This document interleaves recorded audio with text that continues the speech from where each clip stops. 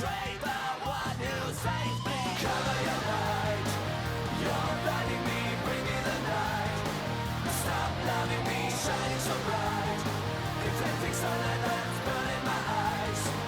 Deflect away. And I'm sorry, just who knows what the future holds. And I'm sorry, just who knew that you would bring the light.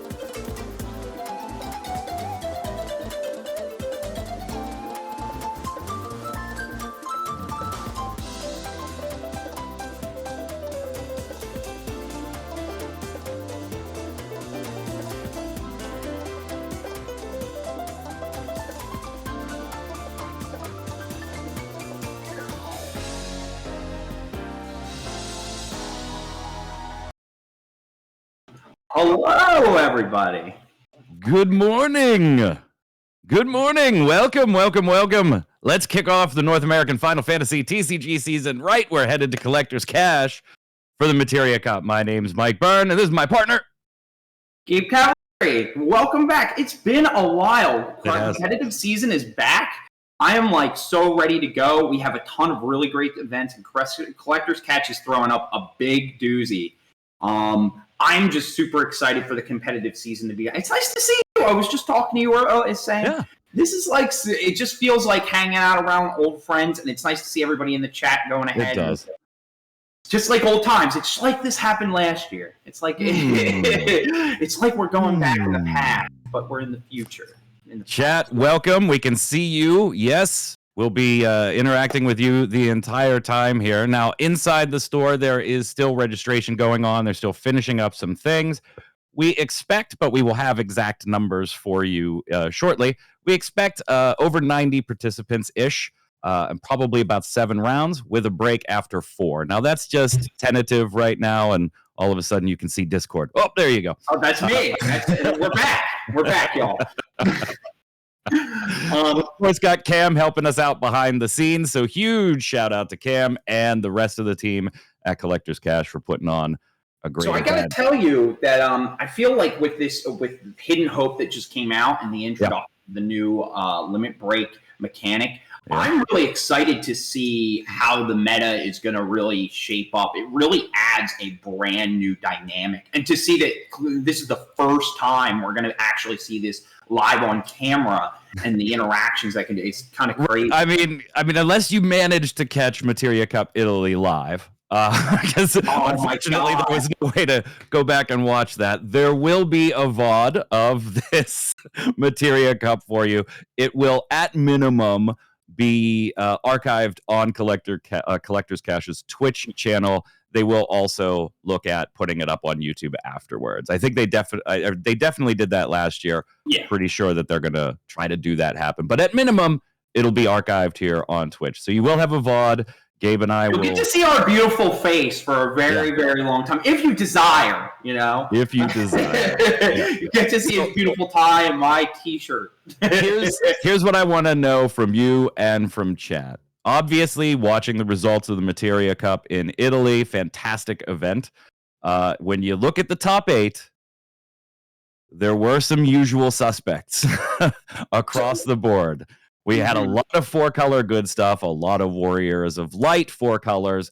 We also saw representation across the board, maybe not in the exact top 8, of 7-drop Light Warrior of Light and a Mono Fire, and some of our old favorites just coming off of Worlds, the strongest decks. They seem to roll into the new season as the strongest decks with a few little improvements in some spaces. So what decks are you looking forward to seeing today? What do you think we're going to be seeing from these competitors? So I think when you look at the list of everything that came up, I think what we see the usual suspects of like the Wool deck. That deck sometimes when you play the Wool and you just go off, right? But I also think there's a lot of unexplored terrain. One of my favorite decks that topped in that tournament was the Soiree list. And funny story, our boys back in Pennsylvania have been trying to improve this list. I think there's a lot of creativity that's going to be there. What I'm excited for, I'm really excited to maybe see some Soiree. I think Wind got a lot of new elements that improve its drawing power, its storing power. I'm really excited to see the one thing, I missed the stream, but I didn't see a limit break deck. I'd like to see how the different limit break cards are going to be implemented live. I think the Lightning Cloud is very good. I think Category 8 is going to see some type of play that we haven't seen yet. I agree. I think you're going to see your usual suspects. But the thing is about these big grindy tournaments, you get these decks that everybody knows how to play, and then you have the players cooking in the back saying, how do I counteract it? And that's what I love about these types of regionals, just because you get to see different decks, different people see all this, these top decks and just try to counterplay them. And from there, it will emerge a new deck. And that's what really gets me excited. It's the deck that's unknown, something we don't see, not what we're expecting. And we're going to see some of that today, by no doubt. Yeah, absolutely. I mean, we're going to see 4-color stuff. We're going to see Warrior of Light stuff. We're going to be seeing 7-drop Warrior of Light stuff, I would imagine. Those are just safe bets for being in the room, which also means you're probably going to be seeing some Chaos Arc come into the room to try and control those 4-color mashups of 50 good cards. So some things that we've seen last season, definitely rolling in. What could change? Well, we could still see some Ice Lightning. Of course, Rug Rufus, still a very strong opening combination, just as it was in Worlds. And then rolling into this season, it got some improvements. I think Category 8 is right one to point out. I don't know if it takes you all the way.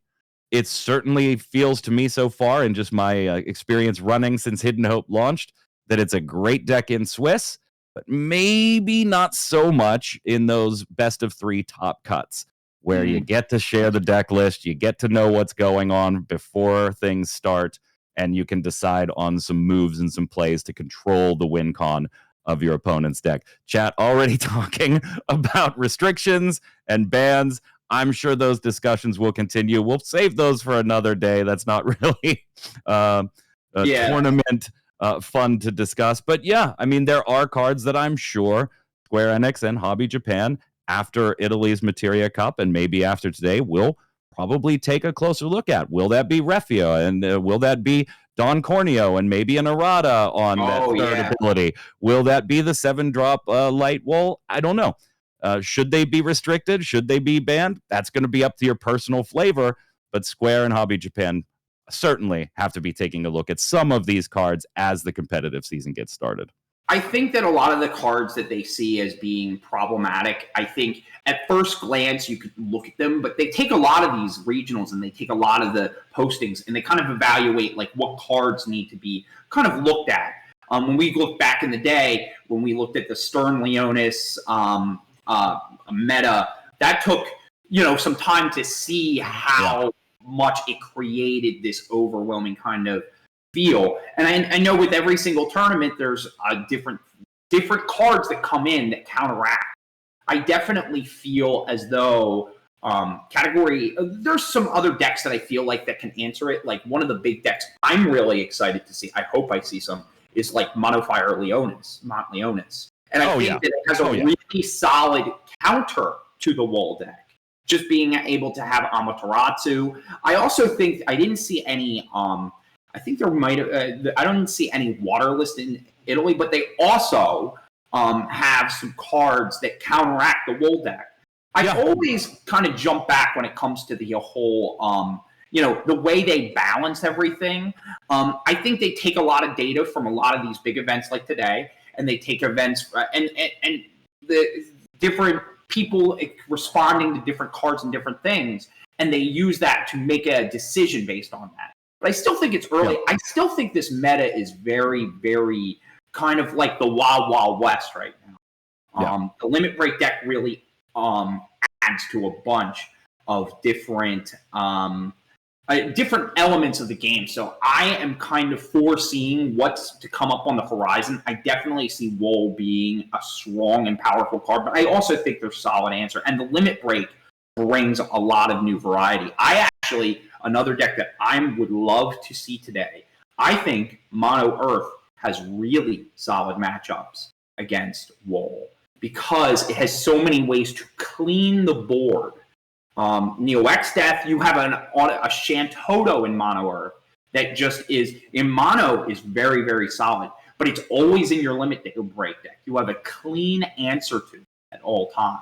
Yeah, and we did see in Opus 21, kind of the renaissance, if you will, of some monocolored decks. Earth and Lightning in particular.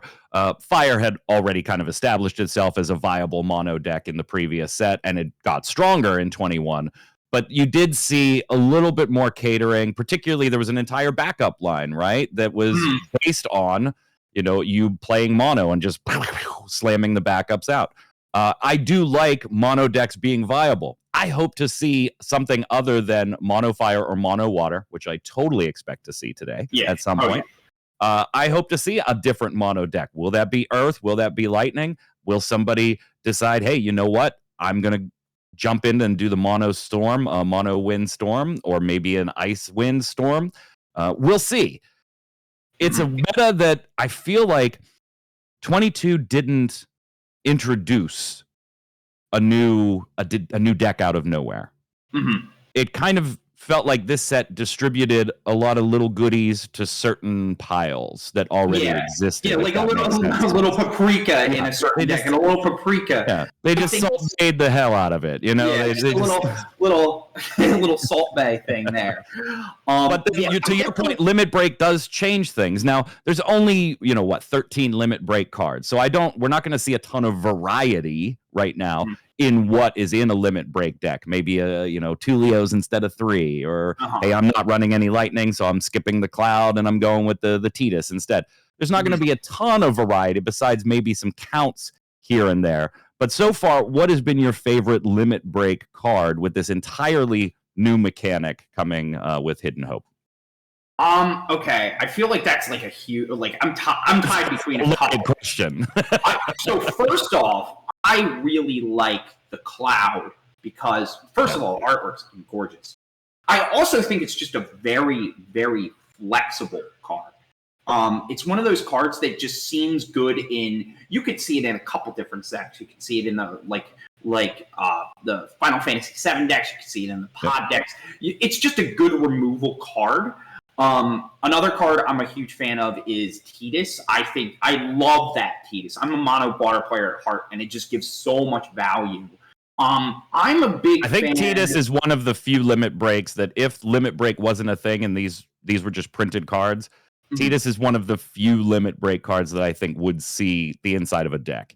Yeah. Oh, yeah. It's just a standard card. Reads like I should have 3 of this in my real deck, but it's in the Limit Break deck. So I maybe see 1 or 2. I also really, I do like the Shantoto. I did talk about that prior, and because I think that Mono Earth, I think we're kind of getting into this interesting meta where your break zone is probably one of the more valuable resources, whether you have one or you don't. And I think having cards like Mist Dragon, it has a lot of solid counters to certain things. Like you look at like 1 CP Titan, you look at different cards that kind of answer certain different things that I really like. And I think that this set, I think Montleonis is another card that I love. I think that there was actually a lot of good resources that could potentially make a mono deck real decent, or even a mono deck with a splash. I think and Mono Fire was already viable. Right? Yeah. Like, it's not because Montleonis was printed as a Limit Break card that all of a sudden people are thinking, Hunter Nance ran it to second in the world, right? Like, imagine Mono Fire was already vomiting 4 forwards in a turn being good. I never would have thought that. Imagine that. What a twist. But, like, that's the thing. I think it brings a lot of new elements out. But what are you excited about for the Limit Break deck? So I'm a purple baby, right? That's me. You're feeling the Love Cloud love. That's what. Yeah, everybody knows it. If you know me, you know I'm a purple baby. I'm trying to find ways to make purple work by itself or with other color combinations. Cloud is a beast, whether you're a purple fan or not. Cloud is just a fantastic Limit Break card. The lightning comes and goes, depends on what I'm trying to do with the deck there. Whether if I'm running lightning, the purple color, the lightning Limit Break may or may not be. Where Cloud is just, I'm running the ability to cast lightning cards. Cloud is in my Limit Break deck. Yeah. Lightning is a little more there's a little more thought that goes into that depending on the deck. The one that surprised me probably the most though is Leo. Yeah. Leo is a dumb little good card. Now, if he was not a Limit Break card, you'd never see it. Like, it would never hit the field. But as a Limit Break card, the ability to go, man, I'm going to mulligan. Man, this mulligan is terrible. Uh-oh, I'm in trouble. I need to dig through this deck and just be able to whip out a Limit Break card, no problem. It doesn't cost you the card from hand. Because he's coming from the Limit Break deck, and dig into that deck. And by the way, you have maybe a chump blocker to take 1 less damage on a turn, or if you had to really dig nasty and get it out early, maybe he even does a point of damage or 2. It's a really nutty little card that when you first read it, you're just like, okay, cool. And then you actually see it in play and you're like, anytime I'm running water, Leo is in my limit break deck. Like, absolutely in it. The other one that has surprised me too, and so I don't know if I should say this in front of chat. I do like 4-color good stuff. I'm not into the like Warrior of Light package play like Ferris and Refia and the whole 9 yards. I go kind of just like the 4-drop multi-element one is my Warrior of Light, and then I'm doing other stuff in it. So I will say for that one, Matt has been a surprising little limit break card. Another one that when you read it, you're just like, okay, cool, great. But the number of times I think you can really surprise your opponent and have an attack phase where the board didn't necessarily give you an attack phase, right? In a normal situation, we're 5-5. I'd love to swing, and I think maybe I could kill you, but I can't actually do it because if you blow me up in any way, the crackback's going to kill me. Yeah. With some dull forwards. Matt is really a really nice way to say, this is the attack phase that I still want to have, and I'm going to do it. So Leo and Matt, 2 big surprises for me. Obviously, reading it, kind of got the idea when they were spoiled. Cloud was going to be good. Montleonis was going to be good. Titus was going to be good. The ice ones, situationally, are very good, depending on what you're trying to do in your ice deck. I wasn't as keen as you are on Shantoto. And if I had to pick one of the 2 ice ones, Surges is probably the one that I'm running the most. Sweet, yeah. It's just a little nutty, you know. I'm still not sold on the Shantoto though. I think for me, and this is how I look at the limit break right now, right? If you notice, like I feel like there's a couple, like we talk about Leo, we talk about different cards. You see cards that kind of create their own deck type, their own archetype. But then you also see the cards that are subtly and feel like they have answers to certain things that maybe different decks didn't have prior. That's where I look at the limit break. I think there's a lot of cards within. We have a limited pool because this is set 1 of the limit break deck. But I think as time goes on, we're going to see some of these limit break cards mean more and do more things. Yeah, no doubt. No doubt.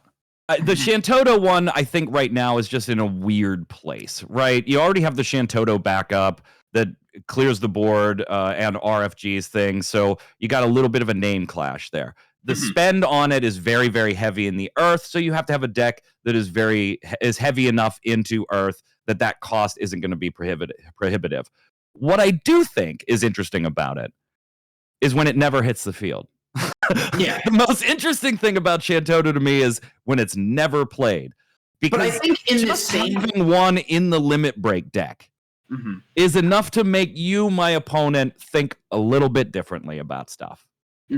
Just knowing that I have it there and I could pull the trigger on it makes you think a little bit differently. And I think that's probably, for me, the most interesting part of the card. Not what it does when it hits the field. What it implies could happen and starts that kind of like mind game between you and your opponent that occasionally happens in TCG. And Snugsy, like this was something that I agree with our boy John here. Well, you play both. I think the yeah. You absolutely play both. Yeah, it's not a one or the other. Yeah. Yeah. I also, for me, I think that the ability, like, I think when I look at the limit break deck, right? When let's look at metas prior, you did have the wall deck that just went so fast, so hard that like you just didn't have an. If you didn't have an answer, you didn't have it. You didn't have it. Yeah, you were just dead. But now, because of the idea of this deck existing, it makes you think about playing slower, playing differently, because it exists. And I think where I look at Mono Earth, and I think this is going to be a star that maybe it comes out this weekend that we see how good. It just has so many good counters. It has so many good answers to certain things. And I also think that it has a lot of tech choices that you can use. I think it has a lot of things that you can kind of play around, do different things along that. Yeah. So you got Zach, right? Who on the surface is another kind of like Leo for me, right? You read Zach and you're like, oh, okay. And then you realize he actually has implications in other games. You know, if you're running 4-color good stuff, he rounds up a 5K Warrior of Light ping to 8K. You know, and that's going to be enough to take out most things. Like he costs 1 limit break. Yeah. That's like the nice thing. He's kind of like a nice little splash. And when you have Shantoto backup, you can play it. You know what I mean? And I will say there is enough Earth cards that break backups like Neo X deck that can cleanly make that card exist. Yeah, that's right. Mono yellow gamers. We are big on yellow. I'm big on yellow. I'm a yellow brother. I don't think I've ever played a Little Leela to field yet. Little Leela has unfortunately usually been my first reveal limit break to play Cloud in most situations. So I'm maybe not quite the fan of Little Leela. I like the effect. I don't like the price. I also don't like that it doesn't have haste. It's kind of like, hey, I'm going to threaten you, but I've spent 5 to threaten you, and oh wait, you X-bursted and I'm done. Yeah, you spent 5. I got a burst, and right. And then we have totally not talked about wind at all, which is weird if you think about this game over the last 3 sets. It did top 8. It did top 8 the Italian tournament. It had some very interesting. On the limit break side, we haven't mentioned Yuri or Ace at all. Exactly. Like for me, like when I was looking at that was the list that I feel like for me intrigued me the most, aside from Soiree, which I'm very hype on Soiree. I think we're going to see a little more of that this week. You just like your waifu. Yeah, that's true. I do have a big pillow in the back that has all my waifus just hanging. I know you got the whole Mirage of Final Fantasy, but that's what I got, pillows. Blood Fist, Yuri's not worth mentioning. Yeah, Yuri's definitely. I'm trying to remember what that Yuri does. I feel like it's in the. You search for Chalika of cost 2 or less and play it. Oh. And it gets buffed if you're at 5 backups. I just like that there's these different cards that are making some kind of like a little curtain show for the next couple sets. Like I could see being a really, really solid deck type in the future. And that's what I really like about the limit break mechanic. I think, with every set, like you said, there's always like a little sprinkle, a little something that's really, really, it's kind of pushing stuff towards something in the future. But any of these decks with an extra push from the limit break or any set release could really pop to be a really powerful card. Yeah, and Ace, the other wind limit break card, pretty strong. Obviously, it kind of suffers from the same category of Shantoto, right? Where you have to be heavily invested in Earth for Shantoto to really be a viable thing. You kind of obviously have to be invested into the wind side of things, whether that's mono wind or a very heavy wind X deck, because he's going to get that ping for every wind character, but doing more stuff that wind likes to do. And there is the consideration with Ace, at least, that you maybe don't have to be as wind heavy as you think you do. Because sometimes a 3K ping across the board is enough, combined with something else that you have already done that turn. And wind likes to throw around 3K and 1K and 4K pings to the board in other ways. So it doesn't, while it initially reads as, wow, you have to be really heavy into wind, maybe rethink that one a little bit. Don't think you need to be as heavy as you maybe thought you did. Definitely one worth considering. Yuri, my boy, I don't know what they did to you. Look what they've done to my boy. Better luck next set. Like, I don't know, Yuri. I don't know. Chat pointing out a few of their favorites here. So let's go. Oh, hello to you too. Miss us. We miss you. It is great to be back. Welcome to 2024's NA competitive season. I love Little Leela. She basically says, well, I have to cast this arc. Might as well get a body out of it. Let's cast this great card and let's just get a free body out of it for free. Or almost free. I also saw that somebody was mentioning about Ace. How do you feel about Ace as a card? I just talked about Ace. I know you just, do you think that, how much of a splash do you think Wind can play? Because I think all you realistically need to do is probably 3 to 4K to your board. Because you're probably combining it with other wind, fun, pingy stuff. I mean, you've already got the whole Luso stuff in wind where you're going for big pops anyway. And then Ace is a real nice way to just like finish off anything that was right above Luso's threshold, essentially. Yeah, above Luso's threshold. So there are ways, Pandemonium, Baralai is one, right? You start pinging with Baralai and then drop an Ace. So I think realistically, you don't have to be in mono wind for Ace to be a very solid card. And I don't think you have to be as heavy in wind as many people might think you do. You look at it, you immediately want to say, okay, well, I would need 8 for a potential board clear of my opponent's board. And you're like, maybe not. Let's not think about Ace that way. Yeah. Let's maybe think about Ace a little differently. But because of the price, you really do want to try and pump that number as high as you can. Yeah. Right? That's kind of how I look at it. What's up, Sleepy?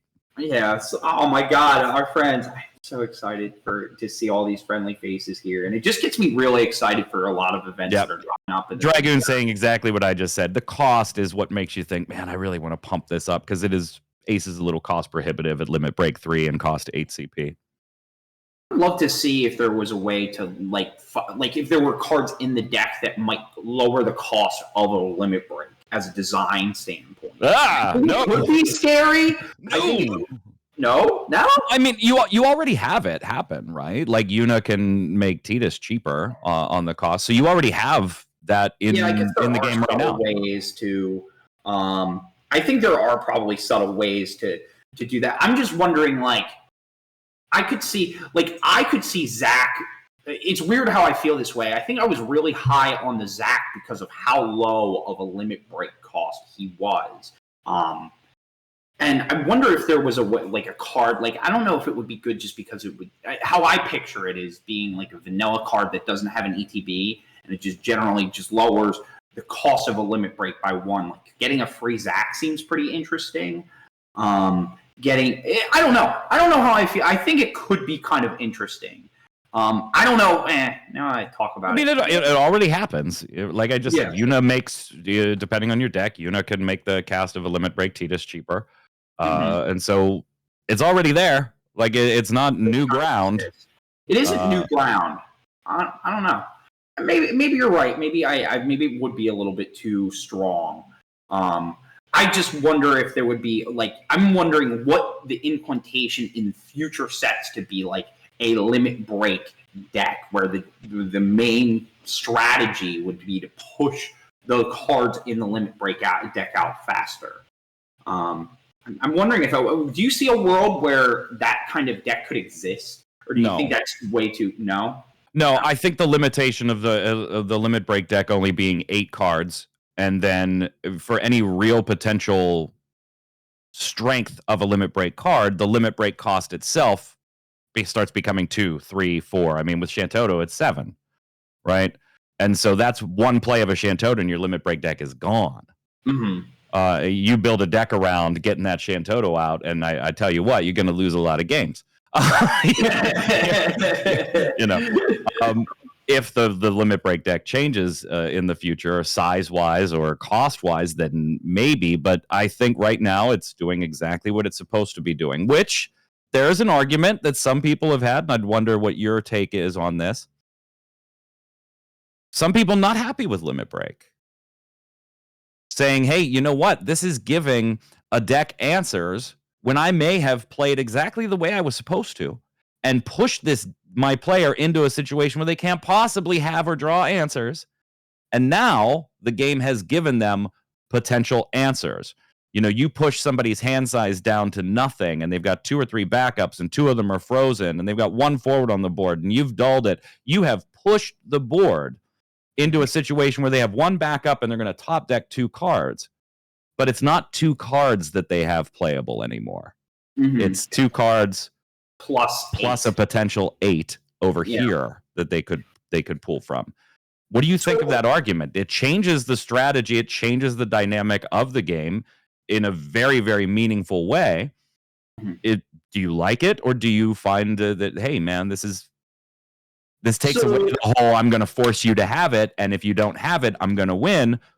Now they may just have it from the beginning of the game. It's just sitting there. For me, it's very interesting because I think that having the answers to a card, they exist, right? There's these answers of cards that do exist, but you still have to play in a certain way, in a smart way that allows you to have these certain answers. Like, I think with mono, there are definitely some games where you get your hand dumped and you just don't have a hand and you just know you're dead. And I think the limit break deck, I feel like allows, it's still, when you discard your opponent's entire hand, that's still, the new Kurasame legend kind of wants to do, right? Exactly. But I think that you still have a limit to the amount of cards you can play in the limit break deck in a turn, in the sense that you might only have the mana out that you have out on your board. I think at the end of the day, it's the impact of cards that break out strategies and different things of this nature still exist. They still limit what you're doing. But I also think it adds a different level of playing skill, not only to the opponent in the sense of I have to understand that these cards exist. So there's more of a little kind of some poker face, tongue-in-cheek kind of how do I react differently? How do I move the thing? And when I look at the limit break deck, I almost look at this as a way to utilize different ways to counteract certain strategies and decks that maybe decks haven't had. And you can still have those cards and still lose. If you have no cards in hand and you are running with 8 cards that gets limited based off of the limit break mechanic, you are essentially ripping their hand apart. You're essentially, answers to an aggro deck where Earth never, I go back to Earth. Earth really has... You're such an Earth baby. You're like me and Lightning, man. I love Earth, okay? I wasn't you know me, I'm a water daddy, but Earth has gotten so many different elements that would be there. Something I see somebody said there, somebody wanted to see a limit break backup. How do you feel about that? Yeah, I mean, it's actually thinking about limit break backups, the potential, I should say, for limit break backups or limit break summons. Maybe that one's even a little more terrifying. But, being able to 100% get your curve if they started printing limit break backups, that's kind of frightening. That's scary. In my opinion, that's very scary. And then summons, obviously, are terrifying for their own reason. Right now, having 13 of them, all forwards, guarantees they're going to be played in a main phase 1 or a main phase 2 of that player's turn. Nobody's got back attack, or anything like that. So it's going to be, I got to watch in main phase 1 and main phase 2 of my opponent's turn for the limit break. Other than that, I don't have to worry about the limit break deck, except to just keep in mind, if I've seen a deck list, what's in there and play around potentially. It looks like we might.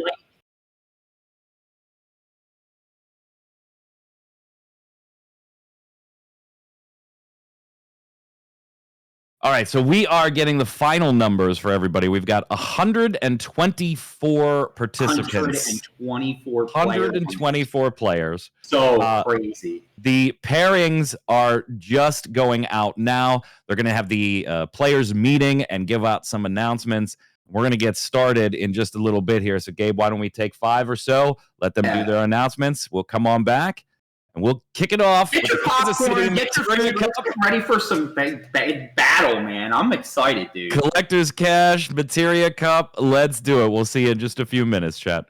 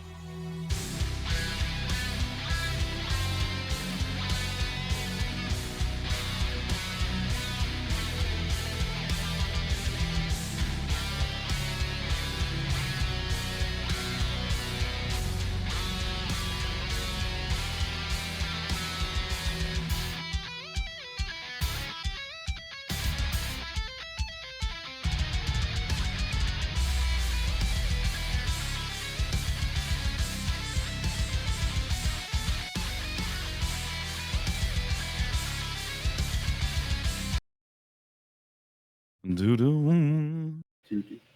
All right, guys.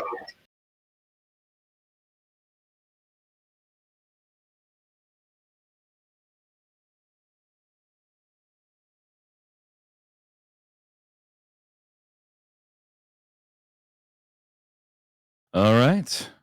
Right. So we're here I to gave you the wrong names in chat. We're going to make a quick line change here. Thought we were a going to get little table 1. switcheroo. We got to We're keep it getting interesting table up 2. here, you know? Yeah.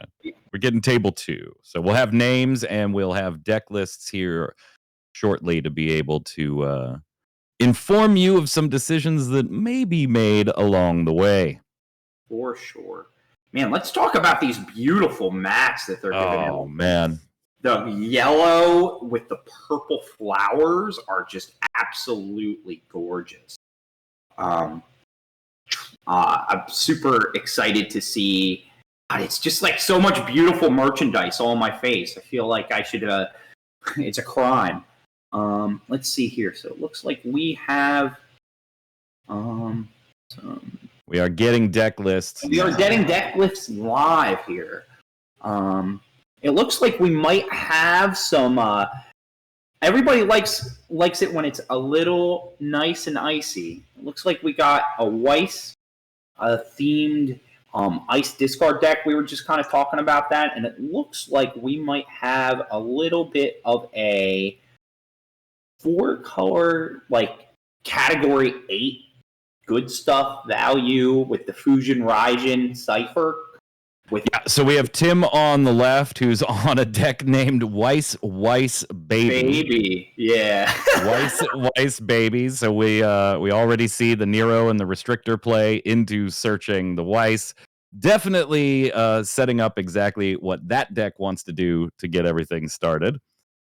Oh, all right. So we're starting off with a Kryl to get our Mist Dragon deck back. This should be interesting because I think Mist Dragon might be a big, important part of this game. Okay, so he plays the Fujin.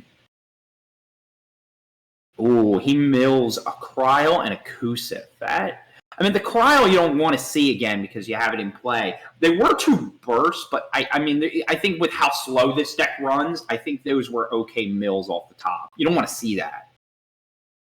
No, but we already are trying to do our Cat 8 shenanigans in kind of an Earth a Lightning build. So I see on the backside they have a Zero Mist. What do you think the big kind of counter? But what are you going to see is like kind of the big dictation of how this match goes? Do you think it's the whole 8 going fast, or what gets frozen? Like Weiss just. Well, yeah, it's going to be using the Weiss package just like we're doing here to force a discard out of Mateus's hand and then get a dull freeze on something, and then trying to mop up with quick damage, usually off of Cisne's ability, the new or the hasty Cisne. Oh, it's not. I apologize. It is not the new Cisne. It's the Opus 20 Cisne in this deck here. Oh, Yeah, see, it's a my little bad. spicy. That's the backup. That's the backup line. So we are going Alcid, X-Death, Lightning, Sephiroth, Irvine, Rufus. So a very amped up version of the Opus 21 Ice Lightning package. In fact, looking through the deck, it looks like it has a couple very interesting. It's like a bunch of one-ofs, like a one of Duke Lord pump. It looks like it's running the X-Death to remove the break zone here. The only Opus 22 card in Tim's deck, not counting Limit Break, of course, is Garuda. The board Garuda 3 board clear. Yeah, the board conditional board clear, right? Oh yeah. No, the conditional. It looks like we have the 8 deck kind of doing playing some hasty things, but it looks like the ice is really like locking down the speed of everything. It looks like they hit an Odin off the top, an EX Burst Odin. No, it's not. It's the 5 cost.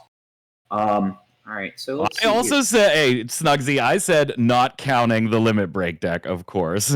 Here's Alcid. We're going to get a freeze. We're going to get a free play of Rufus for a discard. Oh, this is gross. So double freeze both forwards off of the Alcid Rufus play, discard a card, and get a dull freeze off of Weiss. Oh, and he discards a Matoya. Oh, man, this is not looking good for... Mateus hit early damage, but now is definitely back. Well, there's a recovery. There's a Cyniclane goalie to get your cards back a little bit. Yeah, you know what? Hey, those cards you discarded, go ahead and grab one of those back. You can have it back. Come on, he's given he needs he's getting hit in the face. He needs to. It's time to get that little time in between the boxing round here.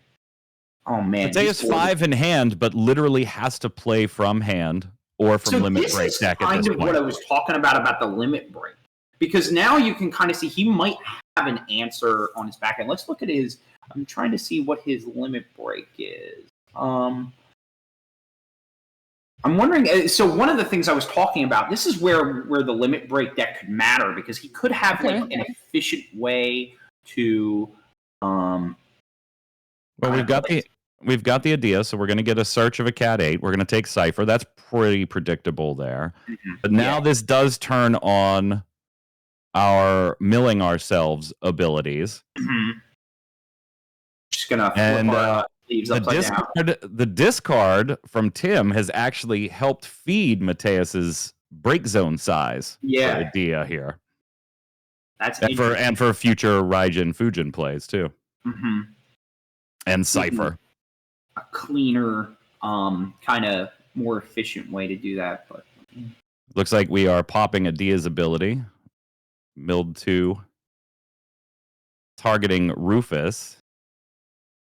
And getting a count. We have the 10, so that is an 8k power loss. Rufus leaves the board. So we've dealt with one threat. We're going to have to hang on and see if we could deal with a couple more here, since we're going to get dulls off of an Al Cid swing. Yeah, I think the whole Tim's strategy is probably going to be more or less like trying to control the speed of what he's doing. I think he's doing a decent job at doing that, but right now he has a lot of not as many forward. I think you have to attack with the Cid to kind of slow down everything, but it does put him in a weird predicament because it does leave him open for more attacks, which is pretty interesting. What's absolutely terrifying if you're Mateus right now is if Tim has Eggs Death, and as we can see, Tim has Eggs Death. Oh, he does. Yes, that's a little bit nerve-wracking. I think, oh man, with all the cards that he's dumped, like you said, this is going to fuel the fire for. Remember that break zone that you had that was going to turn on that Cypher in your hand and turned on Adia's ability to remove Rufus? We're going to go ahead and not let that be a thing anymore. I mean, that has to be the play. So Eggs Death coming in for newer players is going to remove all characters from both players' break zones. Eggs Death will get a buff to its own power if there are 10 cards removed from the game. And if there are 20, then Mateus is going to start losing characters at the end of turns. So I think he's under the 20 mark. Do you think he's under? Is he? You think it's? I guess we'll find out. Right. But I see him removing 6. There were a lot of summons though in Mateus's there was a decent zone. number of summons. So it didn't. This doesn't take him down to 0.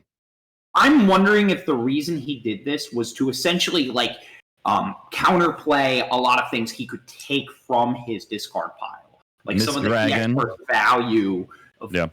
Getting some of that back. He might have just did this in a way to kind of take away a bunch of cards that he could use. All right, and it looks like he takes out a Dia, and it looks like, is that a Mist Dragon and a Dia were damage 2 and damage 3 from Mateus. All right, so we got 3 juicy cards in hand. We still have limit break. Is that a Tyro in hand? I think I see a Tyro in hand. So a Tyro, something else there. Tim asking for a quick count, knowing that Cypher is in hand. Asking for a quick count on that break zone size. Yeah.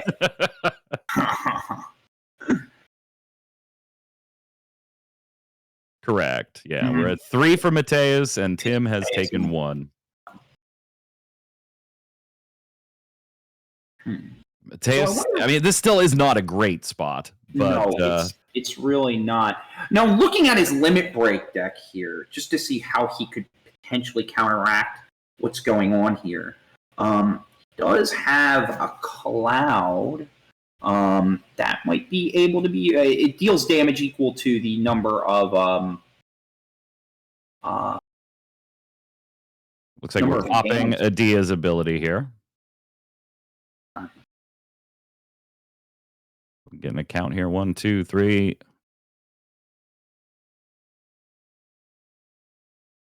1. So we mill 2 from Cypher. Then we pop Adia's ability from mill, which puts us back up at 10 since we ditched a card paying for Cypher. So we're going to get an 8k power loss to somebody. Looks like marked it for Egg's Death. Interesting. That does not get rid of Egg's Death yet. Does not work, Chief. Does not work. But making that a 2k body instead of a 10k body does allow Mateus to start kind of pushing. I guess he's trying pushing to for some damage. In, which seems decent. So he goes for a mill. Okay, I see what he's doing. He's just trying to create like a tempo kind of swing. He has a lot of bodies on board. Well, Mateus's forwards are going to become dull if Alcid and Egg's Death or any other lightning forward swings while Alcid is on the board. So it doesn't behoove you to keep these up at the exact moment. Mateus pushing for 4 to kind of represent an almost lethal state, right? Forcing Tim to decide, slow him down. Can I swing right now? Yeah. Or is the crackback going to kill me? We've got a Zeromus in hand. That's kind of nasty, considering that we're at 3 damage. Or we're at 4 damage. That turns on Zeromus's damage 3 haste. Tapping for Ice and Lightning. Yep, there it is. Zeromus, yeah. So we're going to get a freeze from Alcid, because an Ice forward entered. We're going to get a freeze from Zeromus for entering. And Zeromus is a hasty boy. And has both colors, so it can go for another freeze. He's just going to watch. This swing and dull off of Alcid's ability, and get a freeze off of Zeromus for an attack phase. Without a juicy X burst here, Tim's likely taking this one already.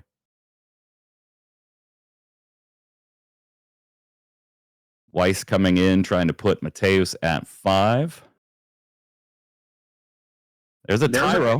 That's big. It gets you a 4. It might not be. It depends on what the last card in his hand. I don't know if it has any relevance. It is Lightning, and I'm kind of wondering if he has a way to cleanly answer any of his cards. I feel like... Oh, here's Eurasian. Interesting. Okay.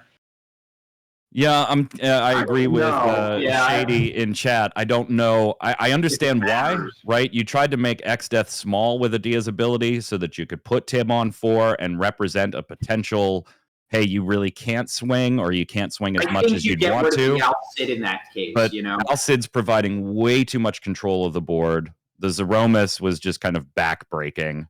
Tim was like, yeah, sure, put me a 3. Yeah, no problem. 4? Yeah, 4 works too. It's going to take an Odin. Oh my god! Oh my god! Well, let's talk that. I don't know if he has much to do. Oh my god, that's huge. As I said it, it's going to take an Odin. Oh my god. Okay. So now Tim in a little bit of a risky spot, but remember, we did get 2 freezes on that turn. So and I can't see that right now. Interesting.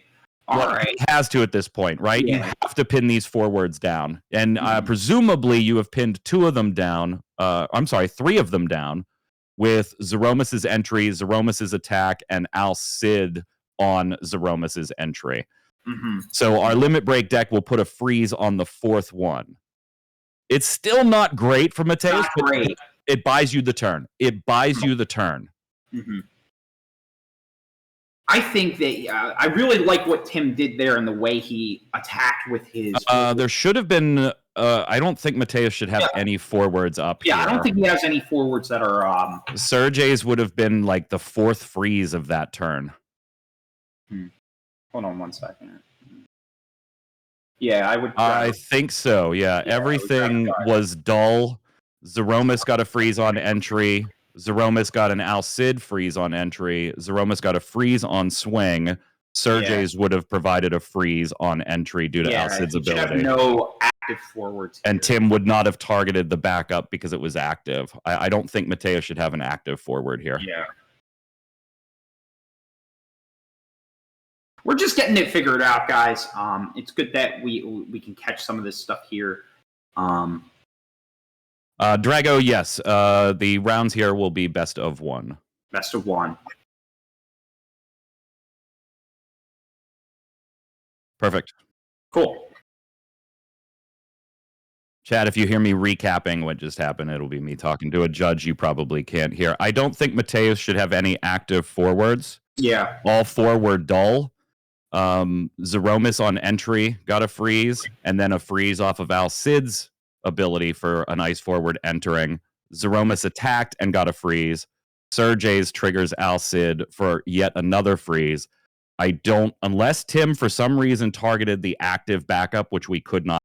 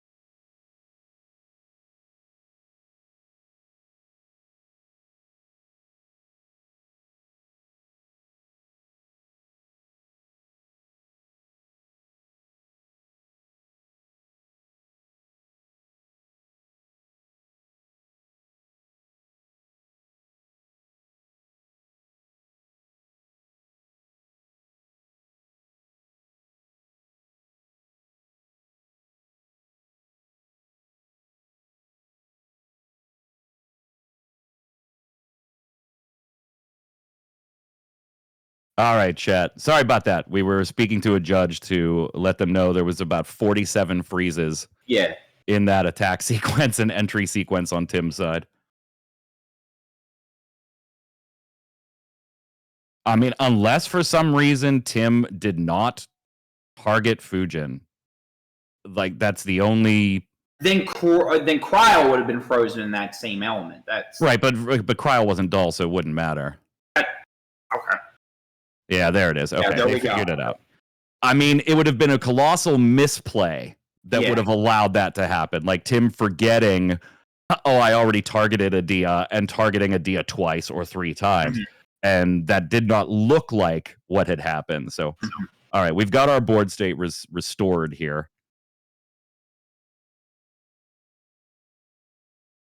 So what do you do here if you're Masua? I'm looking at Scoop.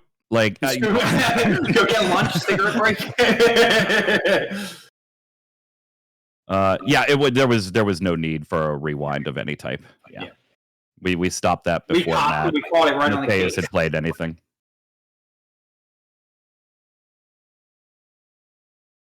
Yeah, TCG Titans, it would have been a remarkable misplay, and I'm sure that when we sent the judge in, Mateus would have pointed out, no, Tim did not trigger that, or no, Tim did not target that forward.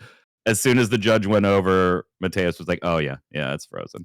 It looks like he used the Ultimatia to kill the Al Cid. The Adia, yeah, the Adia. It looks like he's pulling out from his limit break zone. And the cloud comes into play. It's got to be Zeromus, right?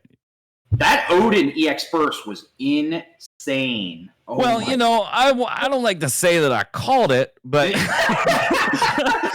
you just used your voodoo witchcraft here. Oh man, this is a whole different game now. This is wild. Well, I mean, you're still in a bad spot, right? You have one blocker in Cloud that Weiss can trade with, and then Sergey's can swing for 7, provided... Oh, the Odin's going to make this... Yeah, the Odin's going to make the combat phase moot. All right. GG. Tim taking it with the very, very traditional Ice Lightning package. Literally, besides the expert or the limit break deck, there's, and we do have the promo Zach in there, one copy of. So whether you count that as new or not is entirely up to you. But Garuda 3, the only Opus 22 card in that deck outside of the Limit Break. Outside of the So, limit. I get to say, really... Ice Lightning. Oh, brings a I'm tear to so my eye. happy to see. I know, it's beautiful. That was so... Seeing Al Cid still feeling super strong in this element. He froze like the entire board in one turn with just Al Cid and Xeomis. Like, when Al Cid was released back in, Opus 14...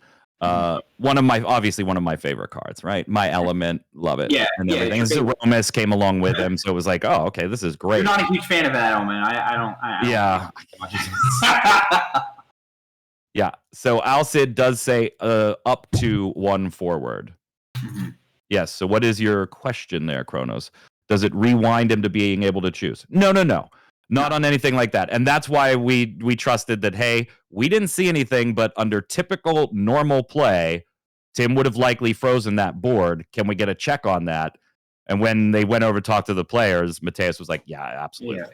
Yeah. So clearly, both of the players knew it had been targeted and everything was frozen. On an up to, no, you don't get to rewind and play. It is an assumed you chose no target. You chose up to 0. Yeah, you can choose 0. Up to means you can choose 0, 1, or 2. So anyway, playing Ice Lightning in sets subsequent to 14, as we kept going, Al Cid was a 3 of in a lot of decks that I was building and others, and then he was a 2 of. And then he was a 1 of, and then there was the argument that, like, does he even go in this anymore? And then Opus 21, particularly Opus 22, saying, oh, yeah, Al Cid goes back in this. He comes back. Welcome back, friend. Welcome back, friend. We've missed you so much. Welcome back. That was really, really cool. All right, so we are 1 round down, Gabe. One round down, and 6 more to go. Cat 8 falls to a very traditional Ice Lightning build. Very traditional one. It's cool, though, to see the power of the Limit Break deck really get shown full throttle. And Sergei's Victoria being ice forwards, okay, I can play this card for free, and if Al Cid's out, I get another freeze. Whether I go for a freeze on Sergei's or a 7K on Vic, and I'm going to get a freeze with Al Cid. Absolutely fantastic. Do you have strongest removal in the format now? Yeah, and it's still nice to see even the old school Opus 1 Odin on the 6 damage still playing relevant 5 years ago. I'm like, well, it's gonna take there's an Odin. We're 1 round down, chat. We got about 8 minutes-ish left in the round, so we're going to step away for just a few minutes, and we'll come back with round 2. Hope you're enjoying the Materia Cup here from Collector's Cash KC. See you in a few minutes. See you in a few.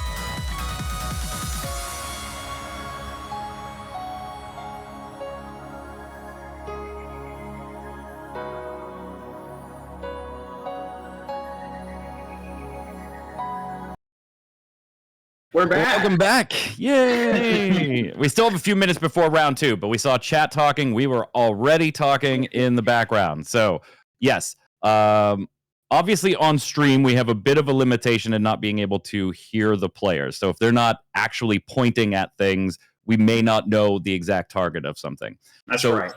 We are also not the judges of the event. So, I wanted to make sure with the team that we weren't interfering in a misplay or an optional rollback. So we give the information to the judges. They do with it what they will. Now, in this particular case, I do want to let you know they did speak to both players. Yeah, the board was copacetic. It should have been frozen down, and everything should have happened the way that it happened there. Yeah, we Yes, saw it is not our intention to interfere in a game. So I just wanted to clarify. We were having the same conversation you were, that judges, they understand we're under a little bit of a hamstring and not being able to hear certain targets.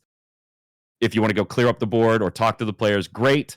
If not, that's fine too. If you want to just scroll it, we're not the judges. So that one, we only were looking at based on what we saw live. And what when you have 40 freezes, it was odd to see a forward up. Let's get a check on that. It was correct. It played out the way it was supposed to. But just so you know, chat, yes, we did talk about it in the background because certainly we don't want to interfere in a misplay opportunity or a missed optional trigger. Then you just don't get the trigger. So to update you, the judges clarified, yeah, that was the correct situation there. And just speaking as a judge myself, it's always important that we, make sure the way the game is being played is being maintained by both players. But at the same time, we also don't want our words or what we see, because there's a delay. We're not there. But we want to make sure that what we are saying isn't actually we don't know what's happening directly, and we don't want what we say to impact a game when it's not there. And that's why we wanted to kind of come out and just say, hey, this is, how we saw it is how it was supposed to be. That one turn where everything was frozen was supposed to be frozen. It was just a miss, it was just missed. So it's just important to understand. Good. All good. Round 2, baby. Yeah, round two. What are you expecting to see as the games go forward as we get to the top tables? Are you seeing Ice Lightning making its kind of big? I would love to see Ice Lightning in the top cut, right? I would absolutely love to see that in the top cut. I feel like we're going to see some 4-color stuff, whether that be, Warrior of Light, Refia spam. You're very welcome for clarifying, chat. We just want to make sure we're certainly not interfering in a match, and we did not there, but it is important to be cognizant of. I feel like we're going to see 4-color stuff, whether that's Refia shenanigans, whether that's pure Warrior of Light, Warriors, Knights. Like I'm just waiting for Knights, right? Like Knights is going to hit the table at some point. Mm-hmm. We have 124 players right now. Guys, 124. Yeah, it means 24 of you are not getting Mist Dragons. 100 Mist Dragons. That's a big question. How many? Is there more Mist Dragons than there are people playing at the Kansas City Materia Cup? That's the big question here. Yeah, I assume at some point we're going to see Knights. Like everybody in our area has been testing against that, stuff like that. So, yeah, it's a big event. We're going to have our lunch break, by the way, after round 4, gang. So, three more rounds here, and then you'll get to take a break for lunch, and we'll finish up with the remaining rounds. We will go through standings at the end of the stream as well, so you will know who is in the top cut. And what positions they are all in. You're going to have all kinds of that good information. Shady bringing up aggro deck. What's the aggro deck right now? Is 13 still the thing? I feel like aggro-wise, 13 is better than 8 and probably better than Ice. Mm-hmm. What do you see the aggro deck as right now, Gabe? So what's interesting? A lot of people that I've been talking to at my locals have been asking actually the same question. Is 13 a deck? And the cool thing about this game is, it's still a deck. Is it going to be the deck that's most represented today? I don't know. I feel like that's like an old car at the car dealership. You want to see the new whip. You want to see the 8. Do I think it's a deck? Yeah. But I think there are other decks that are going like wide. Like we were talking about Knights going wide. We just saw like Ice Lightning going very wide. I think that 13 is it's very low to the ground and it goes fast, but there's so many bodies on board, right? I don't know if it can, if you're the 13 deck, you just have a lot of forwards to basically block, and then when you get to that mid to late game, that's where I feel like the deck does have some power, but I don't think it's all there yet. Aggro deck wise, I mean, so for me, it's been Ice Lightning.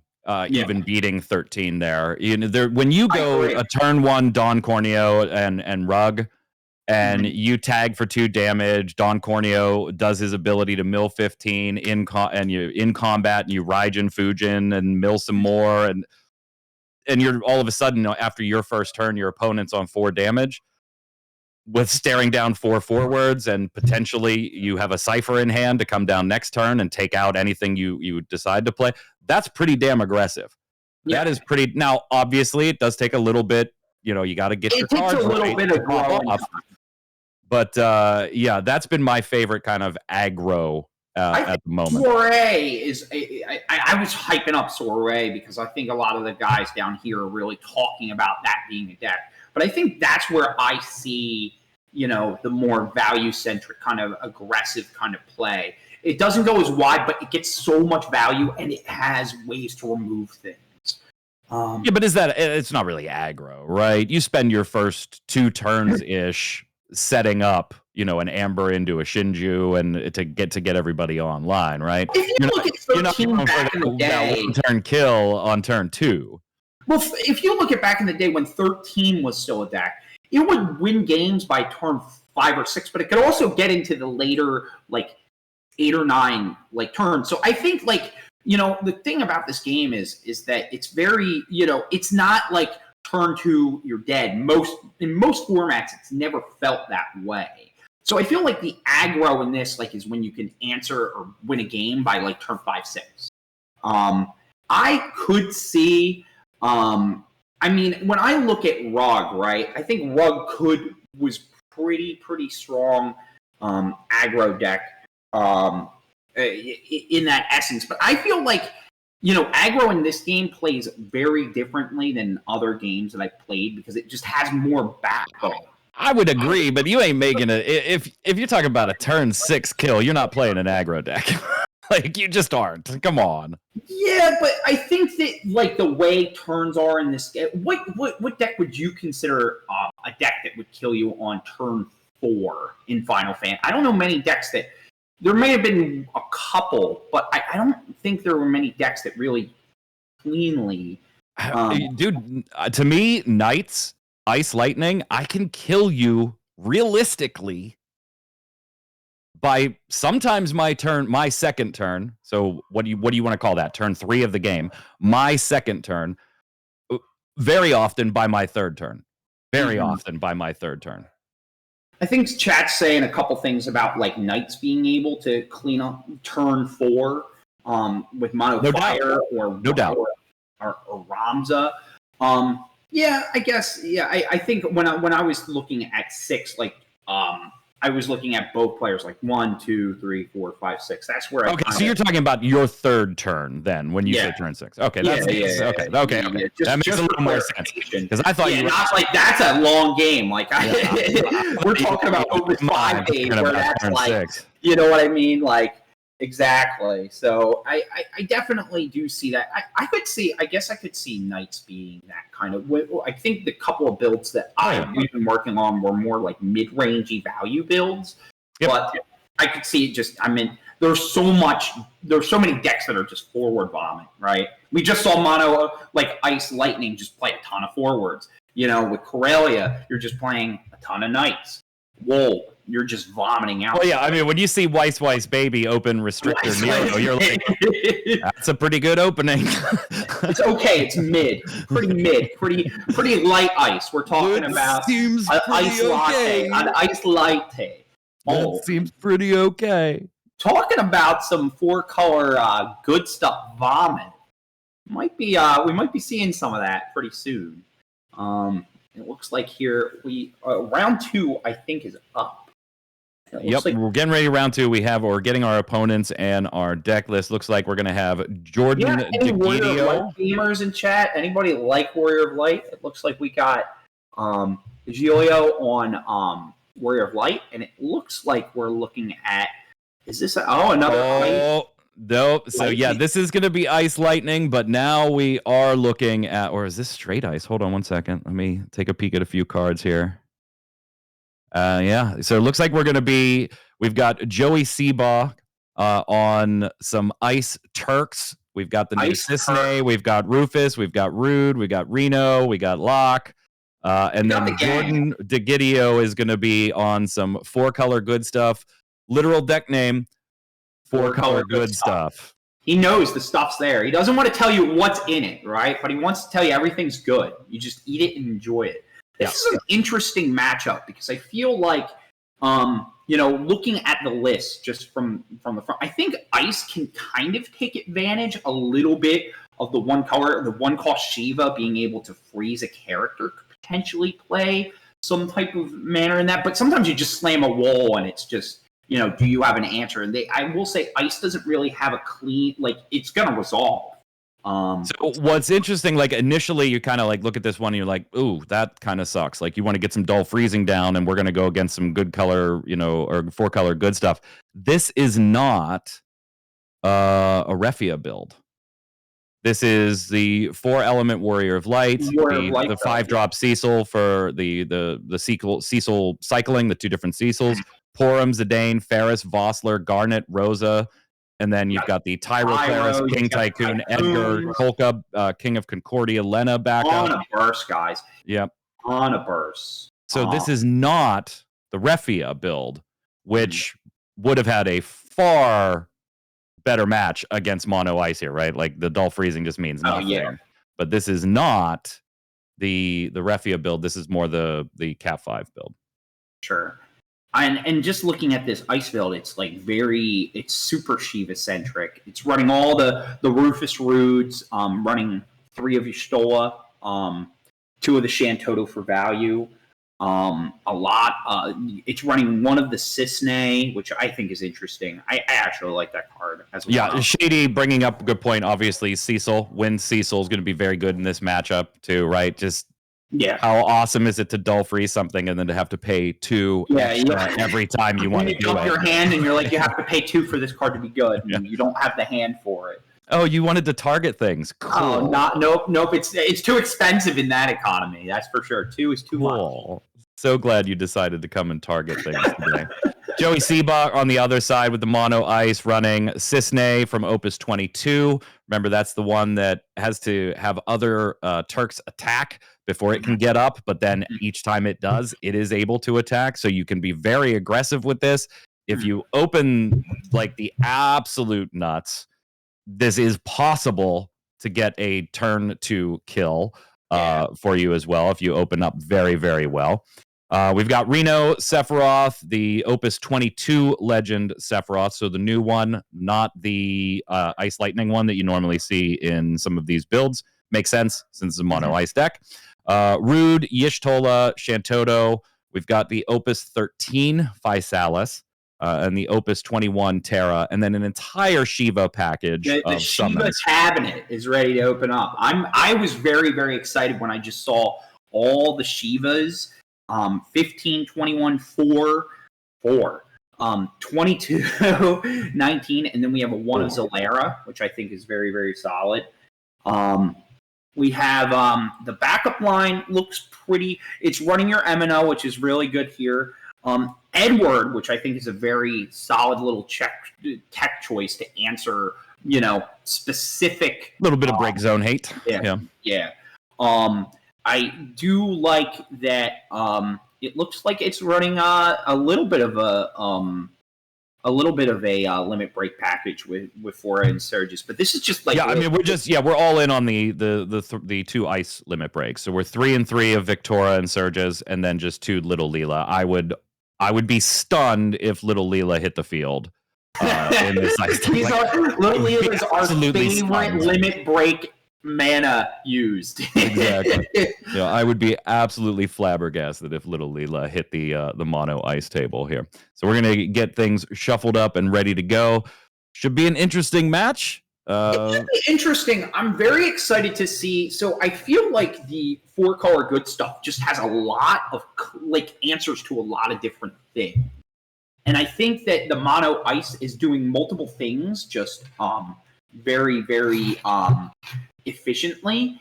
I'm wondering if the color clunk could play a factor where the ice is more clean. It kind of has multiple answers. I think discarding is going to be a big thing with the Rufus. I believe the Rufus is at a 2 of in the list. No, it's 3. Is it 3 in the list? It's 100% 3. Yeah. Okay. Yeah. I see. And you see, I mean, the Ystolas. Yeah. So the Ystola is going to play a big part in that too. Right. Let's head to the table, gang. Round 2. Collector's Cash Materia Cup.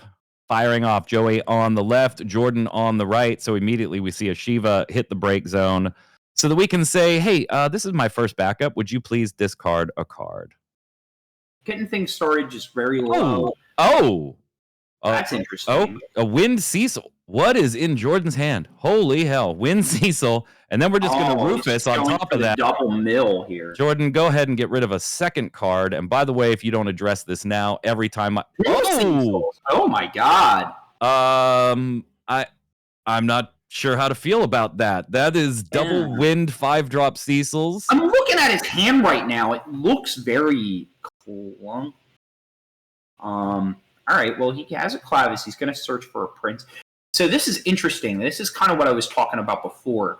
It seems like, he has a lot of good things, but they're all mishmash. Okay, here's a Canberra. That's an oldie here. I always like seeing old cards. This is weird. I don't know if I like this at all, to be honest with you. I'm not a huge fan of King of Concordia in this deck. I would rather just go get my King Tycoon and then probably go into an Edgar or Lena from there. But I will say this: looking at Jordan's list, there's like a lot of bursts. Oh yeah, inherently the 4-color good stuff, even without trying, is a high burst deck. I do question the discarding of 2 Wind Cecils. As soon as you saw Lufinian come down, like you probably knew what this deck was. Obviously, Jordan did not have access to deck lists. This is not Top Cut. Did not know what they were going to be playing against. Mm-hmm. And then when you see Rufus come down, I feel like you kind of have... that's strong. So he's ammaing the trigger. Okay. Yeah, so Rufus is going to die here. Yeah. Maybe I understand discarding the first Cecil because you don't understand. I don't know if I like that either. You don't know exactly. I'm not a fan of it, but maybe you're like, okay. Either. But you have 2 in your hand, right? So you say, maybe I'm going to get, this is a duplicate, I'll get rid of this one. Then when you see Rufus, you kind of go, oh, yeah, I'm going to have to hang on to this Cecil. So this is kind of what I was talking about while Jordan, we were talking. Insane back foot right now. Earth backup, no hand. Looks like Jordan drew the Amat and another Because he has multiple colors, he might just go with a pass. This might be just... Oh, he's using his limit break deck. What does he play out of here? Oh, interesting. So that card's very, very interesting. When it attacks, it makes something lose 7k. But he has a body. He draws the Sephiroth. There's the little Leela, but it was not the ice deck that played it. Bloodfest. I actually like Jordan playing the little Leela here. You're not in a great spot. You've got a Unalesca on the other side of the board, so if you just try to hold pat with the Amat and the backup in your hand, that's useless. You're running the risk of losing at least one of those cards to just a Unalesca play, where now you have a threat on board that anytime Joey now sets something down that is 7k or below, it's basically gone. Yeah, it's very interesting. Gone. I think it was a really good play because he's applying pressure without like losing cards in his hand. And unfortunately for Jordan, Joey has the Ceph in hand. That was the top deck of gods. That's for sure. I'm not sure what Joey's doing here. I think he's trying to. Okay. We're going to go to the limit break deck. Okay. Interesting. I wonder if he's trying to do a freeze or all right. So, is he just trying to put a body out just to... Oh, he's trying to dole, and now he's trying to clean it up with the Sephiroth. I see now. Going that and just breaking it with the Seth.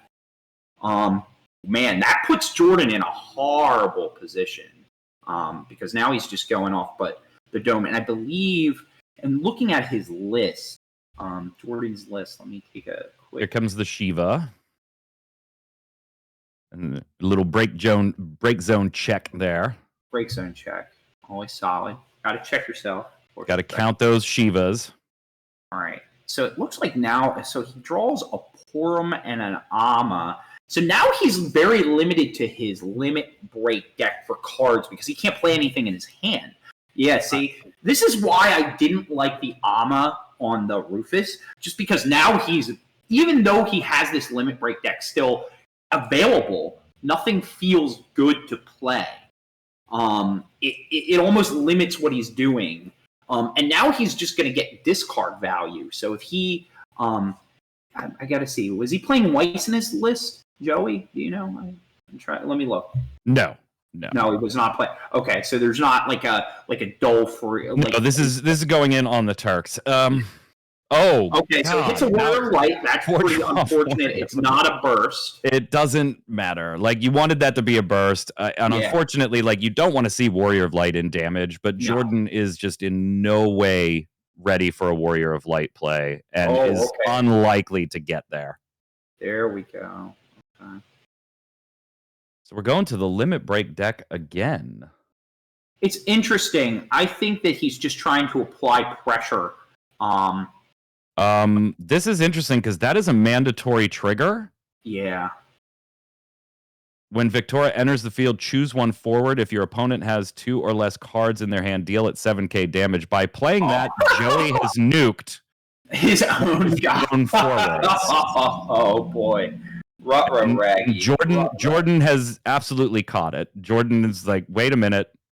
This is not a Meg. Not a Meg. Jordan is now waving a judge over.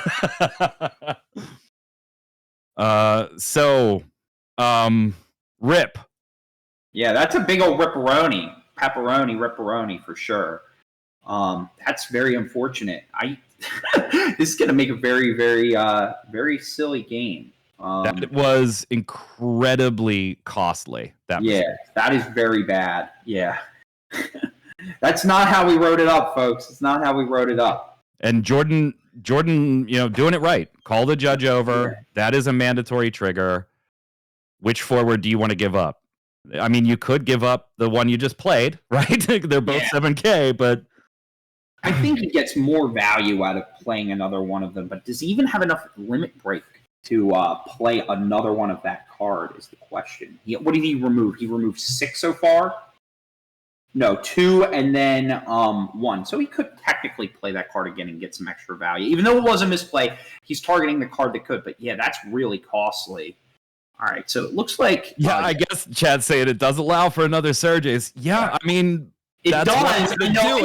Wait, you got it. Like, if you didn't play it correctly, you might as well do the best you can to make it. And I don't care what any of you say. I don't care what any of you say. We have all been there. We have all done it. I've done it several times. They say if you can't play the judge, and since I judge, I can't play. Oh, okay. Here's a Cecil. All right, let's take a look. See here. The only thing I question is, like, you didn't even need the forward. I'm not sure why. I don't know why.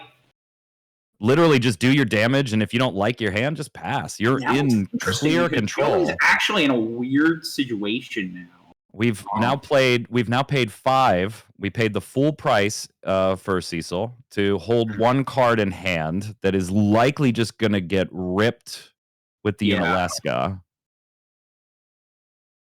I remember just playing Ice. Like, every time I play Ice, I'd be like, how many cards do you have in your hand? He's like, if it's anything more than 0, I was like, yeah, that's a lot. Like, that's too much. He might Unalaska here. Oh, there's the Toto. All right, so he's going to get... Paying 1 for Toto seems good. Yeah. Jordan's deck has such a high X-Burst count, I'm not sure why we didn't just take the Cecil damage. Yeah, for sure. I don't understand why he didn't do that either. Let's see what he does here. So he gets back a Rufus.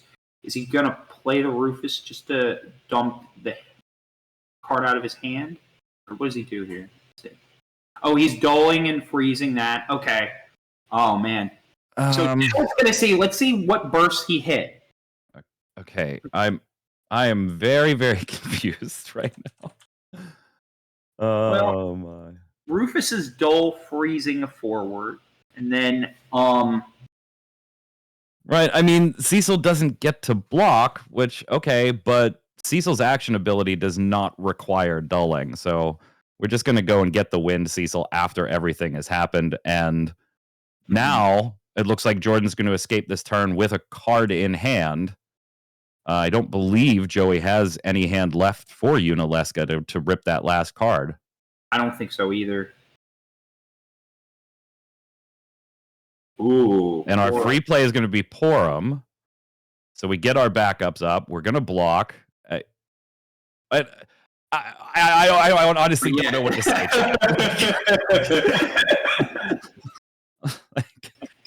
Porum does need to blank there first. I'm going to presume that happened. Mm-hmm. Otherwise, Joey would not be. Although I don't know. I'm a little confused. Yeah.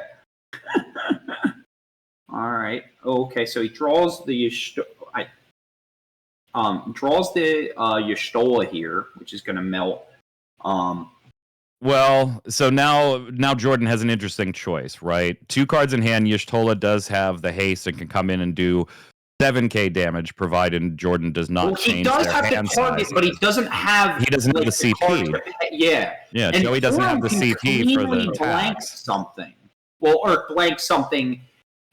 The abilities. So I don't know what he's going to get out of this. Now he could party attack here. That could be actually a solid alternative to this kind of play, right?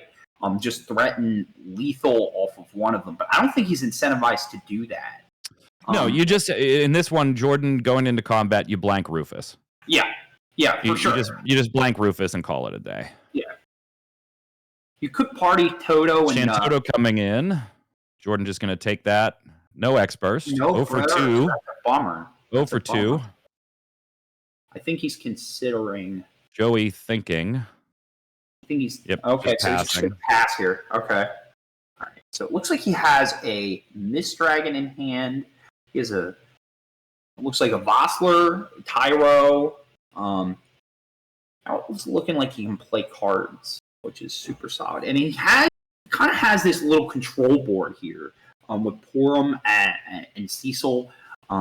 It looks like he might be opting to Tyro. See what he does with what he searches for. Just looking at let's see what he gets.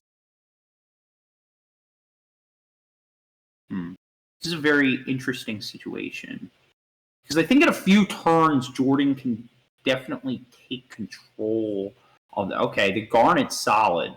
And he has the colors for it. Now, I don't know if he's going to be able to. Joey could potentially start ripping his opponent's hand using Unalesca. Not in a realistic way, though. Joey's in top deck mode themselves. Yeah, that's what I'm saying. I'm not sure Garnet. If you want to take a card. Yeah. Oh, that's. I mean, you got the Shiva, but the Y'shtola's no help on that draw. Yeah, and no Cecil Porum is just a horrible combination for Joey to try to work with. This is in a mono actually ice like a package. nightmare scenario. It's definitely this is not good.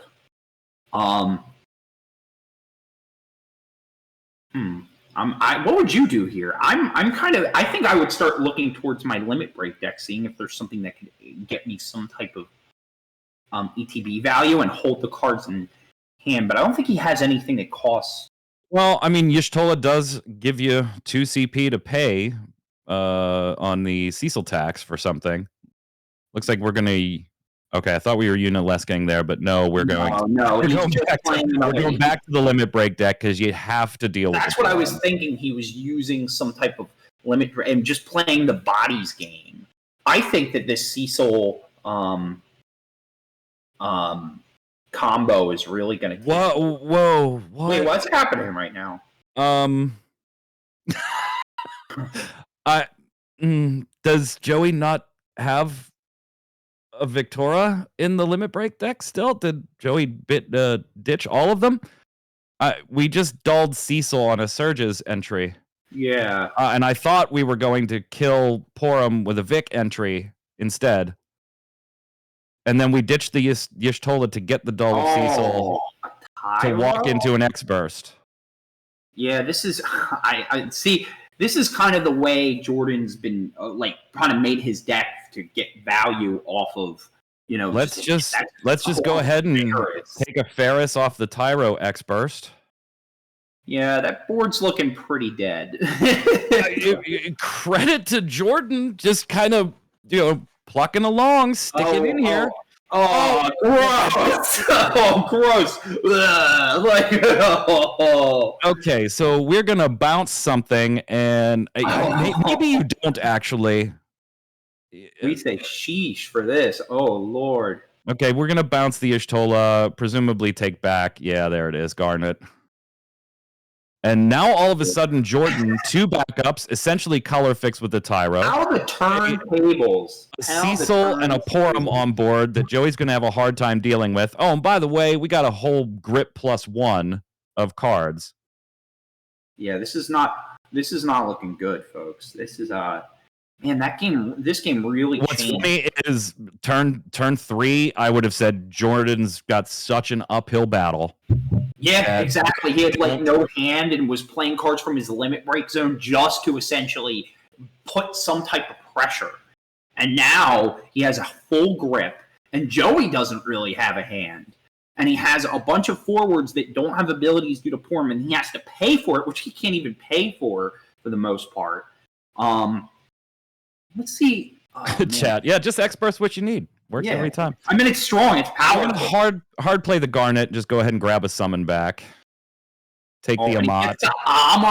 Which Joey's just got to be like, oh, this is awful. That man needs a shower. It's so gross. Oh, man. All right, it looks like he's doing some math here. Oh, yeah, it wasn't. I was not making any comments about Jordan not knowing what they were doing. Jordan's open was just horrid. Like Yeah, it was a his rough open was not very good. So it looks like Perfect. he's passing the turn and trying to playing it sort of slow, which I like. All right, so he.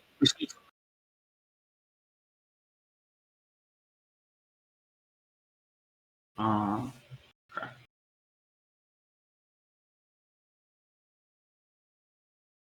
Yeah, it all began with an X burst that, or a limit break card that took out your own forward.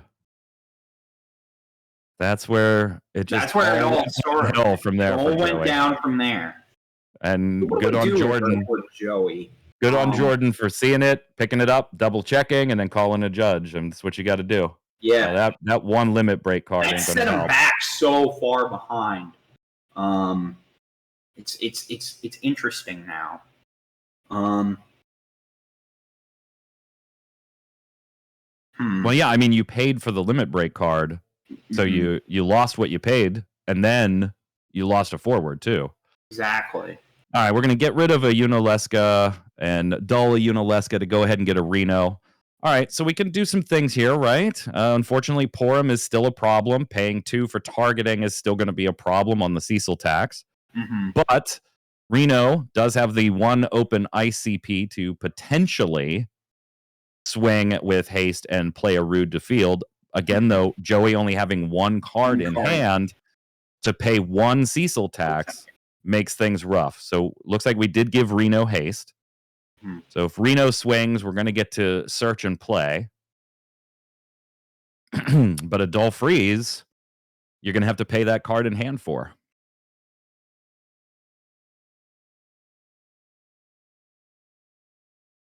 It looks like we're blanking Reno now that the 1 CP has been played. So Porum blanking Reno. Forget about swinging and searching for anything.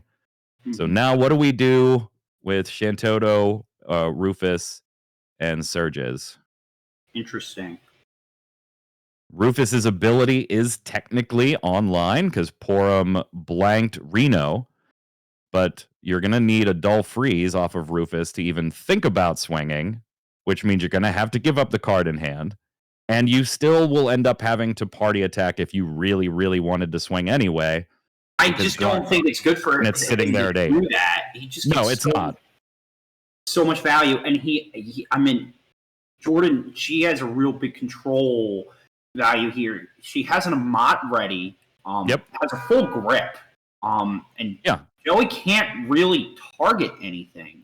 The only thing I do want to say that might be a little bit more important, and I feel like, pace of play might be something like we're getting low on time right now. We're getting real low on time. Yeah, and I mean, if you're Jordan, you go ahead and if you really want to swing Joey, Joey wants to swing Rufus, then Jordan, you just say, hey, do you want to pay Cecil's tax? And then when Joey pays the tax from hand, then you go ahead and Amat it over the top.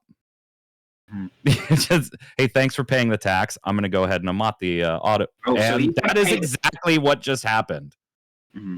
There's no way Jordan. There it is. I mean, he saw Joey saw that Jordan got the Amat. Yeah, that's rough. Yeah. Jeez. Now you've given up the card in hand to pay the Cecil tax. Jordan, I think you take this one. Like, you just go to 5. You get a free card out of it, so he's going to get a free Warrior of Light out of it. Yep. Jordan gets to go get a Elena, and by the way, now Tyro's 2K buff is online too. Yeah. Like, you don't have any problem taking that damage right there. She's big chilling now. It's definitely one of those things where interesting.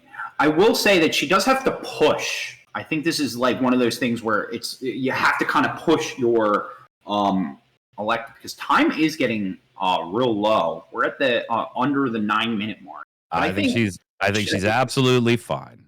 She's absolutely fine. Jordan, to me, has the absolute high ground right now. Yeah, for sure. For sure. Oh yeah, 100. She's in the driver's seat. That's kind of the thing. Yeah. Unfortunately, now Porum is basically too big for most of Joey's removal. Now that we've gotten to the 3rd counter, Porum blanking and reducing power. Now that we've gotten to the 3rd counter, is just absolutely horrific. We know Jordan has the Ferris in hand, and so Porum is an insta-kill. So we're going to play the Edgar, which means we get to play a 2-drop character for free. We're going to drop the Lena. All of a sudden, we are 4-color Warrior of Light color fixed on Jordan's side of the board. That Edgar's so good. It's just such a good card. We do have the Warrior of Light in hand. Doesn't look like Jordan has any activation of backup abilities here. So Porum's going to blank Reno. That's also going to make Reno 1K. So this should be, yeah, there's Ferris. There's the Ferris. So we're going to hit the entire board with 1K, which means Reno go bye-bye. Yeah. And then with 1 Warrior of Light, Jordan will get an additional 3K ping on a forward. Mm-hmm. Yeah, and sure, why not? Let's go get another 4-drop. 4-color Warrior of Light. Yeah, things went south so fast. Yeah, it went south pretty quick. Garnet getting in there for the first damage. Unfortunately, Ice not known for its X-Burst. Yeah. Oh, that is... But he can't pay for the Cecil tax. That's the only thing. Sure you can. It's a 2-drop. It's just going to cost you both backups. Yeah, it's going to cost you. But how does it get you out of this? It doesn't. Yeah, it doesn't. No, I'm wondering if I think she's Jordan's just in the driver's seat here. I don't think there's a way you can. It is so funny watching those first 2 wind Cecils go out and be confused by it, to then later in this game see the 1 copy of Cecil left being. I think somebody in chat mentioned this. Burden. Joey should look to hold the Shivas and not, necessarily. I think it's better played defensively than on offensively. But nope, looks like Joey's going to go in after that Garnet. Yeah, I don't think that does very much here.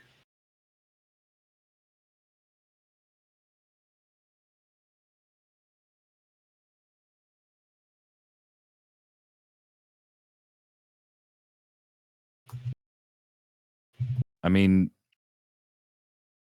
Garnet was the least of the problems on this board right now. We're going to swing with an 8K.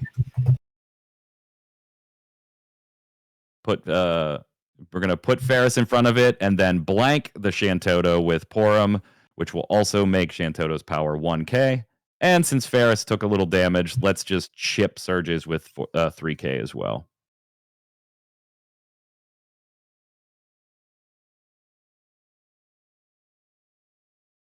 And we're going to swing anyway with a previously damaged Surges. That goes back to your limit break deck, friend. There you go. I think it looks like Joey may just be resigned to what's going on here. Yeah, I think, Because here comes the 4-drop Warrior of Light. Gross. Yeah. Activate, get a card. Yeah, this is just Joey, I think, kind of surrendering at this point. Yeah.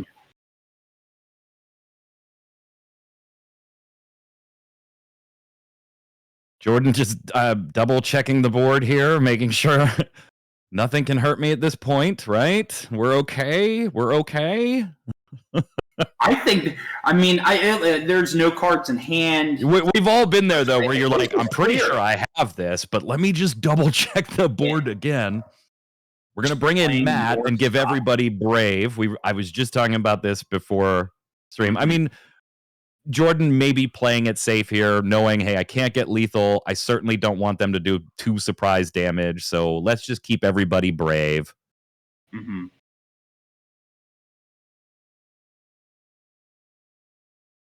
So let's start poking. Yeah, it's time to poke. Joey gonna flip a bunch of cards here and probably not hit much in the useful X burst category in a like mono ice. Had a lot of bursts anyway. Yeah, it's mono ice. Yeah. And all of a sudden, we are at a tie game, folks. 5-5. My game. That Porum.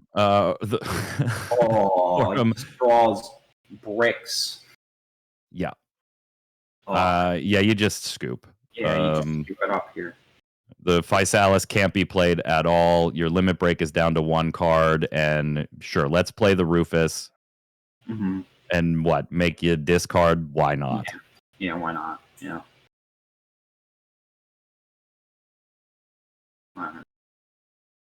Gonna blank and 5k ping. So Rufus becomes 1k power on Porum's big blank, and the Warrior of Light dulls for 5k damage. Suicidal. You got to get him out of here. I can't even predict.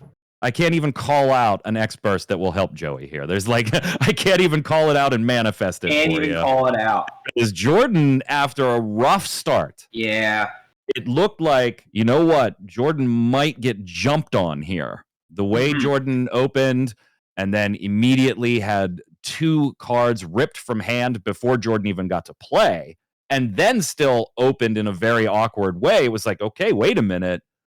This could be really rough for a 4-color deck to have 2 cards ripped and then open in a really challenging way. It's already annoying enough when you open in a challenging way anyway, but you're down 2 cards before you even got to draw. Jordan definitely back-footed. Couple of misplays, couple of weird decisions. Again, we've all been there. This is not, not impugning these players. I get it. You're on in any way, shape, or form. You're going to play in this game. You're playing against a very good and talented player. And I think, what happened is you may and, choose one. I think that's a big thing when it comes to, understanding how the card works. And it kind of, I think another thing about Joey's deck is her deck really got so much. Her deck was built to essentially get value off of the opponent's swing, and he just she just got a ton of King Tycoon, a Tyro. She was able to get Edgar to play a bunch of free backups, and I think with the different mistakes that were made, plus the amount of value she got on the backswing, it really pulled into this crazy. Well, and it's important too to not only, hey, Joey did have the misplay with the limit break, and we've all been there. It happens. I'll misplay tomorrow. It'll happen. So it's not impugning Joey. It'll absolutely happen. But that was such a huge swing, and good on Jordan for recognizing it, right? Immediately saying, hey, can I see that card? Reading, making sure, hey, because you got to know, is that a mandatory? That's mandatory, and I have no forwards. You got to kill one of these too, and then calling a judge over just to be sure and get everything right. Kudos to Jordan for being on their toes for that. Who's new? It's always super important just to call a judge, even if you want clarification, even if you don't know. It's not an embarrassing thing. It helps you really, understand that maybe you don't understand some of the cards, and that's a totally fine thing. And because of Joey being able to pull a judge over and understanding how the card works. Shady's sleepy. I never misplay limit break. I just forget they exist. I do too. Me too. I do too. That's going to put round 2 in the books. We only have a few minutes left in this round, 2 or 3 minutes, and then we'll see some pairings for round 3. So far, Gabe, we have seen Weiss Baby. Go ahead and take it over an Ice Lightning deck, and then 4-color doing its 4-color thing against Mono Ice in round 2. So we'll be back for round 3. Thanks to everybody here at Collector's Cash. Materia Cup kicking off the North American FFTCG season. Couldn't be happier to be with you, and hope you're enjoying the commentary and the great matchups and the sportsmanship fist bumps. We noticed it. Gotta go for the fist bump, man. Now, go get a drink, go to the bathroom, do your thing. We'll see you in a few minutes.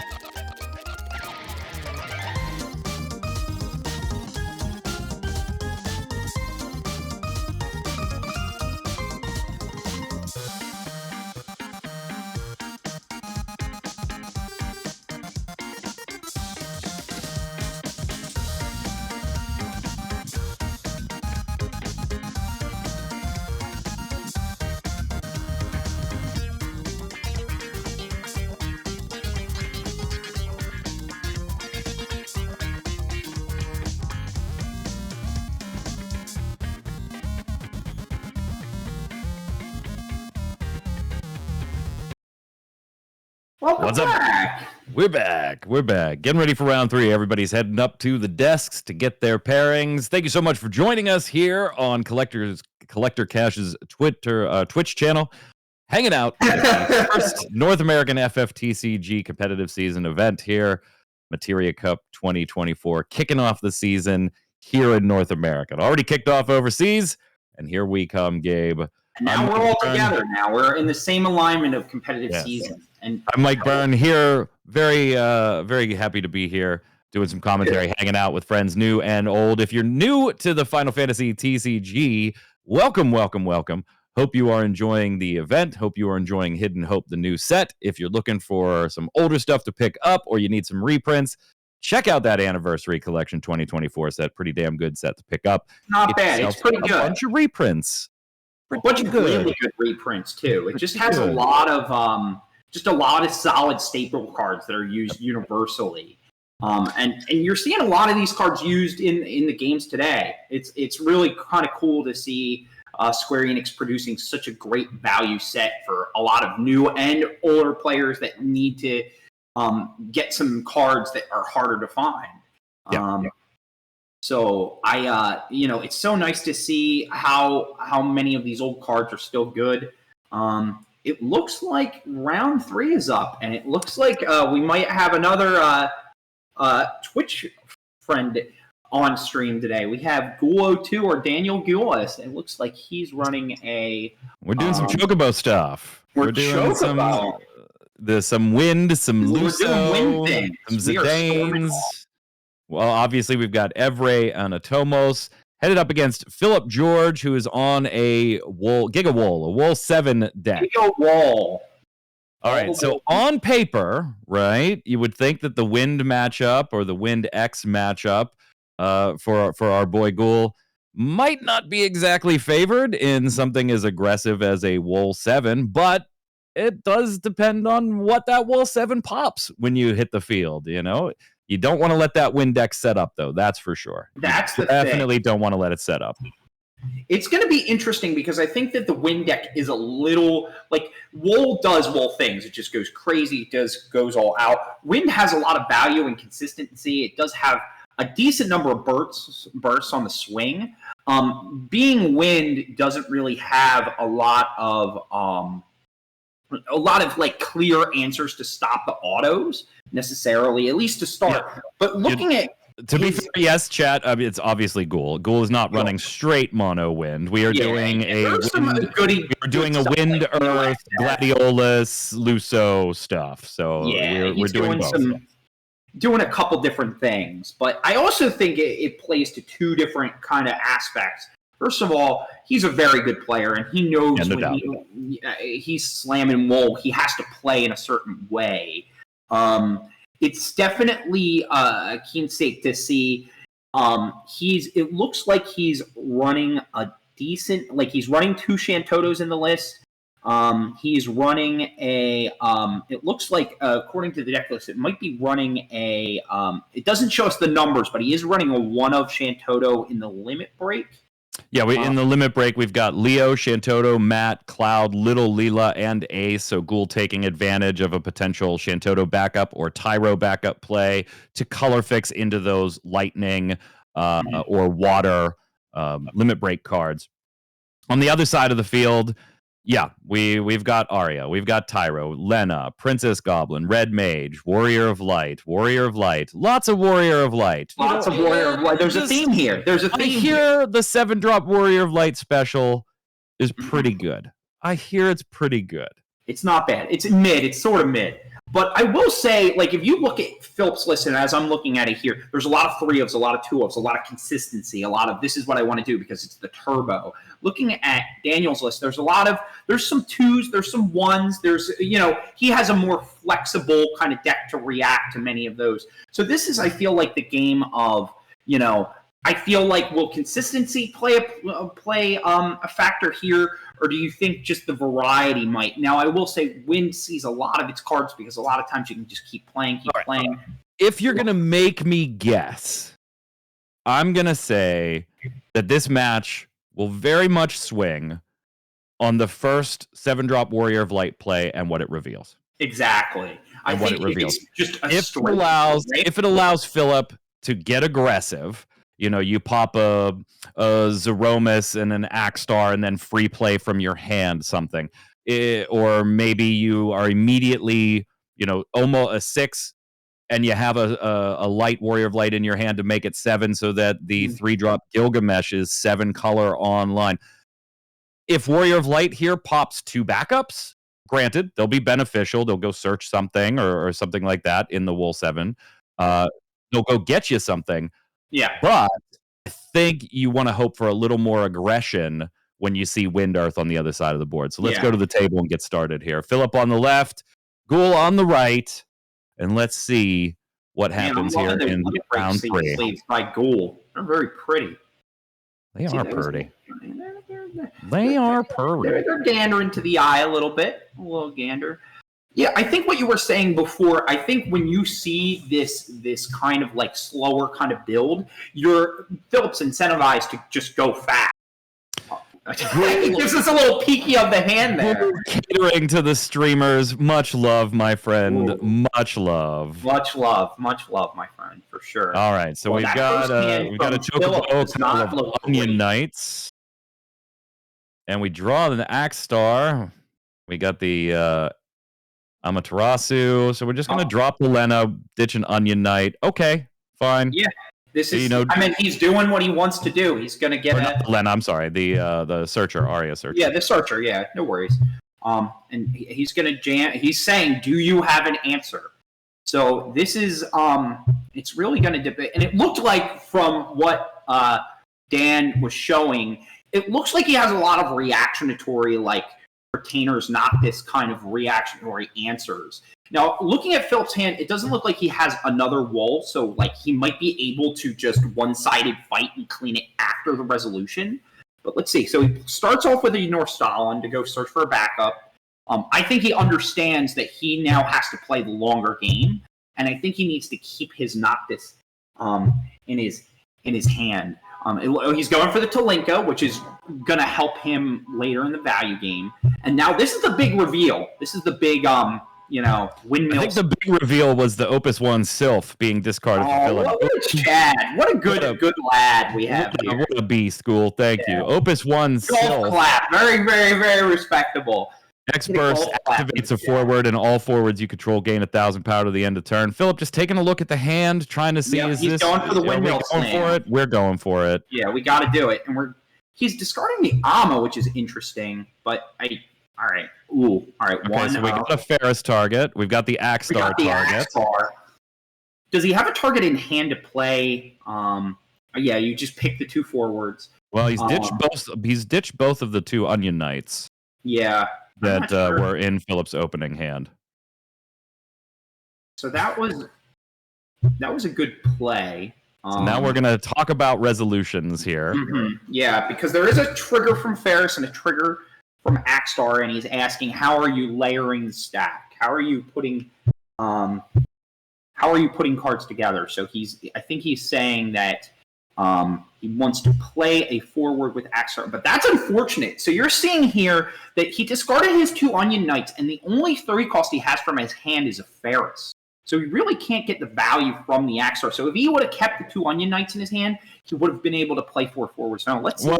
Well, he had to ditch an Onion Knight to be able to play the Arya backup on turn 1. So that's not it. But ditching the second one, I'm not sure if he needed to do that. Maybe just kind of playing the odds there. Already had an Axstar in hand, kind of thinking, hey, it's a little less likely to get an Axstar on this flip, so I think I'll be okay. Again, though, we do have potential. He has a lot of 3s and 2s of, so that might. I don't know if I would have discarded Onion Knight. Oh, there we go. What a nice guy. Well, he couldn't have played it on the Axstar anyway. The Onion Knight itself. That's true. Good point. All right, so he goes. And your only other option at that point was Axstar, and if you flip Axstar, that's fair. You play him anyway. Mm-hmm. Yeah, couldn't play him. We're going to take the Gob and go search. Presumably do a couple damage to Ghoul. Yeah. I mean, with Philip's deck, the longer the game goes, I feel like the less and less favored Wolf 7 has, because you kind of have this unga bunga play a bunch of forwards, do the stuff. And just looking at I think if he pulls a few bursts off of this could look good for Dan. He also, and I was trying to look at his list to see how much Earth he does run a Shantoto in the limit break. Go ahead and flip a Lulu, so no X burst there. Ferris pings the board to no value. Burst. That's Iridia. That's not a card you want to see go. Now the Talinka might play a little bit of value in here if he can go ahead and storm off a little bit. I don't know how much he can storm off just based off of his hand. I did see an Azura in hand. Okay, so we have a Kolka. So he is. Ooh, that's going to be a lot of damage. That's a little bit of damage, a tiny bit. Let's go ahead and get rid of that Axstar or flush the Warrior of Light out of your hand. Yeah. Yeah, we're just taking a little lunch break. All right, so he decides, you know what, Axstar could just go. That's we don't need that card. Come on, yeah. I put Iridia and a Lulu in the damage zone. I'm fine. It's gonna be okay. No big deal. It's all according to plan. All according to plan. All right. So what do you do here? I think you go ahead. Ooh, the Minwoo. Interesting. And now things get a little weird. Yeah, it gets a little strange here for sure. For those of you that don't know, Minwoo has an action ability that costs nothing to do, where you choose a card in your break zone during this turn. You can cast it at any time you could normally cast it, as long as you have no cards in your hand, and you can only do it once per turn on your turn. Golbez. That's really interesting. Puts a second Lulu in the damage zone in the process. Yeah, that's unfortunate to hit two Lulus. I really like how good Dan's how patient he is playing this matchup. I think that even though he's on damage 4, I think he's kind of setting up very slowly but surely. Now let's see what he draws here. He does have a grip in the hand. Having two Lulu gone does kind of suck on Ghoul side. That's one of your primary summon recursion for your kind of pop off, cast a bunch of things turns. Yeah, for sure. We're using gonna go ahead and use Tilica here. And let's do a little reveal.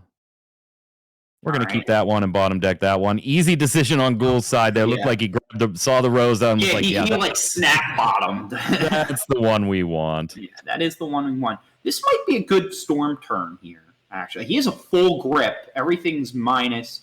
Well, knowing that Philip has the Warrior of Light in hand, you do have to kind of do untargetable stuff. You have to give respect to that. Okay, so here's the Rosa. This is a big deal. So this is a big turn. So this is the first trigger. Rosa's trigger and our backup. So we get everybody back up. That's 3.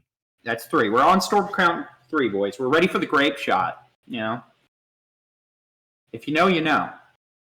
All right, so you tap 3. See what he's got. So he's going Noctis. So this is a big deal.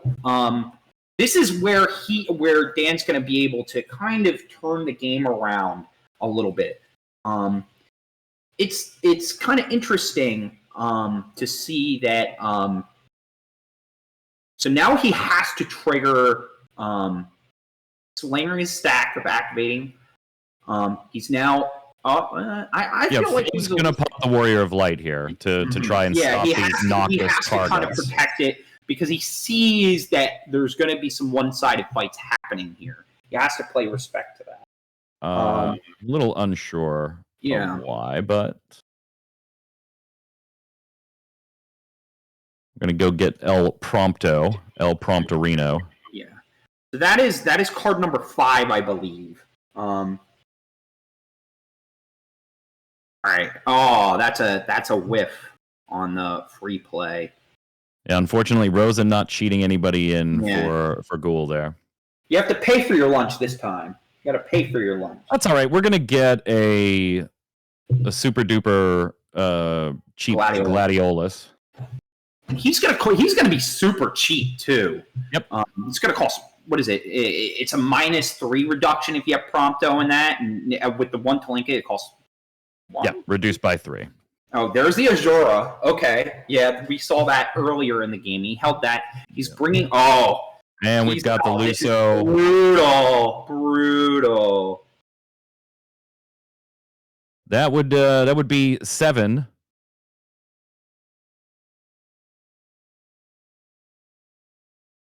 That is brutal. Now all right, so the Mimlu's going down. The Ferris is going down. He's going to get a trigger from Ferris and the Warrior of Light from the damage. Yep, and send 2 3K pings back towards Ghoul. I think you have to get rid of the Rosa or the Noctis. At least that's what I would do. But you can't. You have 2 3K pings. You have 2 3. Okay, he's 2 3. So he really can't clean anything. Yeah, it's got to be. You got to clean the Luso off the board. That's it. Yeah. Yeah, Dan's been playing this very, very patiently. And now Ghoul is perfectly happy to let that Light Warrior of Light sit there. yeah. That card will not be moving, or not on his watch. All right, so he's Alexandering. Yep, seems like a good way to pay just 1 turn CP through and the draw deck. 2 The cards. engine's running. You're just trying to drive the vehicle now, and he is completely in control. This is for Philip. This is probably very, very awkward because now he. So we're in the mid game level right now, and Daniel's kind of in this huge control aspect. And looking at Philip's hand, I see a Zeramis. Couldn't see. Okay, I think another Ferris is in hand. Yeah, it's an odd spot as far as colors, and that's one of the things that the deck this is where it gets a little cloggy sometimes when you have this type of situation. Oh yeah, I see the Ferris, I see the Zeromus, without seeing the other 2 cards. Just based on those 2, I think if you're Philip, you attempt to play a little bit of a bully game. All right, he must have a fire card in hand that I couldn't see. No, it's a double Ferris. There's 2 Ferrises in hand, so he's going to get a Ferris trigger. So everybody's taking 1, and then 2 3K pings. Mm-hmm. Ghoul saying, "Hey, you might want to take a look at some of the buffs going on over here." My cards have words on them, okay? They do have a few words. Those words, those pesky words. Being at damage 3, got the search. Since he has Noctis, Prompto gets +3 and haste. So that's an 8K body, not a 5K body.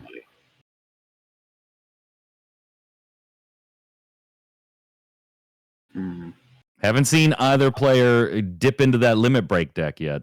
No, not yet. I mean, everything. I mean, it's. This is the first game that really we haven't seen many either player use their limit break. Okay, we're gonna swing with the 9K. Is playing the big bully game. If you're not going to kill the wall, he's just going to go ahead and swing. Oh, a Kusith. That's gross. Oh, yeah, just walk into the Kusith there. Yeah. And they get an Ingus. Oh, this is not super great for Philip right now. Dan just has tons of value. And the other thing that Ghoul knows here too is that the Wool 7 deck, yes, you can get summons in there. We see some Amats and things like that, but it's not incredibly reactionary on your opponent's turn. Correct. It's very and Ghoul knows that. So we're going in now. Exactly. He knows he's free to fly because he's not going to have a lot of response. I think the one response he has is Amaterasu. We are going to Warrior. It looks like we're Warrior of Light special. Okay. Keep Ferris and Warrior of Light safe. I feel like in this stage, Daniel doesn't really care. You know what I mean? Like I think Philip is preliminary doing that because it's just something to protect himself. But I think Dan has more forwards. He has a lot more value coming from his forwards, and letting Philip keep his Warrior of Light on board is gonna. He loses a lot of strength in his deck because he just doesn't have a way to keep vomiting 3-cost forwards. One thing you should note, though, is that Philip's break zone is at least 6 colors. I don't think he has the 7th yet. I don't think he has the 7th either yet. But I do see lightning, water, wind, fire, ice, and light. So that would put it at 6 for a potential Gilgamesh play if the board came to it. Daniel is just going to toss down a Tyro, go get a forward. Gee, I wonder, who's it going to be? Could you use some summons? I can't figure it out. Not? I need some help here, folks. What would I play here? Yeah, I'm going to go ahead and rescue the final Lulu in the deck. Yeah. And we're going to start getting some summons back here. We're storming off here, folks. We're storming off here. Yeah, it's good that he also got that out, too, because, with all of his Lulus being in the break zone, it's important for him to kind of recycle, refill. Oh man, there's a lot of triggers going on. Let's go ahead and just replay the Noctis. Yeah, this is not this is the point of the game where you just kind of wonder, like, am I just dead here? All right, so he gets the Gladiolus. And that Gladiolus costs, what is it, 2 right now? Yeah, it's cheaper by 3. Plus 1 for Talinka, so I would assume 1. If he used the ability, yeah. He used it, I think, once. Yeah, he definitely did because he paid 2 for the Lulu here. Yep. So he's going to give back Chocobo, which is... We already know he has the Kusith, so if he doesn't have a Luso in hand, he has access to a Luso. This is a little... Oh, no, he doesn't have the Kusith. I'm sorry, that's a Mist Dragon. Yeah, that's a Mist Dragon.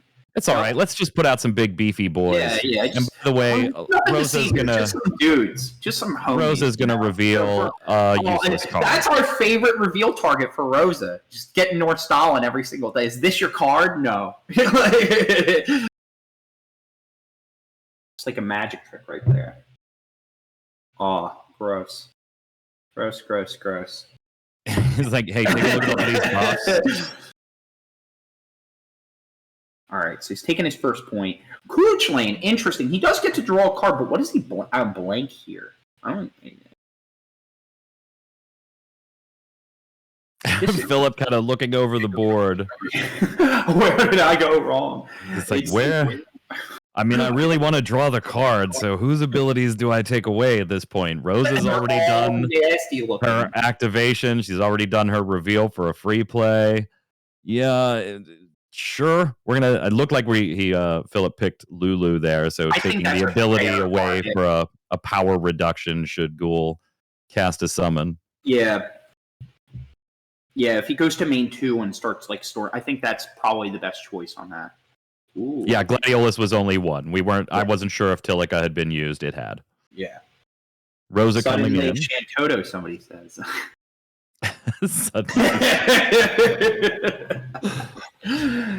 Oh man, so he's getting in with the Rosa here. Interesting.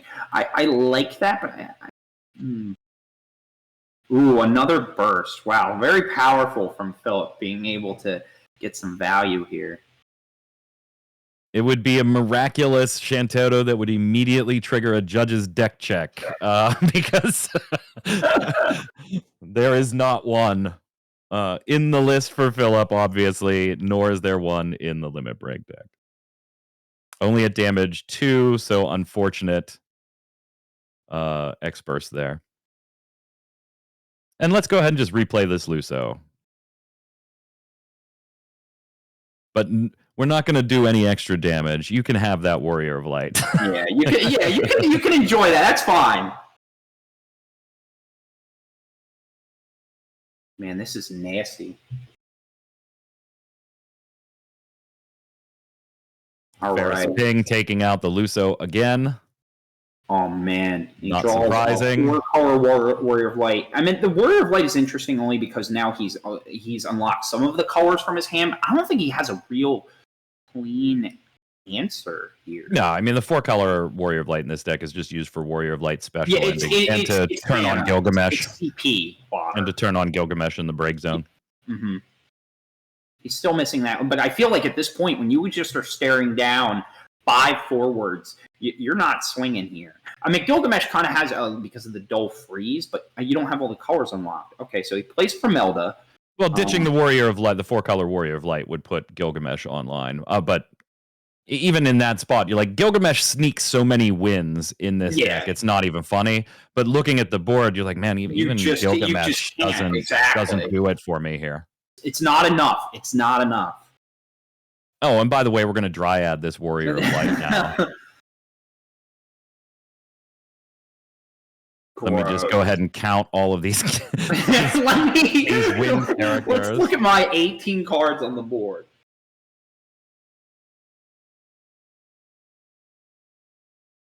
So that is 2k damage from the Dryad for each win character you control. That's a lot of damage. That's a lot of damage. All right, so he looks like we did ditch the Warrior of Light, the 4-color one. You had to do that. He's looking on Warrior of Light here. All right, so he plays a Tomos. Oh, and here's the Lulu. Oh, gross. Let's go ahead and take back this Dryad. And I'm going to bet that you don't have another Warrior of Light in hand. Yeah. We've already seen one 4-color one hit the break zone. We've seen 2 light ones hit the break zone. I'm trying to... he didn't hit any in damage, I don't think. Not yet. Ghoul just kind of on autopilot at this point. Yeah, this is very much... Yeah. This is just what's the best way to mop up this turn and end this here.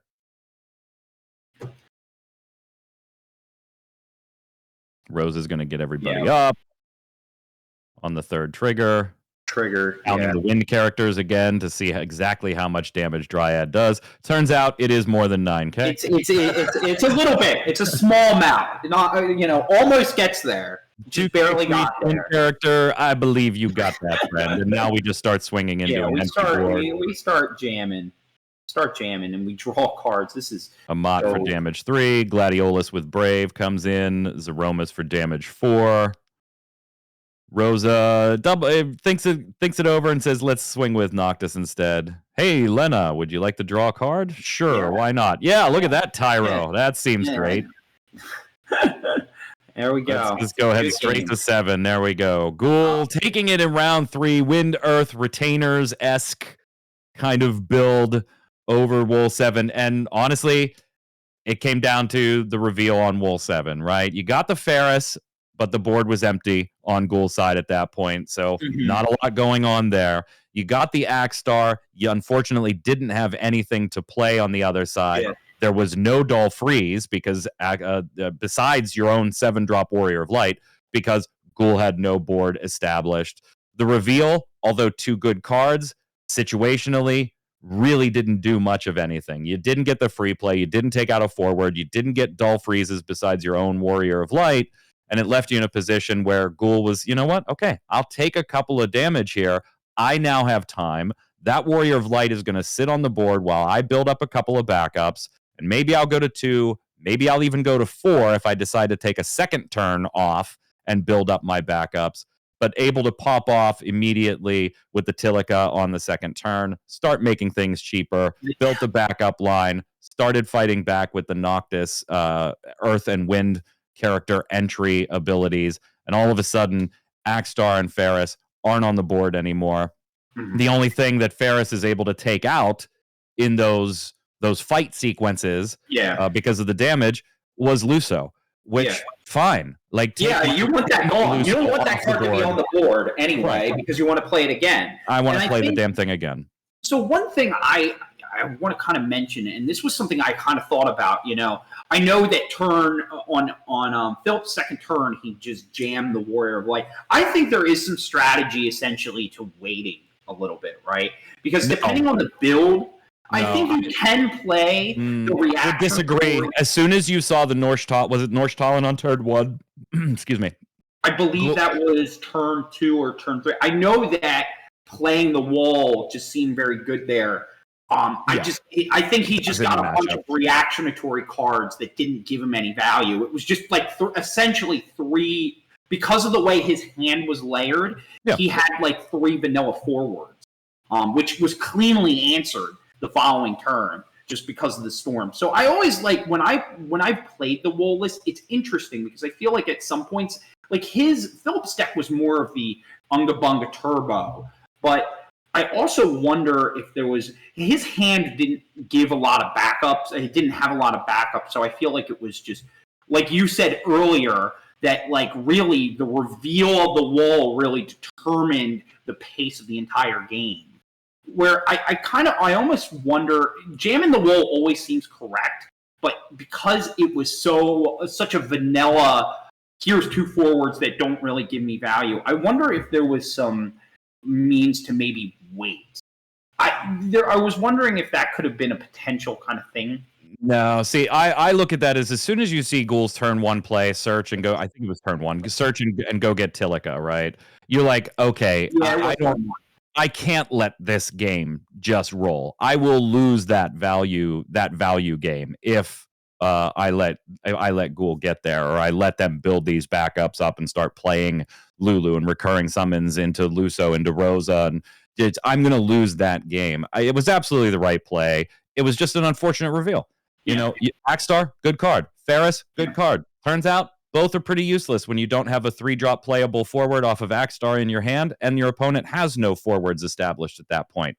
That's a little rough. And then the game becomes, okay, can I keep these cats alive while they actually start playing forwards? Because I can get recurring value off of these forwards. I'm not totally dead. Ferris on attack, Axstar on attack, they get triggers, they can help me. It's good to have them on board, but I got to keep them alive in that process. And unfortunately wasn't able to do that, and Ghoul just kept establishing exactly the strategy that his deck wanted to do, exactly what he needed to do. Gets a little bit fortunate on the Wool 7 reveal. Okay, sure, it's a card game. You get a little lucky when it happens. But Ghoul played exactly the strategy he wanted to play against the matchup, knew how to do it, kept the Wool on board, right? I mean, that was it. I'm not going to let you replay the Warrior of Light. You can protect these all day. I'm going to beat you in the stack races. As long as you don't jump on me and put me at 6 by turn 2, I'll be fine. And that's what happened.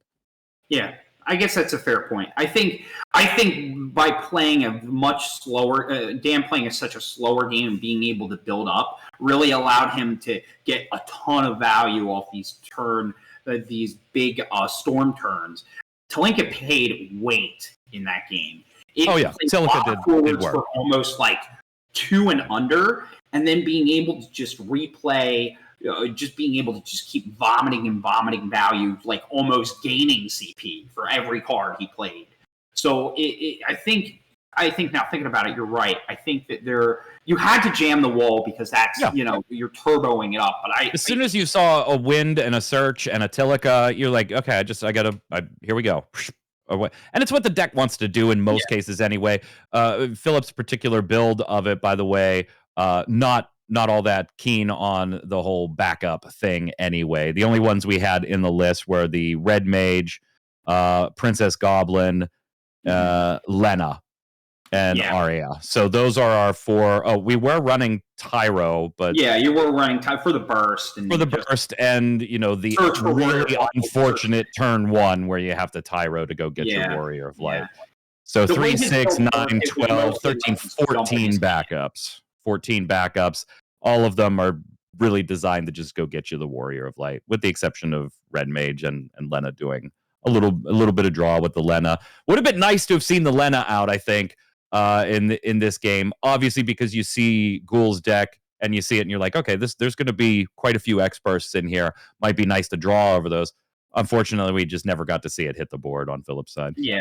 Yeah, and I think the way Philip drew, he didn't even have time to play any of, it was 2 Onion Knights, Warrior of Light.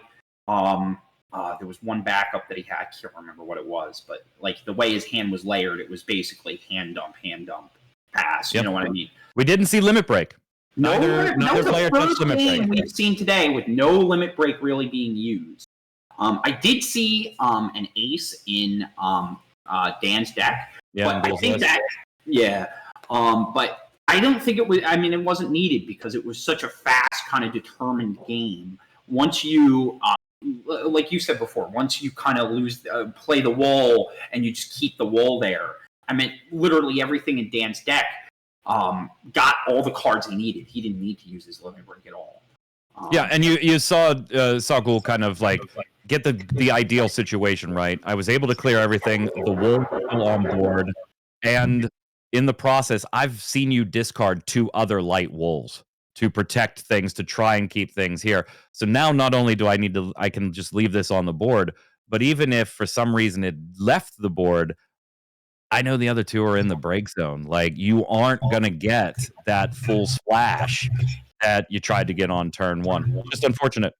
The way it played for Wool. Kudos to Ghoul. Stuck to the strategy. He Knew really what he needed to do. He did a really great Executed. job, like slowing the roll down. Wouldn't expect anything else from the man. The man, the myth, the legend, Ghoul. The man, the myth, the legend.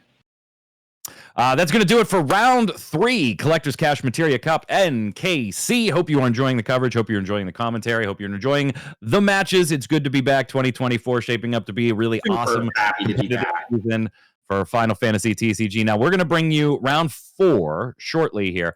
After round 4, we will have our lunch break. It's currently for half an hour. That lunch break is currently planned for half an hour. Any changes, of course, we'll let you know. And then as we get into those later rounds after lunch, we'll be sharing some standings, showing you who is in the mix to make ready to get to the top 32. Top cut. Until then, everybody, go get a drink. Smoke them if you got. We got on the take a break. We'll see you soon.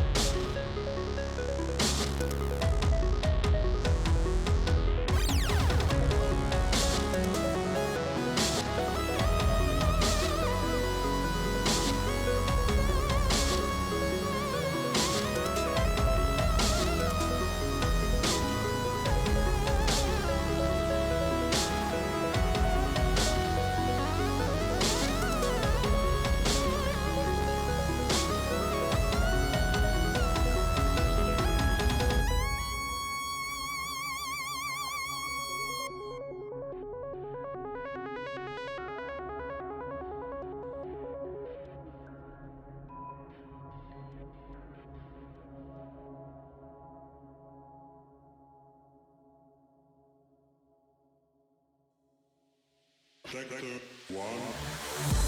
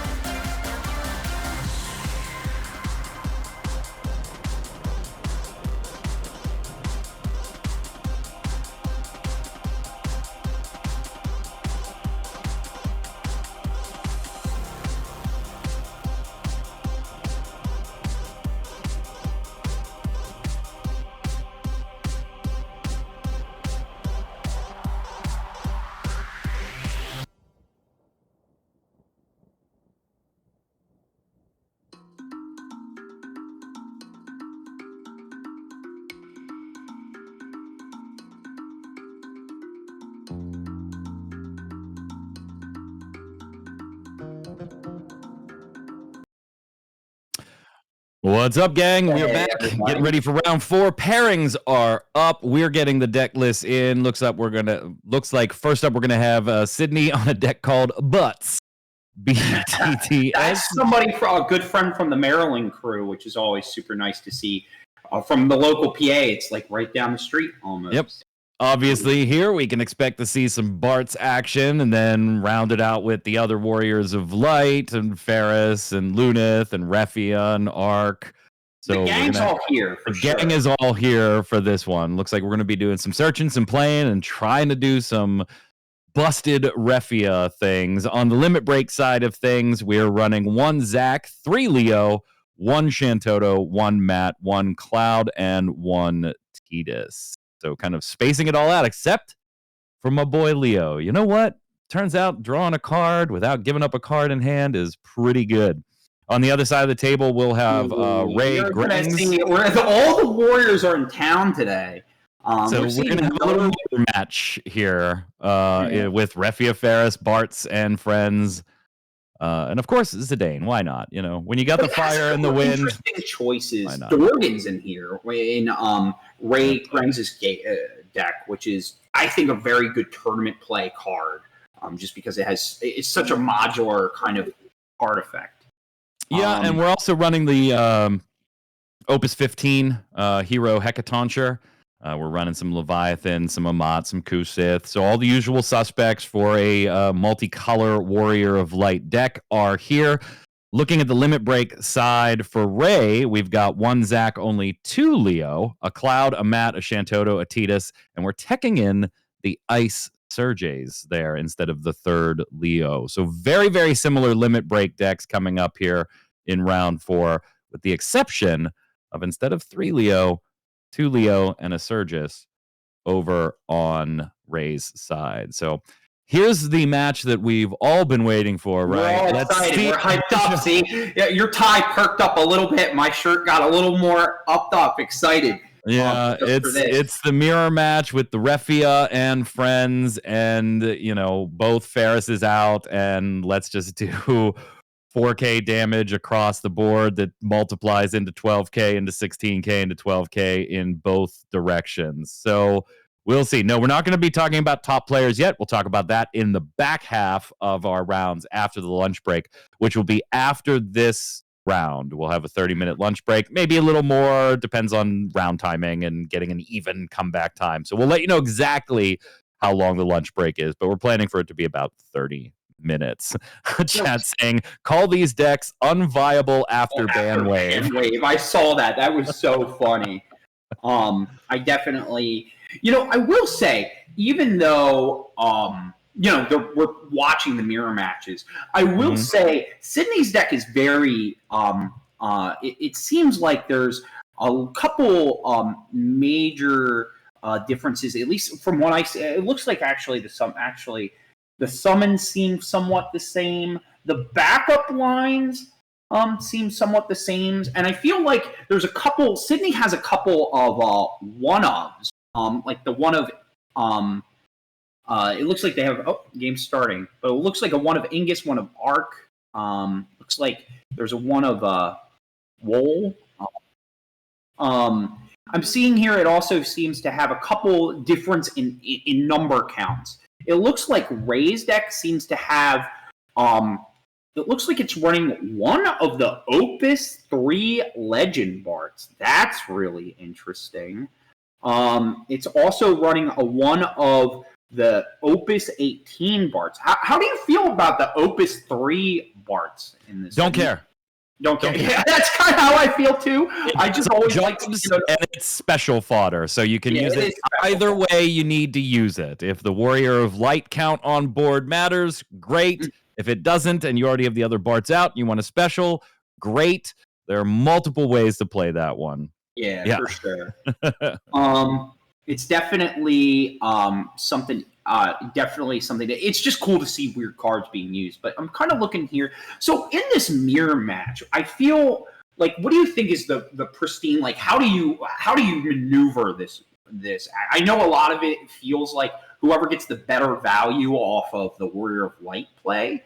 and a more, yeah, but like, do you find so that- this one comes down, at least for me, if you're going to have the mirror for this type of Warrior of Light build, the Refia, Bouncing, Ferris, Bart's Warrior of Light build. If you're playing that particular build, this is going to come down to the first few early turns, who sets up faster, and who sets up in a more economical way. Can you get to your Barts quickly and then either use your Barts to start flooding your backup line, getting your colors online, getting your Warrior of Light counts online? Who does that better is typically going to win this particular matchup. That's not to say that the summons game doesn't introduce a lot of comeback. There is definitely comeback in both decks here. You can do it, but whoever sets up faster in a more economical way is usually going to emerge victorious. However, that said, there's X-Burst all over the field on both sides that could certainly swing things in an unexpected way. So you got to be careful about when you swing, how you swing sometimes in this matchup. I feel like Amaterasu is probably going to play a really big part, and I would imagine so. There's going to be a lot of bullying in like there's going to be a lot of tongue in cheek game. Like, I feel like in this matchup, depending on if they know what they're playing against, which I feel like if you're in the this is round 4. You've probably scoped the room a little bit. Yeah, you probably did some scouting. You probably saw that this was, around, and you knew this was going to be in the room. No doubt. I feel like a lot of it is going to be based off of, part of it is going to be like who scouted a little bit more. And if they did, right, I feel like in this mirror match, if you know that you're playing against the Warrior of Light, I feel like potentially even going second might be more powerful because you have more. I think that you can vomit going first, right? But I think that it might just be a hand of who has the better hand. Yeah, I am firmly in the driver's seat of the opinion that FFTCG is not a game that you want to give up going first. And I know there's people that will argue, well, hey, my deck could benefit from the extra card. And maybe that's true for some of the... But I am like, if you want to put me in a camp, I am in the camp of, if you get the chance to go first in this game, you fricking go first. It doesn't matter what you're running. Lots of love here for Ray coming in from the Bay Area Espers teams and fans. So good luck to Ray from many in chat. Gang being here. Many in chat giving Ray some love. So let's go to the table. We're shuffled up and we are ready to go. It looks like we're rolling a duck. Oh, that's Duck Gaming. That's right. That's sick. Ray on the left, Sydney on the right, both on Warrior of Light, full Bart's Refia, fun shenanigan packages. Let's see if we're keeping hands and who's going first here. Little ducky tokens, absolutely. Got to get your ducks in a row, Yep. Sydney not liking the hand, going to take a new 5. I feel like a lot of this is going to be, so let's take a look here. And the sportsman handshake, love it, love to see it. Love to see it. Very wholesome. Ray, happy with the hand. We're going to go ahead and ditch that 4-color to play some stuff here. Let's do something. All right, so it looks like he might be setting up for a cryo play. Yep. Cryo's going to go ahead and just take back that Cuculane and pass it over. You got your Earth back up, and we have a Cryo on board. All right, so getting the Lunith, kind of a mana efficient play. And I'm trying to take a look at Sydney's hand. And he's keeping it deep to the chest. That's how it should be. Imagine that. We've got a Warrior of Light on each side, or I've got a Warrior of Lights. So I think Ray here. I think this is going to be a battle. You're playing. I call. I see you're playing. I like that. All right. And now we've got Lena. We're just going to pass there. This is a gentleman's game. We're playing. Well, it's not. It's going to turn into a DGen kind of stuff, but just playing backups and pay. It's kind of seeing. I feel like they're kind of looking for the wall, seeing who can jam it out first. But let's see. Does Sydney have the wall? He's kind of tapped. It looked like. I think he has it. Oh, nope, he's going for Nope. so he's getting Going the for wall. Tyro. He's Okay, so getting the wall. that actually, this is going to let Sydney go grab, whatever forward they want. That's great. But Mhm. that's not exactly what you would like to see right now. Ray certainly on a little bit of a better line here, already at 2 Warriors of Light on the field. That's fair. Got Earth on the field, got Water on the field. So it looks like Sydney's going to take the 1-drop Barts out, make sense here. Maybe not exactly liking where things started with their mulligan. Ray might have started out with a better hand. Light Barts is such a beast. Yeah, he is. All right, so we draw the Arc and we draw the Amat. He draws the Ama. Interesting. And he has a Ferris in hand to play it. That is a very big deal. I think this match might be... I mean, not only... see what he plays first, actually. So we're going to go Arc. See what we can get off the old top here. Let's go ahead and reveal 5. Take a Fire, Earth, or Water card among them. So he finds a Lunith. He has a Tyro here. I think I'm looking at that card in the very back. Also got the Kusith. That's the 6-drop Warrior of Light Searcher backup. Mm-hmm.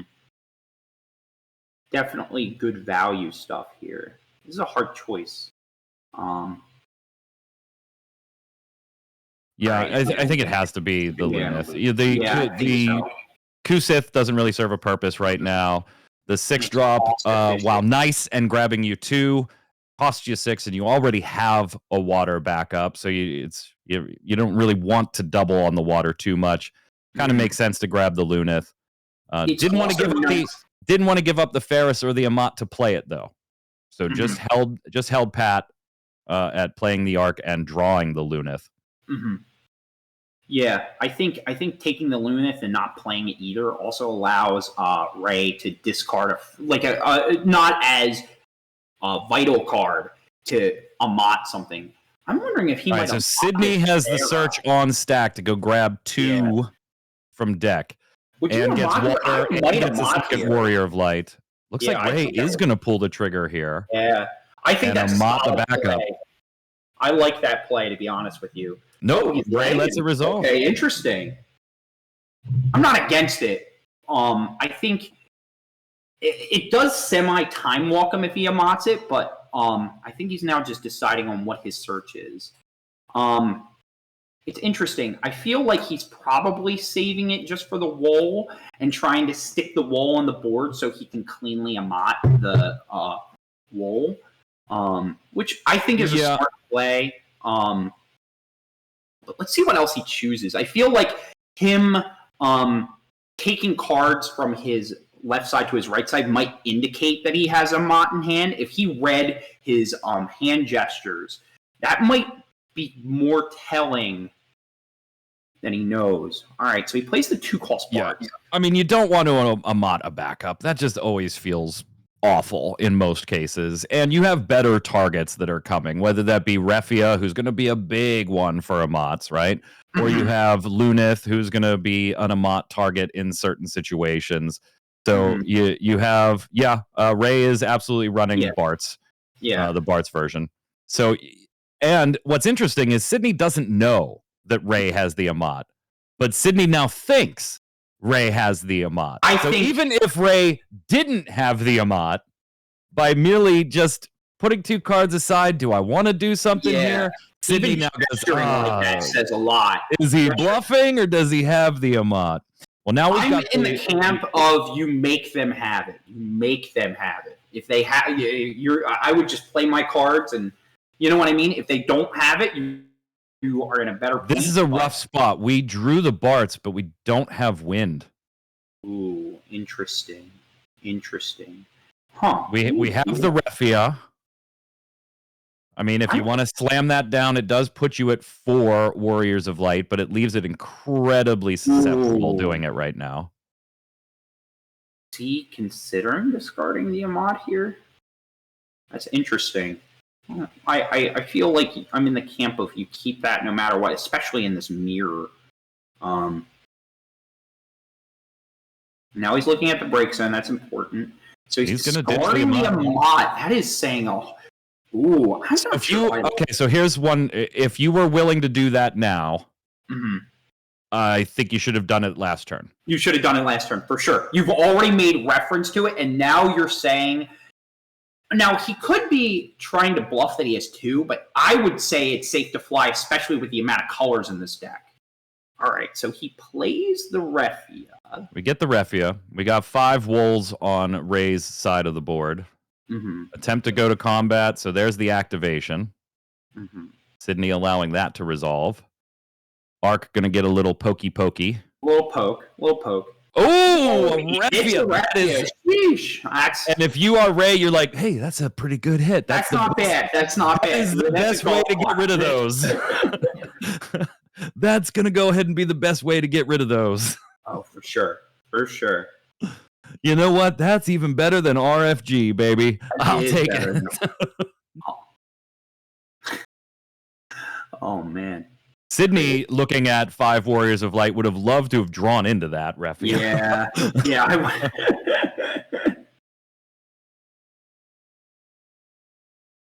So we're going to go 4-color wool here. Do we get our activation and draw? I like that. It's an efficient play. And all right, so he's we're going to go ahead and Refia that on the stack. We're going to ping something for 5. We don't see what target. Likely not to matter.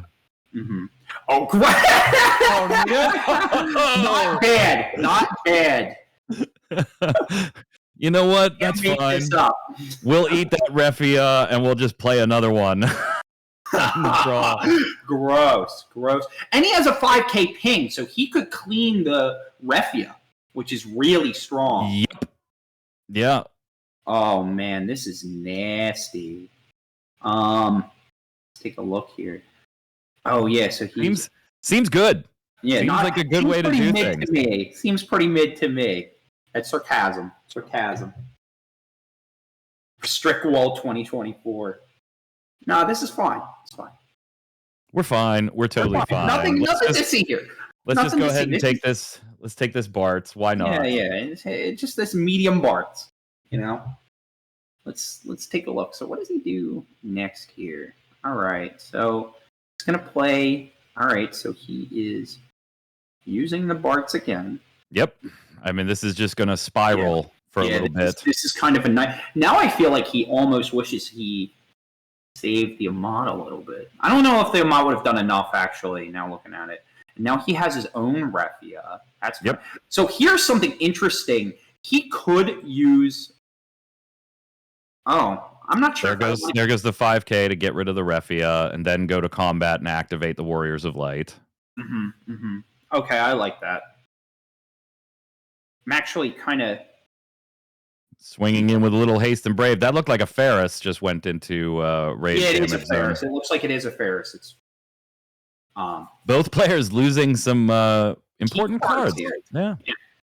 Now looking at the list. Let's go ahead and just put this casual Lena down. And now we're at 5. We've got way more Warriors of Light than we could ever hope to need. This is not looking good for Ray. And if you look at the first sequence of 2 turns for each player. Oh yeah, we had a much better path with Sydney. That's true. Yeah, he's just playing the value, and this is the crazy thing about Warrior of Light. Like, it's not even playing, with a 7 cost wall, and it's still just insane amounts of value. He just played 2 10Ks that had haste and killed something, and activated all of his backups twice. Like, absolutely gross. Yeah, I mean, but remember, I said before this match, whoever starts in the most economical fashion to get your Warriors of Light and your Bart's going, they're usually going to win. And that has just clearly been on Sydney's side of the board right now. For sure. What do you do here if you're Ray? Well, you kind of look at the Kusith in your hand and the Cuculane in your hand and the Ferris in your hand. Look at are they foil? At least are they nice to look at? Let's see. So he goes and taps. So he's Cuculane. We're going to take Refia's abilities away. I think he says that's okay. Yeah, Chad, I do agree that the Amat should not have been a discard back then. And if you were willing to give it up, then you should have just given it up the previous turn. Yeah, for sure. I think it says so much, and I think Ray would have not been as bad of a situation if he kept the Amant in his hand. Ooh, there's the Dorgan. And it doesn't. I don't. Think let's not mince words. It's a rough situation for Ray, even with the Amant. Sure, for sure. But at least you put a Refia in damage, and you got one off the board with the Amant, and maybe later you miss Dragon and get rid of the break zone. You're really only dealing with one Refia for the rest of the match. That's a good spot to be in. For sure. But it's still a less than ideal situation with the hand, the lack of wind to get the initial Barts out there on Ray's side. All of these things kind of combined to put Ray a few steps behind. Finally draws into the Dorgan so that he can play Barts, but you are playing from the back foot now. Yeah, he's playing from behind for sure. So it looks like he's going to try to jam the Ferris. Yeah. Oh, no, he's just specialing right now. For 3 with Barts. Let's see what he says in response to that. There might be some weird pings, or trying to see his backups do anything that's relevant right now. I think, yeah, so he's going to go for a ping with the action ability on the stack. And now he's going to get a trigger. Let's see what he gets out of this.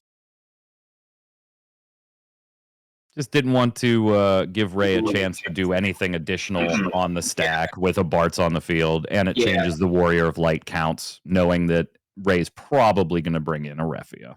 Mm-hmm. And we're going to take its abilities away. For sure. QQ Lane blanking the Refia. Now no abilities for Refia. Sydney gets a card, so kind of feels good there. Yeah, he's really on a standstill now. He really, and he doesn't. He either has to. Oh, he's going in first. I don't know if I like that. Well, I mean, are you going to block with it? No, I guess.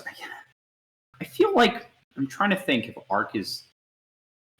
Yeah, I guess you might as well create some type of value from it. Using Light Bart's RFG ability. Mm-hmm. Looks like you paid 2, so it's revealing the top 5 and adding a Job Warrior of Light among them to your hand. Return the other cards bottom of the deck.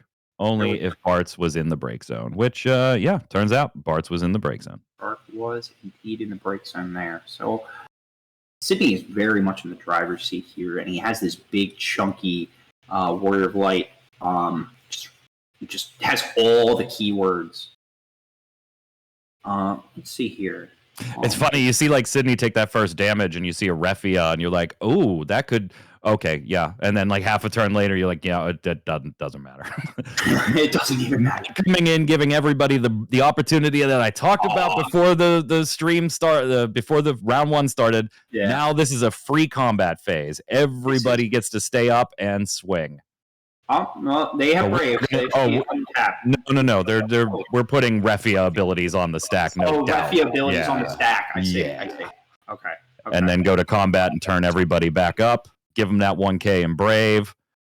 And I believe it was said best in the movie Signs, swing away. Swing away. Let me see that movie. All right, so what's he hit here off damage? It looks like a Refia. Bart's riding the Chocobo in for damage 3. Refia coming in for damage 4. A little QQ Lane. QQ Lane. That's pretty good. Turns off Wool's ping trigger, so there won't be shenanigans there. However, Sydney does get a card off of the Lena backup because Ray decided to. Everybody gets a card. First. Sure, everybody gets one.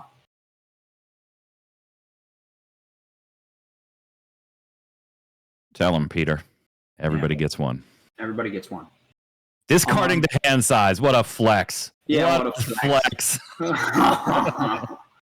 4 backups up, discards to hand size. Oh man. All right. Exactly. So Kronos came with me on that one. Thanks, Spider-Man. Everybody gets one. Everybody gets one. Ray kind of looking at, I don't think I got enough warriors here. I don't have enough. Yeah. Rough spot. For sure. Now he does run 2 of Shantoto here. Yeah. You have to have it though. Yeah. Yeah, he does not have it in hand. This is he's running it in the limit break. Do we have enough Earth CP? Because you would need the 1 to cast it, and then 5. No, doesn't have the Earth. Looks like there's only 2 Earth cards in hand, so we would be 1 Earth CP shy of Limit Break Shantoto. Sucks. That sucks.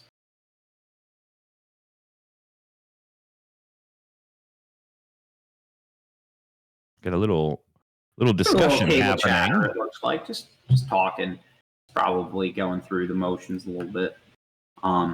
Kind of funny. They're like running virtually identical decks, but looks like we're talking about what certain cards do still. Yeah.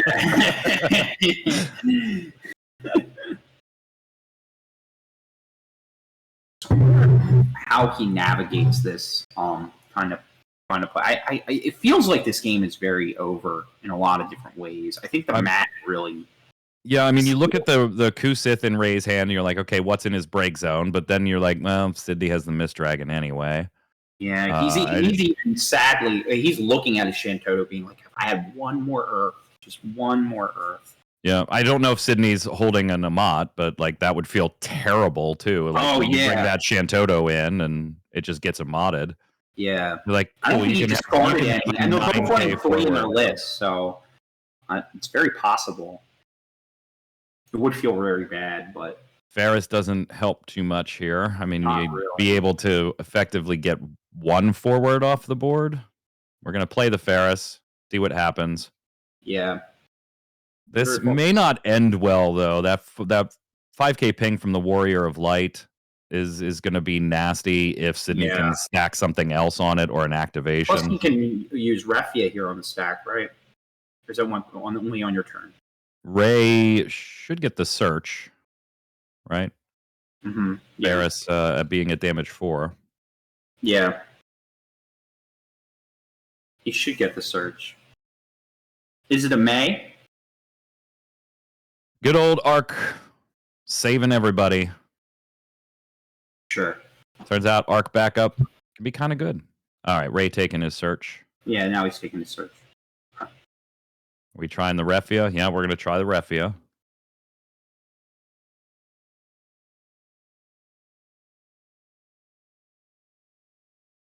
And I think Ray was indicating there that they're going to stack the Ferris and Arc 3k pings from the Ferris entry damage on Refia. Yeah.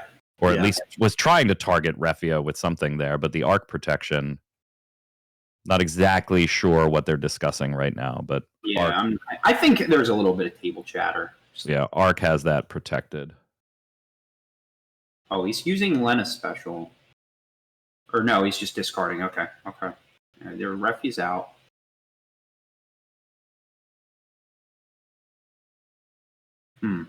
Yeah, it just feels like a losing position for Ray. And I think with Refia still being active, he could still end of turn, and that's I think what he's doing. He's end of turning. Sydney's gonna Refia not end of turn. I would imagine going into combat here. I think he's doing the tap ability on Ray's turn. Oh, and he's responding to the Refia by Refia. Yeah, this is going to be his only opportunity to really use Refia because, he's not going to have enough Warrior of Lights to trigger the Refia ability if he bottoms. I didn't get to see. I didn't see who he targeted with that. He probably targeted one of the forwards on the stack.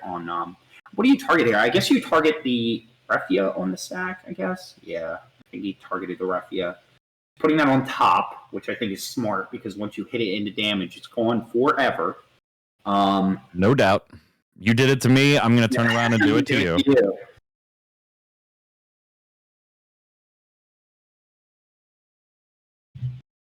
I think Rage is coming to the realization of there's not a way out of this. Those grapes have been soured.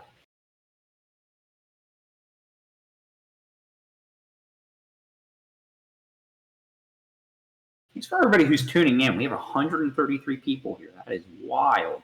And 124 playing. Talk about a great TCG event. It's awesome. So awesome to see that kind of count. It's so excited to have organized play back, having so many people just getting excited about organized play, getting excited for local qualifiers, excited for just all the events that are going on here. All right, we're swinging in with the Arc. Yeah. We're gonna just put this first strikey just dude block in it. front of it. Why not? Yeah. Oh man, that's a big oof. I think he was that was a pump fake, as we call it in basketball.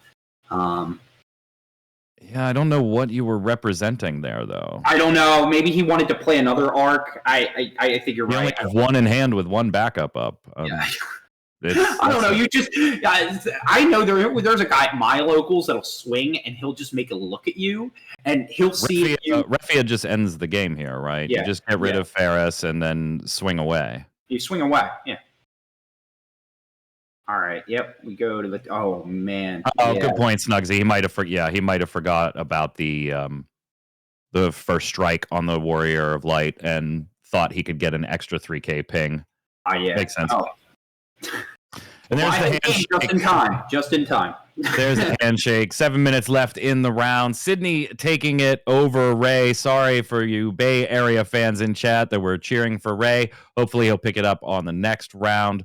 Presumably, I think we're getting top tables, so he's not having that bad a day if round 4 he's sitting at the feature table. It's a good day at the office. The Refia mirror goes exactly the way we kind of talked about at the beginning, right? Whoever sets up in the most economical and quick fashion to get Bart's online and get to that 4 Warrior of Light count is usually going to win, barring some crazy ass X bursts. And that's exactly what happened with Sydney. Ray had a bit of a struggle out of the gate there.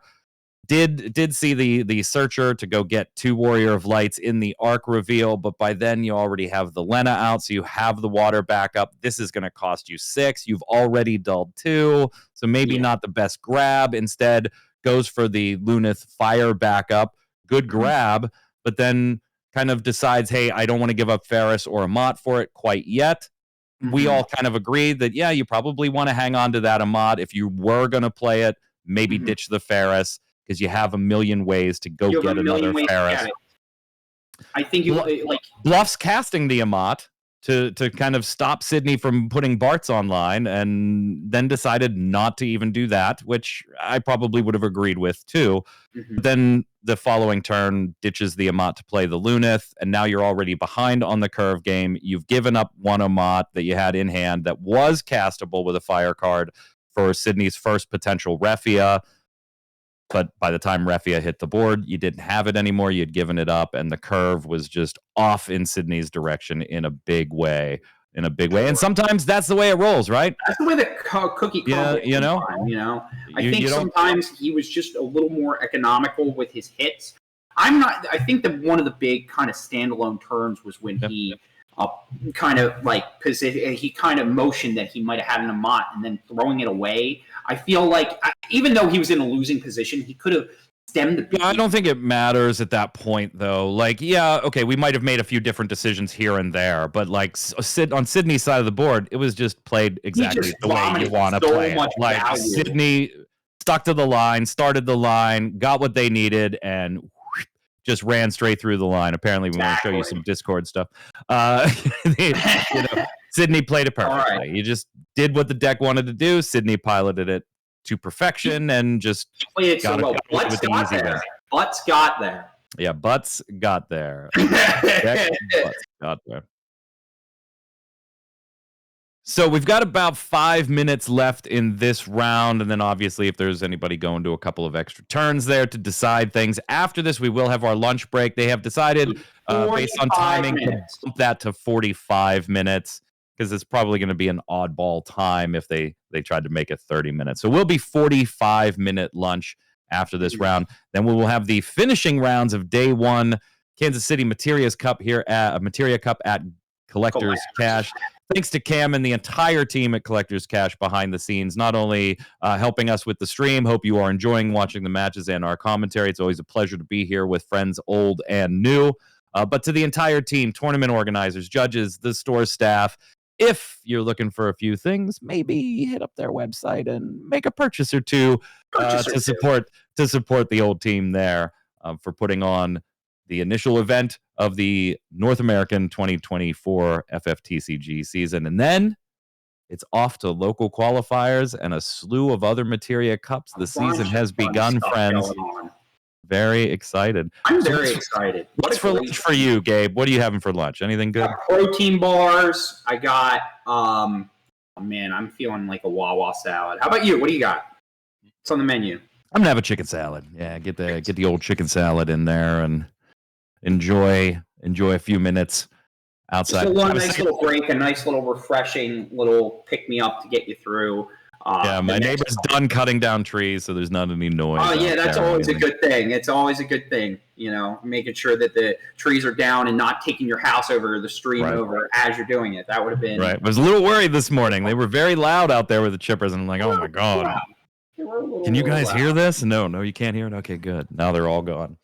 But yeah, some great matches today so far. We're seeing the usual suspects that we expected. Some wool action, some Giga Wool action with the 7-drop Light Warrior of Light. We've seen some Ice Lightning. We've seen some Mono Ice. We've seen some Wind Earth. Maybe that's one that you didn't kind of expect to see here. Yeah. Most of you that know Ghoul probably pegged Ghoul as playing something in that vein coming into this event. But it was running nice to see it on stream similar too. At the Winter Cup. He was running a very similar list. And I think it plays a lot of value, you know, with that format. It was a very different modular format, but now in this regular big constructed Materia Cup, you can use all the good cards you want. There are no limitations to the amount where you are limited, you know, based on deck choices of your teammates. But I definitely see. I feel like I manifested the Earth a little bit. I was talking Earth. You're like, no, there's no Earth, no way. And here it appears. Yeah, well, you didn't manifest an Odin. I did not. That was.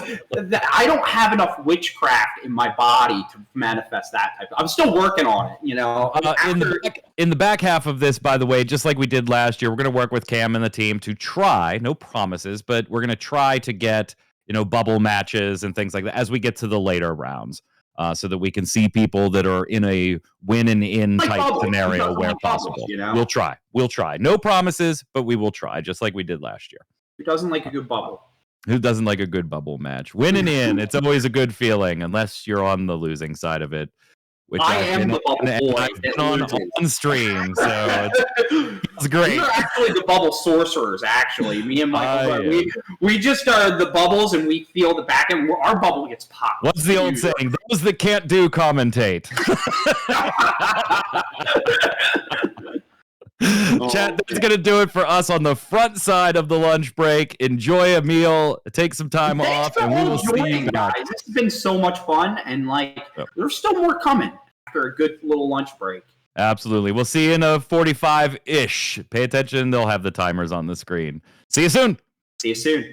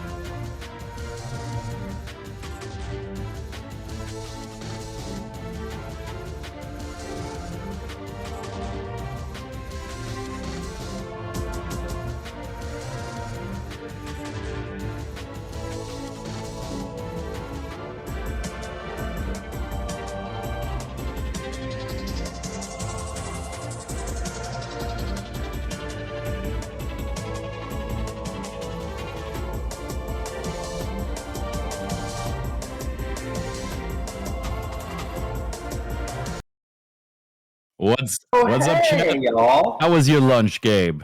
My lunch was great. I had a nice orange smoothie from Wawa, recommended by Square Enix. I was told by them that I would get my entire case of Opus 22 refunded if it was bad. So I might be getting a little refund here. How was your lunch, Mike? I feel a bit dubious on your claims here of free cases. I feel like customer support for any questions or concerns. Okay. Yeah, go ahead and enter a support ticket. Lunch was great. Hope everybody in chat, your lunch was great. I'm Mike Byrne. That's Gabe Cavalieri from One Draw Games. I'm from Ready Check Radio. We've been interacting in chat. You can follow us personally there. But if you haven't already, hit that follow button there for Collector's Cash so you can check out all of their other streams as well. Hosting a great event as always here. Last year was great. This year is even better. Cam and the team behind the scenes rocking it with the jams during the breaks with the lovely black and white camera. I still love that. Still love that. Yeah, me too. Yeah, me having too. that really shot done of the really entire good store job there. with this whole. I was so excited to get to be able to do this again this year because it ran smooth last year, and it feels like it's running even smoother this year, which I didn't think was possible. Yeah, we got good stuff going on. We've seen 4 great matches, a plethora of decks ranging from Ice to Ice Lightning to 4-color Wool to 4-color Good Stuff to we've saw Wind Earth in Ghoul's deck as well. So hoping to continue that variety going on through the day. Now, I am getting some reports from friends that are at the event. For those of you that are maybe a little more interested in representation of other decks outside the stream, like what is the meta of the room, we are seeing fair, predictable representation of 7 Wool, predictable representation of 4-color Wool, whether that be Refia Bart's shenanigans or just 4-color Good Stuff shenanigans. Ice Lightning, a contender in the room as well, are seeing a fair amount of Chaos Arc going around in the room, whether that be in like Earth Lightning builds or similar builds that can run the Chaos Arc package. So yeah, it's looking a little diverse. The usual contenders that we talked about at the beginning of the stream, expecting them to be at the forefront, they do seem to be at the forefront now. For sure. Will they make those top cuts?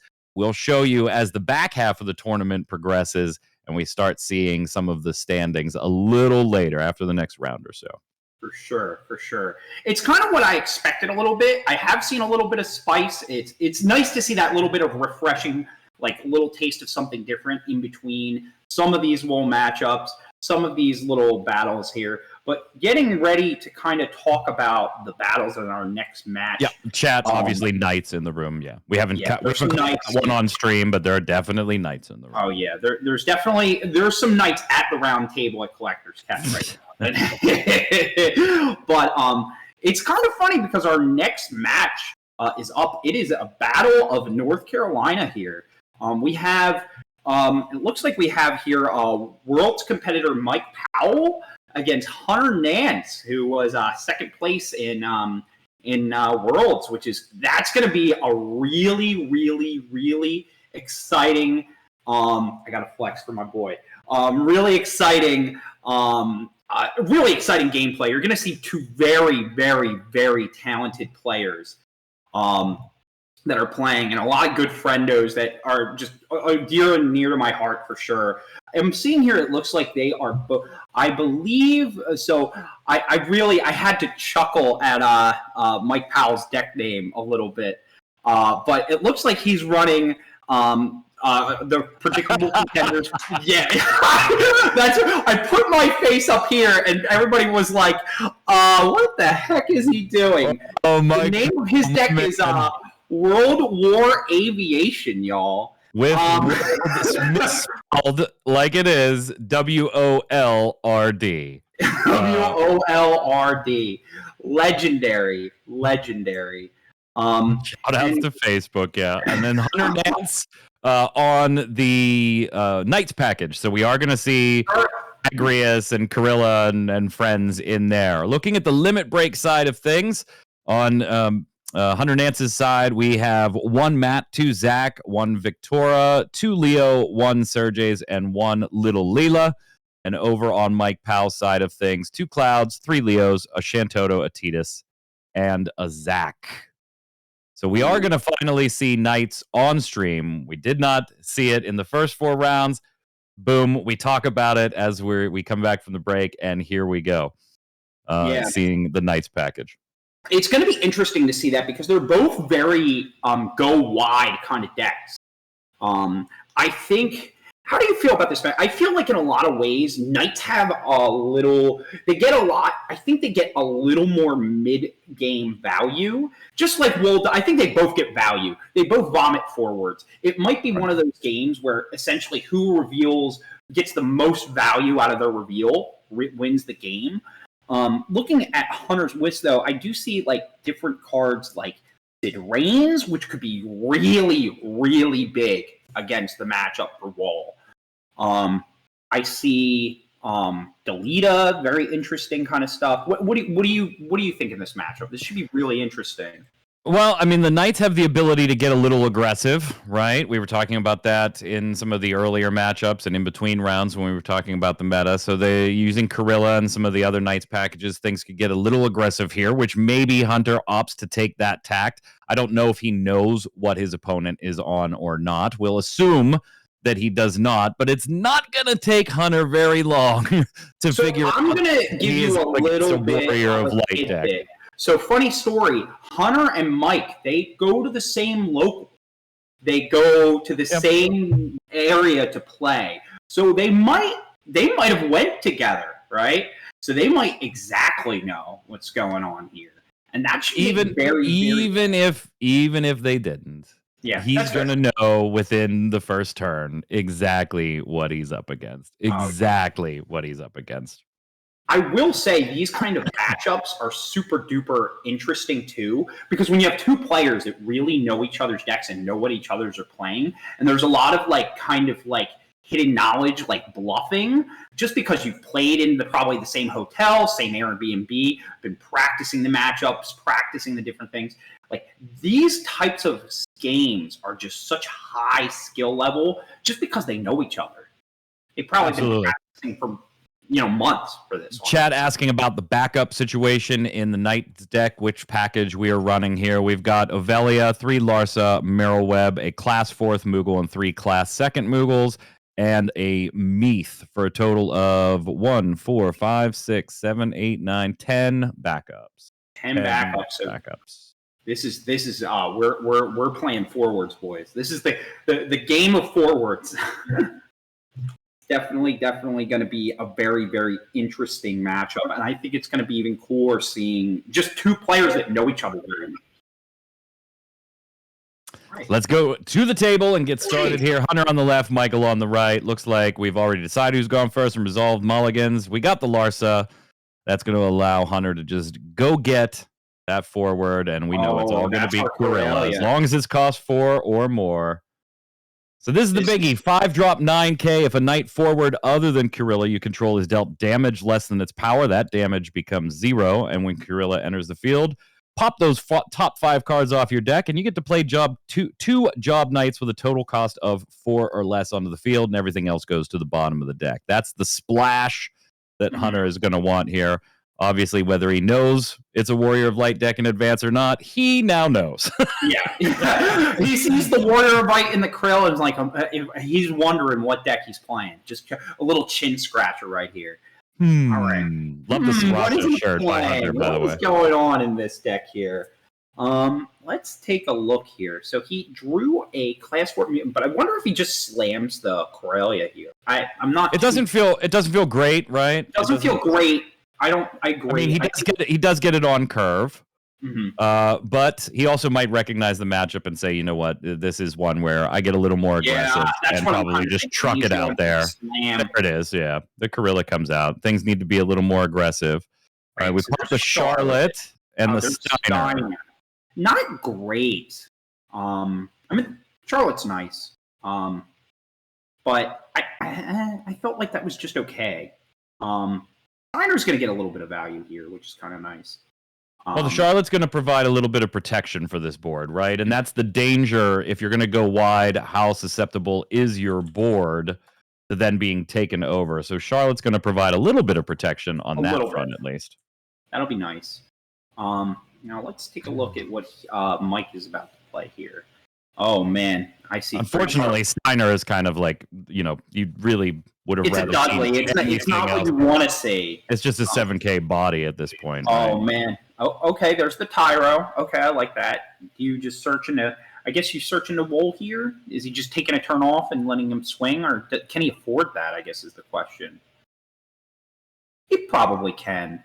I think that the Star that these Wool lists run are such good tempo that like it's there, but you have to target the Charlotte even with the Ferris pings, even with that. So he searches for Ferris here. I've already said, Chad, I love the Sriracha shirt that he's rocking. Yeah, you take the Ferris here because Michael is not on the whole Bart's package and stuff like that. Draws an Ama. Hunter draws an Ama. That's really, really big. Yep, provided you have a fire card to cast it. Yeah, that's true. That's true. Kirilla did not feel great. No, Chad, you are right. With Charlotte first. Okay. 4-color Wool. You like to see it. You like to see it. If you're Hunter, you like to see it. It looks like, and I'm looking at Hunter does have a red card in hand, so Ama is castable. He has that Moogle in hand. So now I think he's going to. You may as well get in there with that Steiner. At least he did something, right? Yeah. Miss Dragon, another good hit. You're kind of like really that. You really like seeing the Warrior of Light hit because of the. Oh, that's dirty. He discards that for the Laswell to now freeze the backup that can unlock Mike's deck to make colors and play. Well, more importantly, Knights have attacked. So when we go to end phase, that Laswell is going to make Michael discard. Now he's already given up 1 4-drop Warrior of Light into that break zone, hit 1 into damage. Not exactly what you want to see. Now we're already Hunter threatening to take him to 6. That's just. Hey, and you're taking away one of your colored backups. You're really like locking him out. I think he's now is a Sid Randell. Hunter runs that as a 1 of. Yeah, he does run it as a Kronos. He runs it as a 1 of. I was mentioning that earlier before the game started. I thought that would have been very good against the Wool matchup specifically because it just turns off Warrior of Light. Yep. I really, really like that. I agree too. Tech versus Mirror is also solid too. Let me see here. Yeah, Lars is a pretty mid card. Pretty mid, I would say. This could be really dangerous for Michael. If is he going? Okay, he's going for Sarah. He's going for Sarah to get the search of the 2 Warriors of Light. I was a little nervous that we would have been looking at a board clear, which almost certainly would have been Amodded, and then that would have been. I think Hunter's thinking about Amodding that. I think he's thinking about it.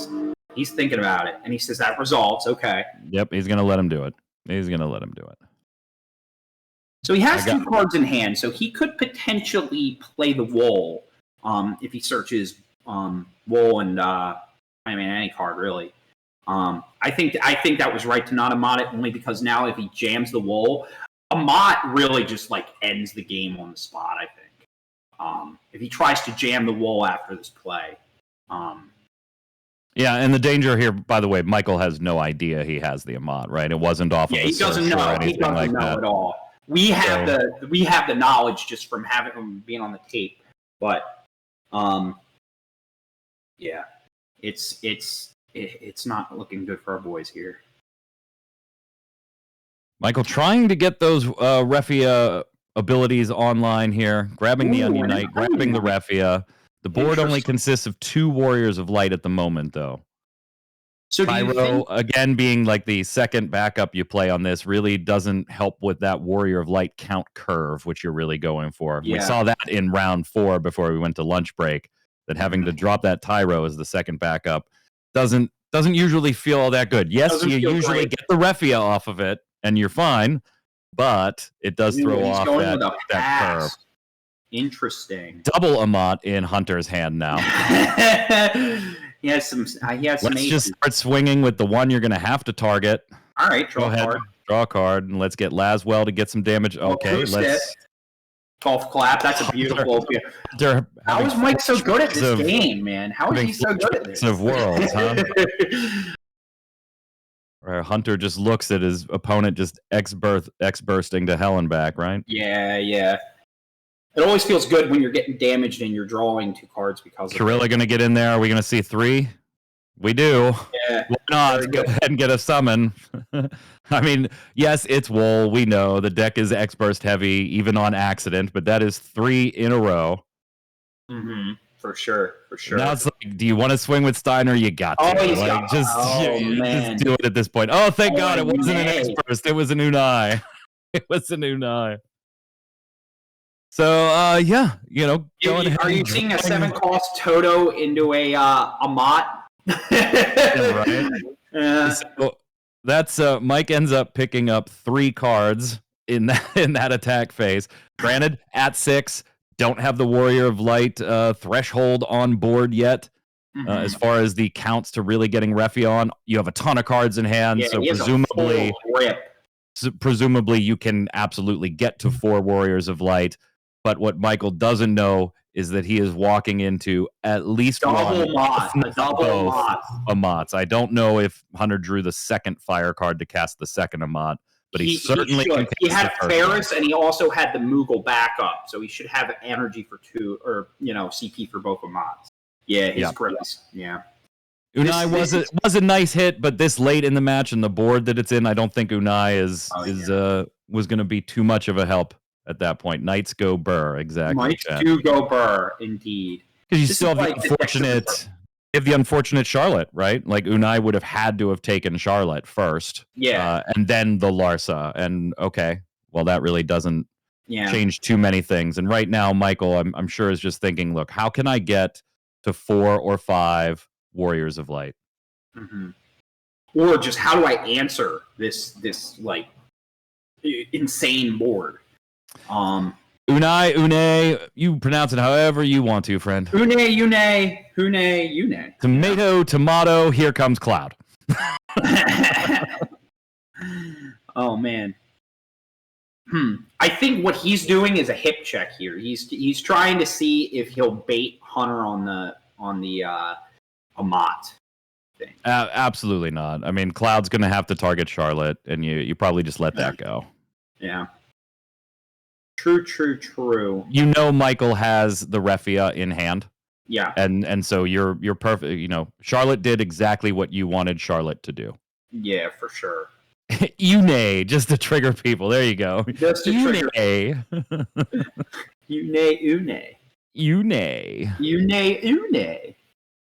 All right, we're only at 2 Warriors of Light. I think Mike kind of knows that the writing's on the wall a little bit, because I don't think he does.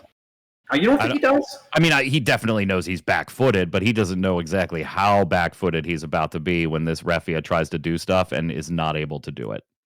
So when I've seen Mike play, I think he's a very calculated player. I wonder if he know that Hunter has the Amat in hand. I don't think he knows he has 2 Amats. No way. Yeah, I think he definitely suspects that, hey, there's an Amat there. How can I bait this or eat this just to be able to get my Refia to do some cool things afterwards? But if Hunter can cast that second one, Michael's definitely saying, okay, what if he cancels one thing? What's the best way to play this? Yeah, how's the best way to play this? There's Refia. We still need a 4th Warrior of Light, though. Yeah. It is interesting, though, because now, if he plays a bunch of forwards, Refia is a very good card. He needs more Warrior of Lights to get really good value. I'm kind of wondering what else. Well, here comes Ferris. So there's Ferris. Okay, so this is the first auto. I think he says, okay, that resolves. Maybe he's saying that resolves, or maybe he's just thinking, yeah. Now that the Charlotte's away, he can go ahead and freely target everything. So I think Hunter's now thinking if he should let that resolve. He is now at 3. He has 4 Warrior of Lights with the Sarah on the activation, so that could potentially. Playing Ferris gave it the 4th. Yeah, correct. Playing the 4th here. It's definitely. It's an interesting. This is actually a solid. Do you want to Amat this? He's really actually presenting a reason to play Amat now. which I think is such a good play. Well, the Ferris doesn't matter, though. We've got Kirilla out. Amat going to take Ferris off the board, and that damage gets reduced to 0. Yes. So I have to assume, based on that Hunter definitely can cast this second Amat. Mm-hmm. And it's definitely, if you're discarding 2 from hand and showing 1 backup tapped, you now, gross. Gross. Yeah, or the QQ lane works. And Michael just recognized the he knows. Yeah, that was, man, the Knights really showed their power right there. Well, I mean, Hunter played it exactly the way we talked about in the pre, right? If you knew you were on Warrior of Light, you had that knowledge because obviously they're friends. But if you, for some reason, didn't, you knew by Michael's first play what he was on. Yeah. And you knew it was okay. Let's get a backup, put down Larsa, get Kirilla, and put some forwards out and run the board.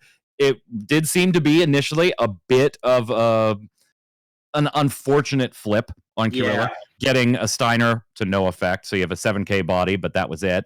And then the Charlotte did point out, hey, the Charlotte's going to give a little bit of protection here, though, even more so than Kirilla was already giving Knights, right? With the damage reduction ability. But Charlotte does kind of gum up the works as far as even straight removal. Cloud having to choose Charlotte to even attempt the Ferris play later to hopefully maybe get Refia online. It was just kind of a snowball. Charlotte did some good work there. Kirilla shut off Ferris. And, when you do 1 damage, 2 damage, and then all of a sudden your opponent is on 6 damage on the following turn. Yeah. Even 3x bursts, it's a tough hole to dig out of in 1 turn. And that's on top of not assuming Hunter probably had 1 cancel of some type, but knowing the had 2 and then also had a QQ lane to blank Refia anyway. Yeah, that was the writing on the wall. It was on the wall very, very early there. Man, Hunter just had so many answers. Not only did he have 2 Amats, but he also had 1 Cooch lane just spare at the grip, which is just absolutely gross. Yeah, Snugsy saying it exactly right. Mike just didn't get the counter punch to punish the weaker Kirilla flip. Yeah, for sure. And I think that's the second time back-to-back games, by the way, that we've seen a Warrior of Light deck that has to play Tyro as the second backup, and that really, sure, you curved out nicely. It was efficient use of CP. You went and got whatever Warrior of Light forward you wanted, whether it was Bartz or Refia, whoever you needed to grab that wasn't already in your hand. But that does throw off the curve of, I have 1 Warrior of Light, I have 2, now I have 4, and we're off to the races. When you have to play that Tyro second, and in back-to-back 4-color Warrior of Light games, we saw the person playing Tyros, the second backup, kind of get back-footed. By necessity, right? Like, you draw what you draw. Yeah, you can't control what's on the top of your deck. I also think in these kinds of matchups, being first is huge, right? Because you have the first to present a lot of tempo. I think being able to just slam Corellia turn 1, like just being able to present bodies and put you on the back foot immediately. Sometimes the die roll is very, very big in these matchups because you can just be the aggressor to start. See, that's what I was telling you earlier. You don't want to go second, bro. You don't want to go second. You're wrong. Not in Final Fantasy. You don't. There just isn't to me. There just is not a compelling reason to win the die roll and go second in this game right now. They're just probably fair.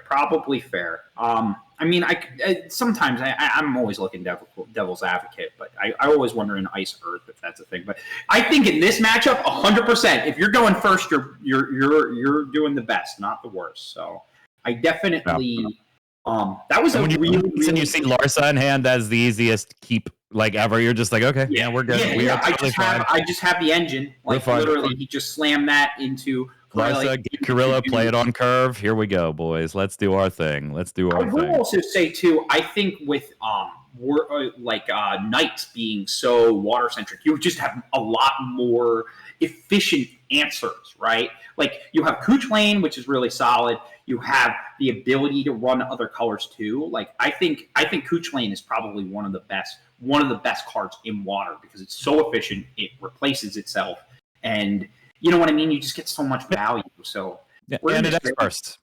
Yeah, and it X-bursts. X-bursts are pretty good. I've heard. I hear it. Even when 3 in a row doesn't save you. Yeah.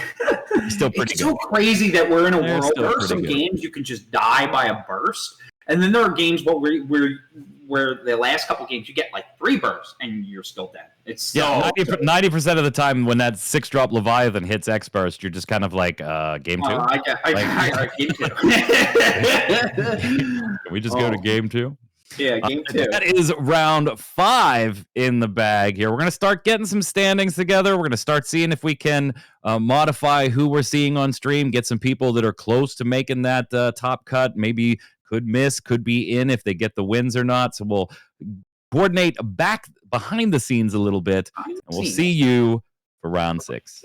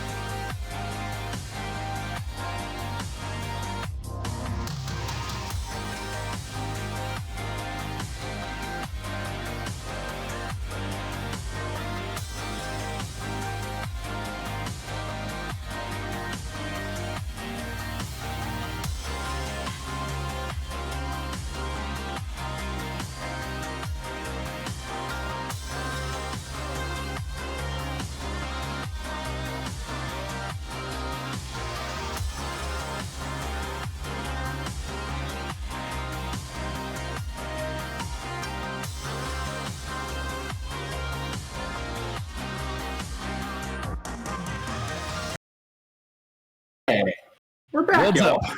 We're back. Yeah, we had a couple games go to some turns there. Take a little long after a very convincing fast win by Hunter Nance with the Knights. So we are back. Saw the pairings go up there in the shot. People finding who they're going to play against and have a seat at the table. Right now, we are awaiting who our match will be. We are trying to get for round 6 and round 7 some bubble matches where appropriate. Yeah. It's challenging, right? Sometimes the Square Enix software maybe, not doing exactly what it should do in all scenarios, but we're going to try and get you some bubble matches. We're also trying to get you the top, the standings after this round, so you'll have an idea of what the top looks like going into the 7th and final round before the all-important top cut going into tomorrow. Yeah, it's going to be a big one, a big top 32 cut. Definitely some cusps of some 4-3s getting in. There's a couple people that we saw that we definitely could see getting into top 32 for tomorrow.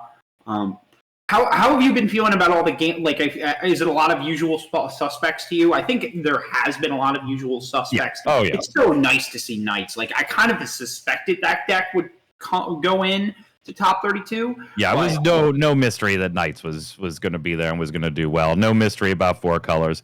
We're getting our opponents now. Looks like we're going to have Austin Wilson, who, let me take a look at the deck name is I Grew My Hair Out for this. Okay, so we've got Lightning, Irvine, Don Corneo, Alcid, Warrior of Light. So it looks like we're going milling, boys. We are going with the Cat 8 kind of turbo mill. Get those Raijin, Fujin, Cypher out on the board. It'll be interesting to see. I'm super excited to see this deck live.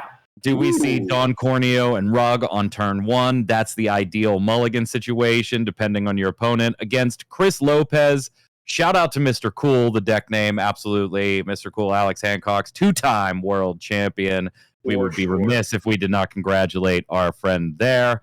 And yeah, it looks like we're in a bit of a mirror match here. Not so much in on the Don Corneo side of things, but in on the category 8 side of things. We're going to see Fujin and Raijin and Gilgamesh and Zeromus. And we've got some other things in here. A little Lena, Diana, Sid Rendell, Warrior of Light, Adia, Glaciella. So some fun little spice in here for Chris Lopez, which is super interesting. Yeah. I've done a bunch of cards. I'm excited to see this because this is kind of like a super fresh, super like something we haven't seen on stream yet. Yeah, absolutely. Yeah, you've got the Sarah FFL backup, the Aria 3 backup, the Renoa backup from Opus 2. To catch you up. So a little bit of fun here. On the limit break side of things in Chris Lopez's deck, we're looking at a Zach, 2 Surges, 2 Leo, a Victoria, a Cloud, and a Lightning. And then over on Austin Williams' side, I don't see any limit break. That's interesting. It's a printed out deck list from FF decks, and maybe it's stapled to the back or written somewhere. Will remain a mystery. There's 8 cards. We'll be as surprised as you are. Yeah, we will be animated with excitement knowing those cards. Yeah, Sid Rendell plus Irvine equals never reaches 10 in the break zone, says Shady. Yeah. I mean that's gonna be the play here. It's gonna be interesting, right? You're gonna want to see if you are Austin, you want to see Rug and Don Corneo in that opening hand to try and just bum rush the board there. Maybe you end up having to play into a Ysael or a Drace backup, which are the only 2 backups he's running. This actually looks very, very similar. I haven't done an exact card count, but this does look very, very similar to Steve D. Shout out. I love you, my friend. Well, let's collab sometime. This looks similar to the from the entire YYT. Love you all. I love you all. This does look very similar, if not exact. I haven't matched it up to his Dredge deck tech talk. So we're only running 6 backups, Ysael and Drace, just in case you got to play it to go get Don Corneo. So this is going to be super reliant on the Don Corneo just trying to flip off the top and just go super duper fast. So both 2 decks kind of going a little bit faster. I feel like in this matchup, it looks like we'll get to talk a little more on the tapes because we're about to get started. That is not Hunter and Michael. We're updating the I will names tell as you we that speak. Chris Don't worry. Lopez is on the right. On the right. Austin is on the left. This should be a very, very interesting kind of matchup. And I know Chris, I believe he's local. I think it's his home store too. So that's pretty exciting. Austin not liking what they saw. So, that doesn't look is good either. That is. Oh, okay. We're okay. We drew the sale. All is saved. We both looked at his hand, and when we both saw him, we're like, "Oh, this looks horrible." But he's now found the tutor to find the Don. There's the Don. Now, it did not look like we had the General Rugadine yet. Not yet. That's going to be a key, right? You want to be able to give Dawn haste so that you don't have to hope Dawn survives a turn. For sure. We're going to play a red mage back up, get ourselves a crystal, and draw a card. Yep. Since it was less than 3 backups when we played it. I love these backups, these like can-tripping ones. That's a rug right there. That was a top deck of a rug. How is he so good at this game? Here comes Don Corneo. No chance for Chris to do anything yet. There's no stack built there on entry. Gotta believe he's just gonna ditch 2 here and play the rug. You gotta believe. Oh, he passes. Interesting. I hope maybe that wasn't rug. I mean, it really did look like rug. Here comes 7-drop wool. Uh-oh.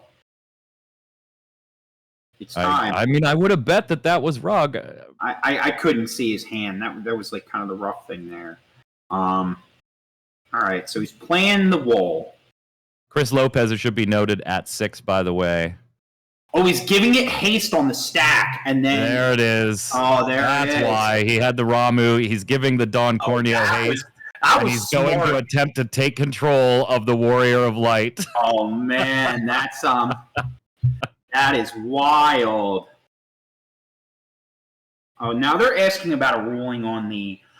the rug if he... the Don, and seeing if the mill happens. Yeah. I would make sure to show your opponent that. Yeah, you got to show all 15 of those first before you start dragging people to field. Yeah. Oh, he did hit both of them. No, he hit both. This Rising and Fusion. Oh yeah, I saw this. Okay. All right, guys. Well, now we know why he didn't run the rug out. He had the Ramu. I was smart.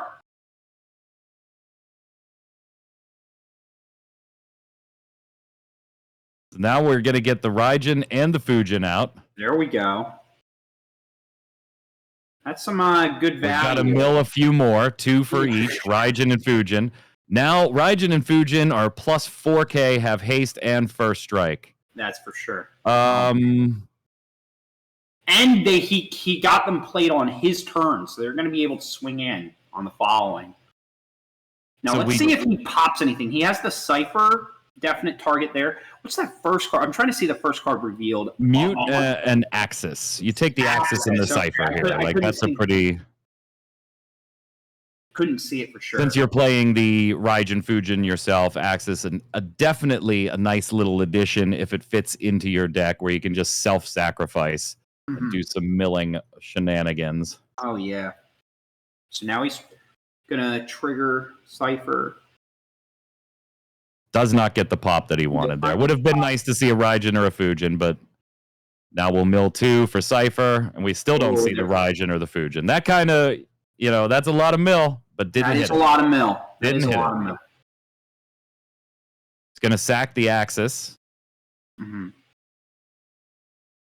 Take back Idia to play the Raijin. To mill more. And he gets another Raijin, not a Fujin. Not a Fujin. That's an Oofskis.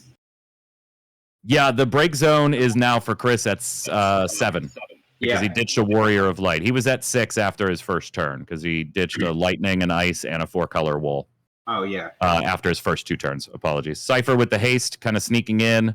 Going to try and break somebody there. There goes the haste-giving Raijin. So now Fujin does not have haste. Oh, man, I can't see what color. And does a damage here. So, yeah, Gilgamesh online for Chris Lopez. What seemed like a very neat play on Austin's side of the board probably should have just been a rug. on the previous turn. Oh, here's Gilgamesh. But here comes Gilgamesh. I think we're only at 6 though. I haven't seen. Oh no, I think I did see a rug disc. There was a rug discarded. He is unlocked Exodia here. Yeah. So now Gilgamesh is big, has haste, has first strike, has 1K. Dalton freezes on attack and can attack 3 times. He's energized. He's ready to go. Huh. This is interesting. So Lopez. A Wool was discarded to trigger Wool's special ability. It's what put a light card in Chris's break zone for Chris's own Gilgamesh. Oh, that's gross. Oh, gross. So good. Don Corneo trigger does get the Raijin. And I think Wool protection. He has a Fujin. He already has a Fujin out, yeah. Oh man, this is crazy. So crazy. That's what I love about this game. It makes cards that are like that you haven't seen in what is that, Opus 11? Both gentlemen playing fast here. Playing fast. I'm not quite sure why Raijin didn't hit the field. I thought I saw Raijin in that Don Corneo. I do too. So yeah, I don't know why. Swinging, and because of the break zone size, breaks Gilgamesh, hits a Squall into damage. Warrior of Light hits a second Squall into damage. That's crazy. Both gentlemen playing fast because you don't really have a lot of time. Yeah. Exactly. You've already milled a bunch of cards. Yeah. Chris Lopez dropping Cloud from the Limit Break deck. That's going to allow him to choose a forward of cost 3 or less and break it. Obviously, Don Corneo, bye-bye. Chris firmly in the driver's seat right now. Firmly. All right. We get our own Cypher. Milled a Don. Unfortunately... Is that the last Don? We're gonna rescue there's 2 Dons in bin. Oh, you're done with Dawn at this point. Yeah. You're done. You just deck yourself out if that's mill much more. You are done. Unfortunately, he would have loved to have flung the Cypher there. Jeez, to break something, but oh yeah, this is gonna do it. Yeah, I mean Gilgamesh with 2 dull freezes and about 140 swings with all these forwards. 140, and that's rounded down. That's rounded down. That was me doing the math very quickly. Yeah. So what we knew would be a very quick game ends up being an 8-minute game. That was a very, very quick game. I will say these decks do go super fast because you essentially flip your deck upside down and hope to play a bunch of forwards. Yeah, and both players turned on Gilgamesh very quickly. It was just going to be a question of who can get rid of somebody's Gilgamesh when it comes out. And hey, Cloud is apparently pretty good at getting Don Corneo. Somebody in chat says deck out speedrun 2024. Absolutely. I love that. I love the Raijin Fujin. I love the kind of dredge style gameplay. I mean, I have played the deck. I've played it an awful lot, actually. Again, helping some of the Pittsburgh crew play against it, knowing that it was going to be here at this event. You got to learn that matchup. Having the Wool specials was just an absolute killer. Backbreaking. It was very cute.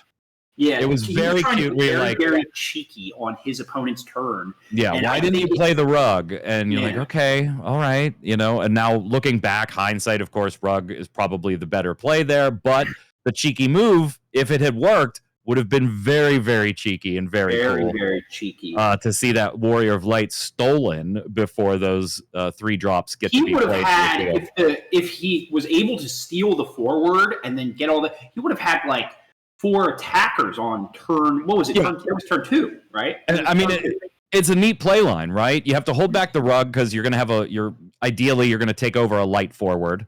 And you can't have rug on the field and take over the light forward, right? You don't have anything that allows 2 light forwards. You have the Ramu to sneaky give Don Corneo haste, so your opponent doesn't necessarily see Don Corneo's ability coming. And it was cute, and I wanted it to work. I wanted it to we work. both didn't see it coming. We were both like, why did he do that? Unfortunately, we were like, oh, that's why he did that. Okay. Unfortunately, having a Warrior of Light in your hand to trigger that special just a little too much, and then following it up on a subsequent turn with another Warrior of Light special to just keep that Warrior of Light protected. All of them and That was the end of the game. The opponent so well, like really just like held his deck together. Like it was kind of not, that would have been such. I think Austin would have won it if it resolved. You know, like if that would have, if he couldn't, if he chose the wall, that would have been bad news bears for sure. That was very fast. We had 2 very fast games in a row. Yeah, and you know what? When the Warrior of Light takeover doesn't go your way, and you still pop the Raijin and Fujin, you still kind of go, all right, I'm not in a.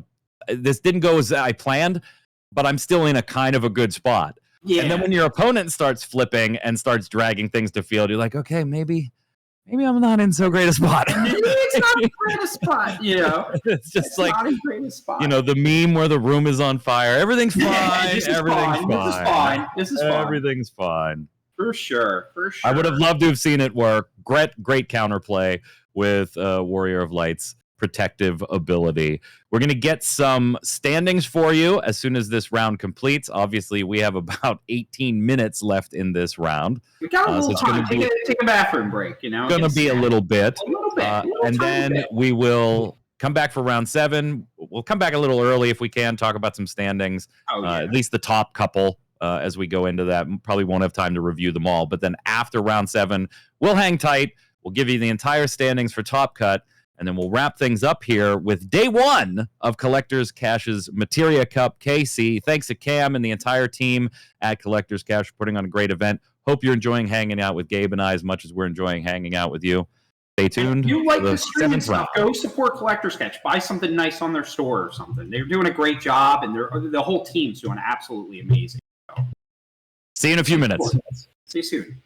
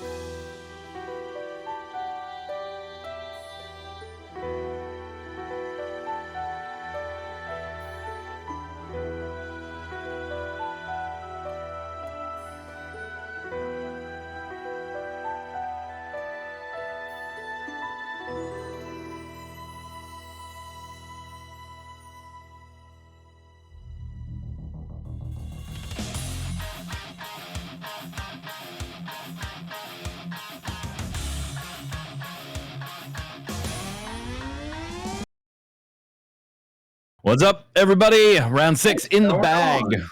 Round 7 on its way. Thank you for joining us here. Materia Cup Collectors Cash kicking off the North American FFTCG 2024 competitive season. Let's go through some standings. Now, we do have to kind of truncate this because we're going to go into round 7. We're We're going to not going save to you hold from anybody up. seeing my ugly face. So we're going to see some real winners here. So we'll show you some of the top there. Hunter Nance, who was on stream earlier in first place, on that Knights deck. Kyle Peters right behind him. Some of these names are truncated, so I'll go first names only. Kevin in third, Sydney in fourth, Michael, Brandon, Ray, and Dorian round out your top 8. Your top 8 players. Some of those we've seen on stream. Coming in 9 through 12, we've got Logan, Samuel, Jordan, and Ryan Chen. So we're seeing some familiar faces. Yeah, some familiar that faces. Might be Jordan from Ohio. I know Logan's local to Ohio, crew 2. I'm pretty sure we saw Kevin on stream, right? We saw Kevin on stream. I think it's maybe. I mean, and then there's me scrolling through to see how the Pittsburgh crew's doing. In the top 32 cut, we got a couple that might make it. Mr. Travis Pfeiffer. This is down the list there, still in the top 32, hanging in there. Corey Kunkel hanging in there. So gotta sloth and hang around, you know. Yeah, gotta see how they're doing. Then we got some people right on that bubble, right? Some people you may know. Tori Kelly coming in at 36, so definitely still in play here. Still in the hunt. To make those top 32 spots for tomorrow. Speaking of tomorrow, it will be Gabe and I rejoining you. Hope you're enjoying the commentary. We won't have deck representation for the top 32 today. We will have some of that in the pre-show for you tomorrow. In the first round, we're going to try to pick a deck or two, if possible, that we haven't seen on stream today. And then, obviously, as we get to top 16, top 8, top 4, things will get a little more limited. Now, tomorrow, launch time will still be the same time as it was today. Collector's Cash, 10 a.m. their time, looking to kick things off. We'll probably go live 20 till quarter to, do some pre-gaming. You know us, like a little bit of pre-gaming before. I always like that a little bit. That's right. Yeah. We're going to give you a bubble match right now. Now, we can't say with like absolute certainty win and in, right? Because there's always tie-break situations. But in this bubble match, if you win, you are probably in. That's like a good slogan. If you're in, you're probably in. Right. But not 100% because obviously strength of schedule and things like that can separate some of those 4 and 3s from being in the top 32 and not making the top 32. So we're going to get some deck lists here in a minute. Come to round 7. Hope you've been enjoying this coverage. If you have, make sure you're giving a follow to Collector's Cash here on Twitch. We've loved hanging out with you. We're going to go through round 7, and then we'll come back, probably a little break just to finish things up, and we'll give you the top 32, and then we'll see you tomorrow morning. Same time, same place, same bat channel, as it were. Same bat channel. All right, so we should have deck lists in just a few moments here, getting ready to start. I'm excited to see how the top 32 is going to really hash out. And these bubble matches are very, they're very intense because people are going to be playing as clean as possible. They're fighting for this. I mean, me and you are used to being on the bubble. We're usually on the end of the bubble where we don't make it, and it's like big sad story. But these games are always like super intense, super important because it's for prizing. It's for a chance to get your stake at the world at the national championships. It's a big deal. And it should be noted, too, that we do see some people, Hunter Nance and other Ryan Chen, we do see some names already in the top that could, depending on how tomorrow plays out, end up in some roll downs. So some interesting situations that could arise tomorrow, depending on how top 32, 16, 8, and 4 go. Well, all the way up to 8, basically. Then yeah. Did Amethyst take top 32? No. How the pass down works for anybody who receives a invitation through pairings in top 32, it then gets passed down to the next player that doesn't have an invite. So you might see some people that didn't have an opportunity, and for anybody who may be discouraged to see a couple of the players that are still doing very well and still competing, you still have a shot to be in the national championships. Just playing your heart out. And honestly, this is the type of thing that really it's really exciting time. So these bubble games are literally probably more important than you know. It could mean from a pass down to playing side events. Yeah, it's pretty exciting. I'm pretty excited for the next round. Unfortunately, chat, Shady Sheepy asking about Amethyst. No, Amethyst is not currently in the top 32. That's my girl. I love Amethyst. She's awesome. Sweetheart, yeah. She's awesome.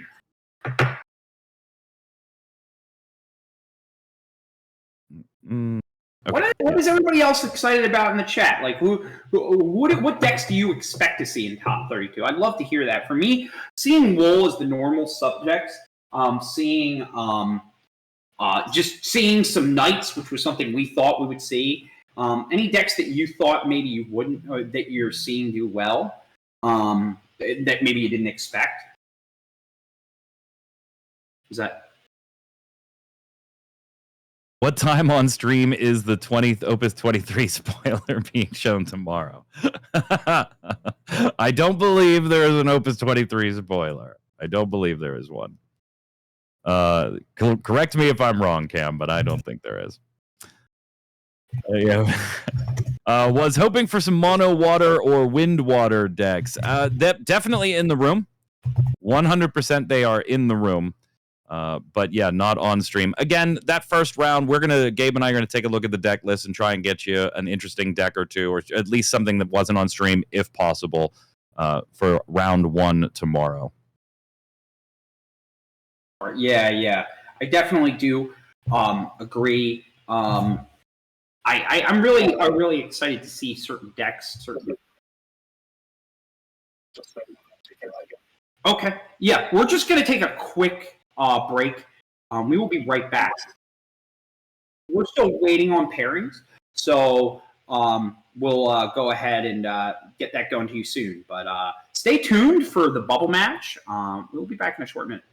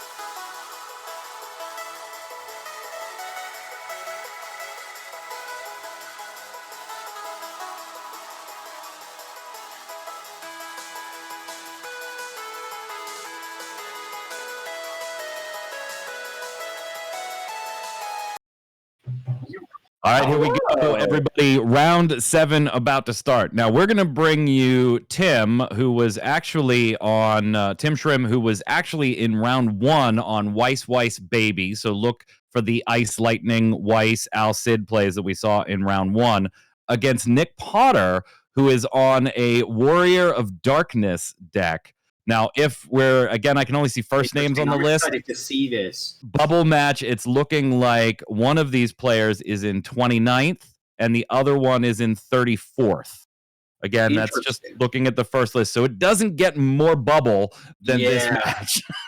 Exactly. This is one of those games where literally your win gets you in. You're both in top 32, essentially. One loss could really rock you to the bottom. I don't know if they said anything if they're X2 or anything like that, but this is as close as you get. You win, you're in. You lose, you play sides tomorrow. I'm very excited to see Warrior of.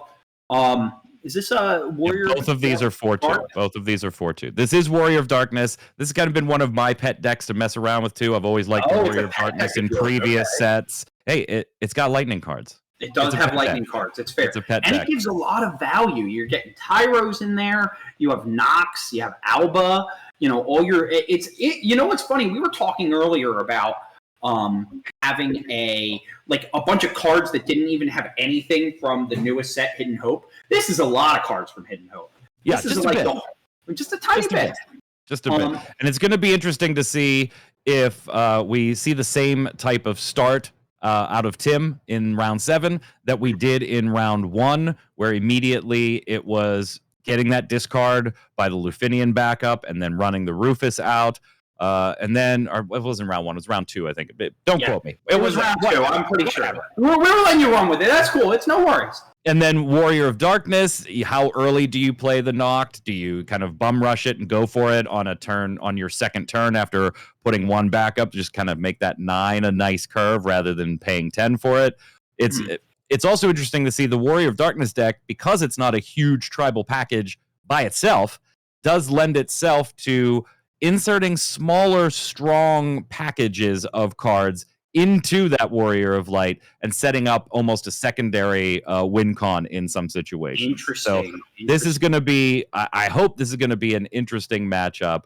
I'm all for it. These are 2 decks I love personally playing, and I can't wait. Now, when we're talking about the limit break decks on Nick's side, we've got 1 Leo, 3 Cloud, 3 Matt, 1 Shantoto. Pretty predictable in that Earth Lightning build, even though you are kind of flexing maybe class 10th Moogle for Earth Lightning.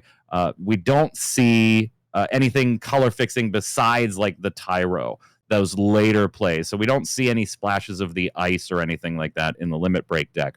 And of course, going back to Tim's Weiss Baby, Surgus, Cloud, Victora, and Lightning. So should be a very interesting matchup to see how this plays out and who's in and who's not. At 29th and 34th, this is going to be a tight one, and hopefully it's a good match.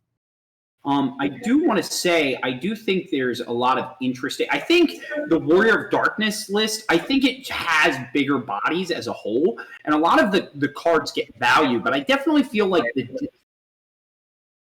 looks like we're starting here, but we'll see if the actual discard really plays a big difference in some of the cost of some of the cards that Warrior of Darkness has. So we're gonna start out. Tim on the left, Nick on the right. Big bodies on Nick's side, but dull freezing on Tim's side. You know, you can be a 9K, but if you don't get to stand upright, doesn't really matter what that power says. It doesn't really matter. You can't stand, you can't walk. You can't walk, you can't run. Let's see what we got here. Looks like we have Nick starting. No, Tim starting. Tim starting, I'm sorry. Yeah. Which is the Ixion. Probably not a great card in this matchup, given the prices. Although there's quite a few 3s across those Warriors of Darkness. Yeah. We got the Restrictor. We're going to get the Nero. We're playing the Nero. Oh, he's going for the Weiss. Because he's playing out the Nero. So he's just double searching right now. So his opponent had no problem with the shortcut. Totally fine. Yeah, that's fine. Restrictor gets you Nero. Nero gets you Weiss. Kind of the same opening we saw from Tim earlier in the days. These are not 6-0s. This is a bubble match between the person ranked 29th and 34th in a top 32 cut event. Mm-hmm. Yep, this is the exciting. The 6-0s are always super nice, but these guys are fighting for prizing. These guys are fighting for a shot at the national championships up in California. There we go. We're just gonna knocked Nick's first turn. Nocting right here. Drop the knocked. Gonna probably grab a Diana, a glaive, and he is taking the Alba. Okay, a lot of times. So, we're not getting the glaive at all. So we're gonna take the Alba. The knocked makes sense. You usually want to grab Diana knocked when I'm playing this. Alba, I don't know. I might have gone knocked, but maybe Nick's already got a knocked in hand. Maybe he does. Yeah. It looks like he dumped a Lady of Antiquity here. It looks like a glaive too, and a Tyro.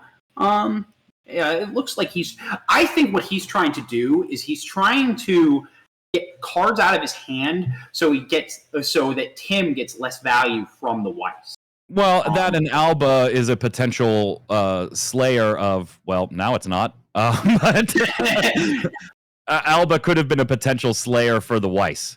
You play the Weiss, fine. I'm going to discard, but next turn I'm going to play in the Alba and break that Weiss. Okay. So Alba gives knocked haste. We get an Emperor Gestalt into the damage zone.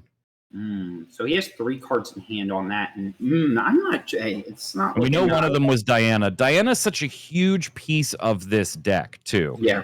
Diana's the one that allows you to not only kind of recoup, because if you play it for off an ability, you're going to get the draw and replace itself in your hand. But it's what turns on the ability for all the Warriors of Darkness to effectively be your control. Dull a Warrior of Darkness to dull something forward on the other board.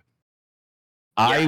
I'm with you, chat. I thought that this would be knocked into Diana, and then the Alba on the subsequent turn after Weiss comes in. Maybe going a little differently on Nick's side. Al Cid, so we're going to get a freeze of knocked and a free play of an ice or lightning forward. Looks like we got to make the decision of Weiss or Rufus. We're going to go Weiss. Oh, yeah, I think this is really solid here. You're just locking his board down immediately. Get the discard, get the dull freeze on Alba and pin them down. And this is what I said right at the beginning of the match, right? Like if the boys are big, that's great. Yeah. But if they don't get to stand up, and that's what Tim's going to have to try to do. Warrior of Sharpness. I like that. So, Chad, I agree too. Just from playing this deck quite a bit, I think it should have been Diana last turn. Probably been Diana. Now Diana comes in. It's a little too late though to use. You would have had, even though you were going to get Alba and knock dull frozen, you could have dulled down Alcid and Weiss in the process. For sure. Huh. This is very interesting. All right, so it looks like he is. This is getting very scary now, though, because we know Tim has the Rufus in hand. For sure, yeah, he does have the Rufus in hand. This is going to get very, very sketch in a sec. All right, so he's discarding Al Cid, tapping 2, and he looks like he's going towards the limit break. Oh, he's going for Cloud. I don't hate it. I don't hate it because you have to deal with Diana. You have to deal with Diana. Yeah, for sure. Diana, in response, dulls itself to dull Al Cid. Mm-hmm. But I wonder if freezing this board more was the play. Yeah. Because now the Rufus cannot be played from your hand. So Weiss going to get in there for some damage. All right, got it's a Cisne.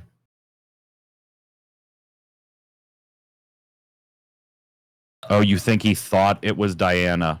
Oh, I've done that before. Yeah, I remember looking at Nick's posture, and he was kind of nodding his head afterwards. I feel like you might be right.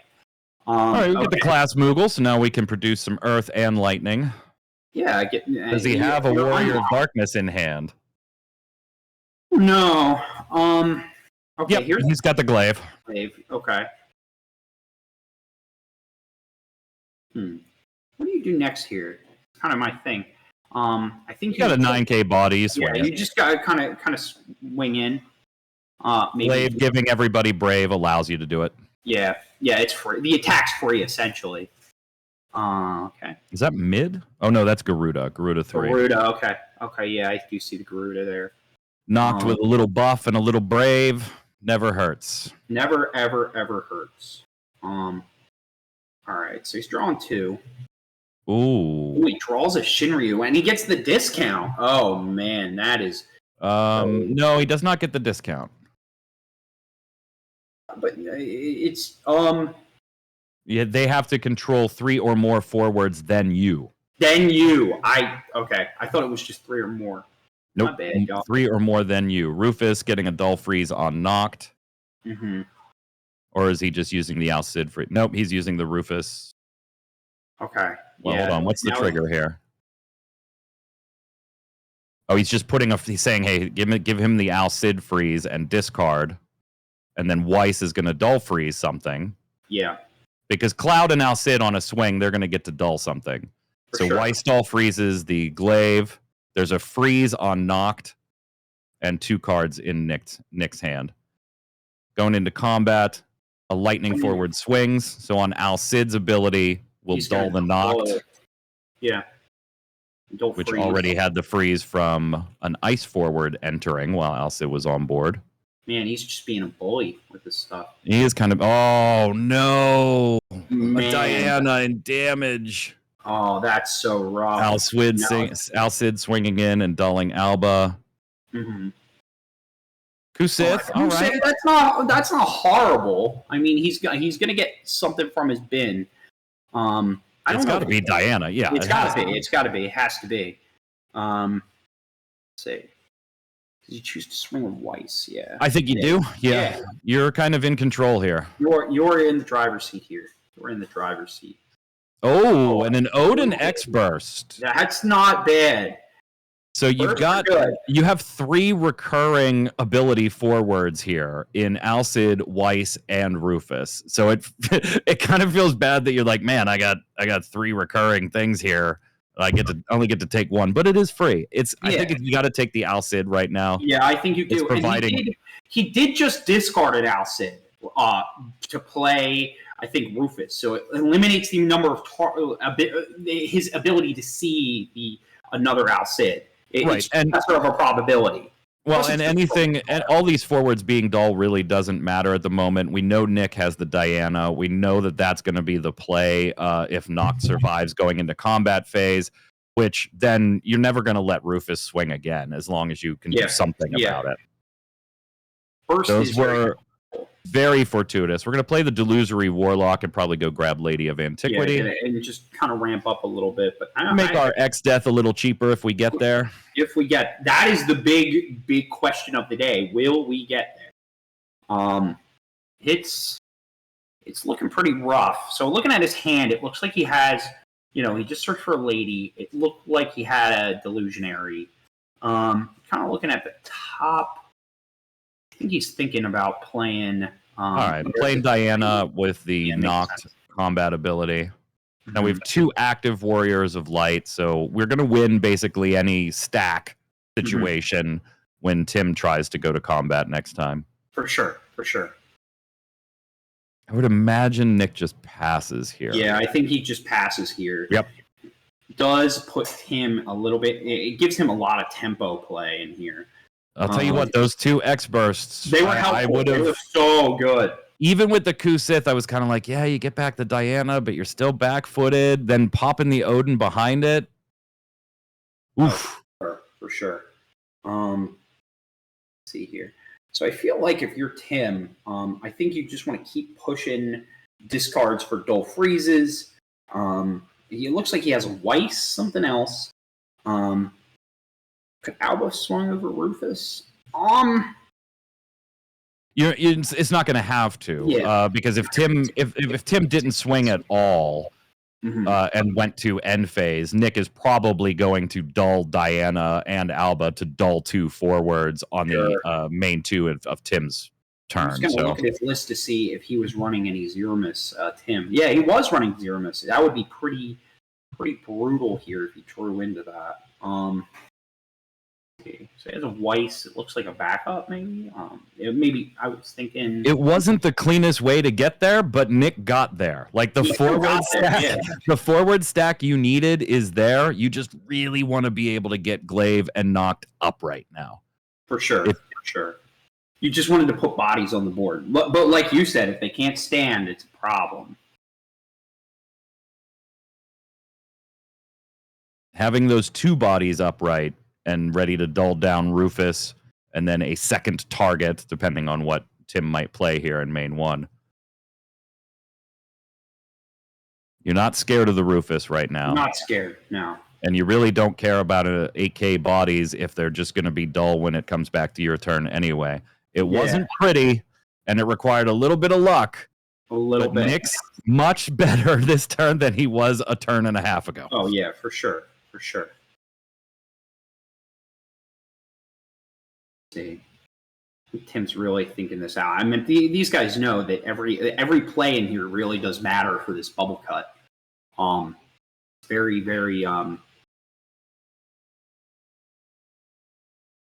yeah, Chad, I'm with you. I agree. Like, if Diana dies, this is over. You have the one Diana in damage, and the other one presumably still hiding in the deck, or it probably would have been played on Nick's previous turn before the Kusith X burst.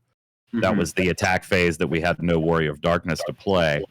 I have to believe if Tim had a way to nuke that Diana, that it would have been windmill slammed. Oh yeah, this would not be as in the tank as I think it would be if that was the card he drew. It might be time to hit that limit break deck. Yeah, it might be limit break time. That's right.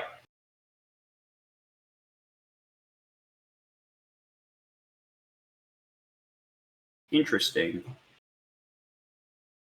All right, we're gonna ditch 2, dull 1. So we're gonna see the Shinryu. Shinryu, he's playing. Yeah, Alcid's dead. Shinryu gonna go get 1. He got 1 card in hand, and a lightning backup up.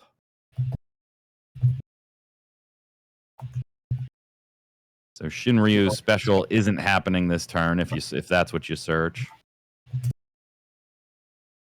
Zeromus kind of doesn't feel great. Yeah, you get to pin Knockdown or pin Glaive down, but you're not on damage 3 to pin the other one down. Oh, for sure, for sure. And that would be assuming you have an ice card anyway. Yeah, I would assume so. Okay. Okay, the Angeal seems pretty good. Yeah, it seems pretty good. I like that. Gives you 3 CP, and you get to bust a forward of cost 4 or less as long as you have 2 job soldiers. Which you absolutely do. Yeah, you already have it with the restrictor. Oh yeah, and the restrictor. I forgot about that. So restrictor and Angeal puts you at 2. It's got to be Diana. Yep, there it is. It has to be. It has to be. And now, see, this is where the stack war with Warrior of Darkness comes in. Nick saying, okay, put Rufus and Weiss down, and then, yeah, I'll go ahead and kill that Diana.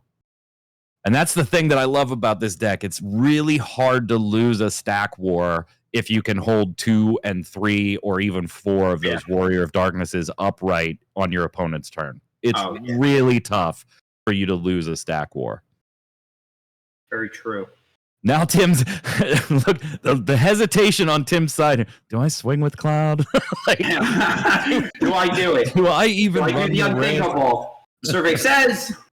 All right, that's a good hit. That's a solid hit. Dodges the X burst, and now I think Tim's right back in the rough spot again. Seeing Man in Black go to damage was not great.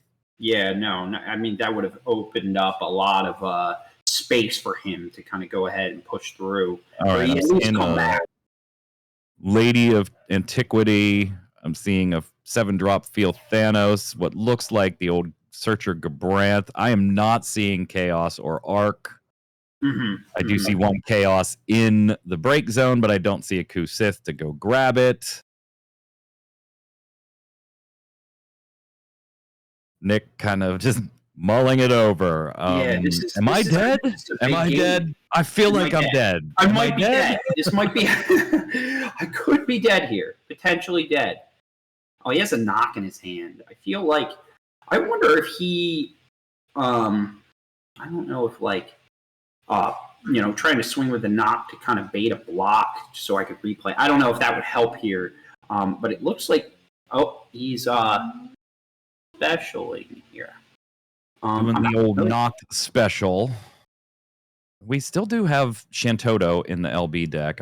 I'm trying to count the Earth. It's a little tough to see. I know he's got Lady of Antiquity in hand. He had the knocked, which he just used.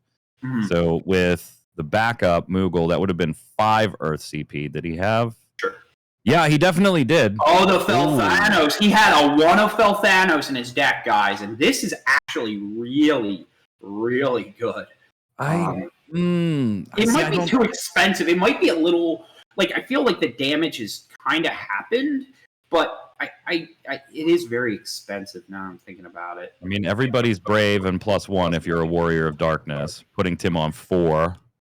Now putting him on 5, managing to duck any X burst. That would generally in Tim's deck, it would be grab a card. I like that. I still think that Nick having the Earth CP might have been better served by Shantoto. Yeah, it might have been better served on that end. Although then Tim goes ahead and just top decks a casual Irvine, so just casual, just casually, really. So maybe feel Thanos was the better play. Is that other card Egg's Death though? Yes, it is. Let's see here. That other card is Egg's Death. Now we're digging through the Limit Break deck, seeing if we have any kind of ways to kind of clean this up. And now he has to choose Volthanos, but if it's 5 or less, it gets canceled. I believe we are asking for a break zone count. Yeah, break. Oh, it's big X death time. This isn't telegraphed or anything. No, not telegraphed at all. Nothing to see here. Just a casual break zone check. Can I see your break zone? How many characters are in there? I want to see how I can mill you out here. This is the big strategy. He's going for the mill out game.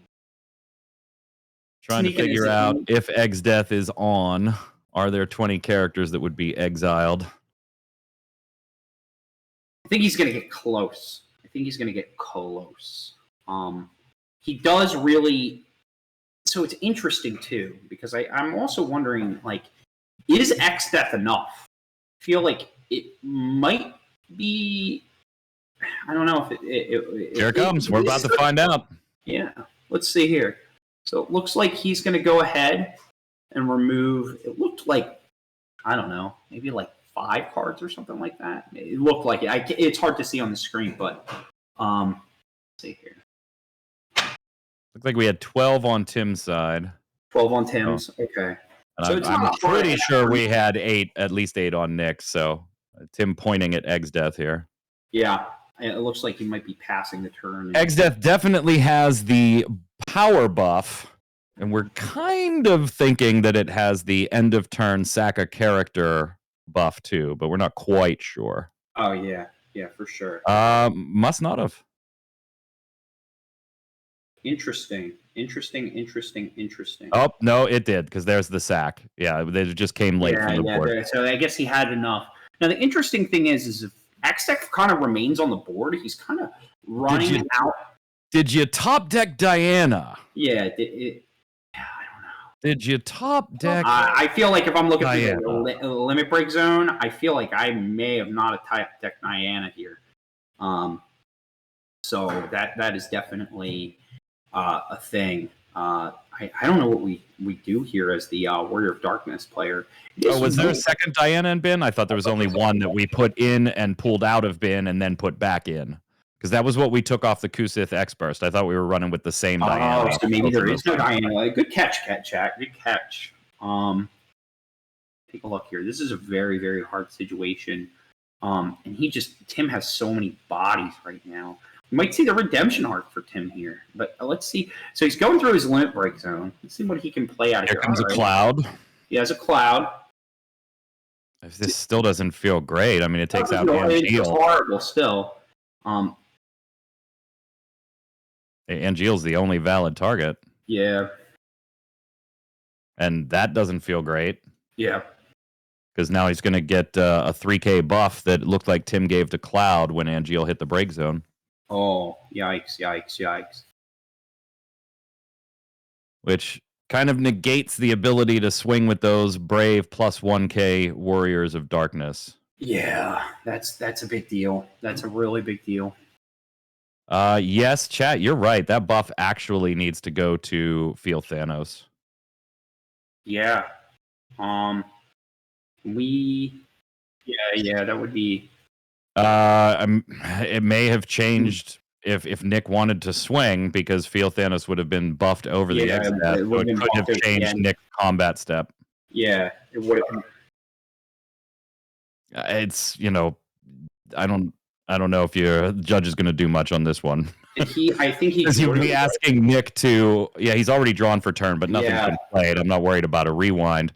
But you were asking now to be in Nick's head. Was he thinking of swinging and that buff stopped him? For sure. Yeah, I don't know. I think it's very hard to reverse at this level of the. Oh yeah, you're right. Yeah. So Feel Thanos actually would have canceled the buff. So I don't think it changes the combat step. Yeah, you're right, Shady. Feel Thanos wouldn't get the buff. He would cancel the buff after it targeted him because Cloud is less than 5. Yeah. So Cam, we're okay. Yeah. Okay. All right. Surges comes in. Is that Surges? Is that yes, it is Surges. So a kind of useless effect there, except yeah. He's just putting bodies on the board now. This is going to be. I thought it was Vic. Thank you, chat. It was a little hard for me to see on my screen. Again, not totally useless. Feel Thanos just sucking that up and saying no problem. Matt just win the? It might actually. I think he just jump blocks a lot here, right? That's an interesting thought there. Top deck war begins. Yeah, I think it's kind of funny. It's kind of funny because it's just like multiple bodies, multiple backups, a bunch of dudes. Just we're just playing forwards. Honestly, if you're Tim, you just consider riding Egg's death. You can't dull those. You don't have Diana. Nick just realizing he didn't have Diana. No.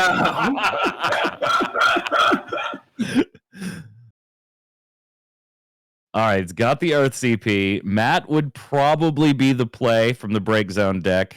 Give everybody a buff, give everybody Brave, and let's send them in. We could not have asked for a better round 7 bubble match. It's tied 5-5 with full boards.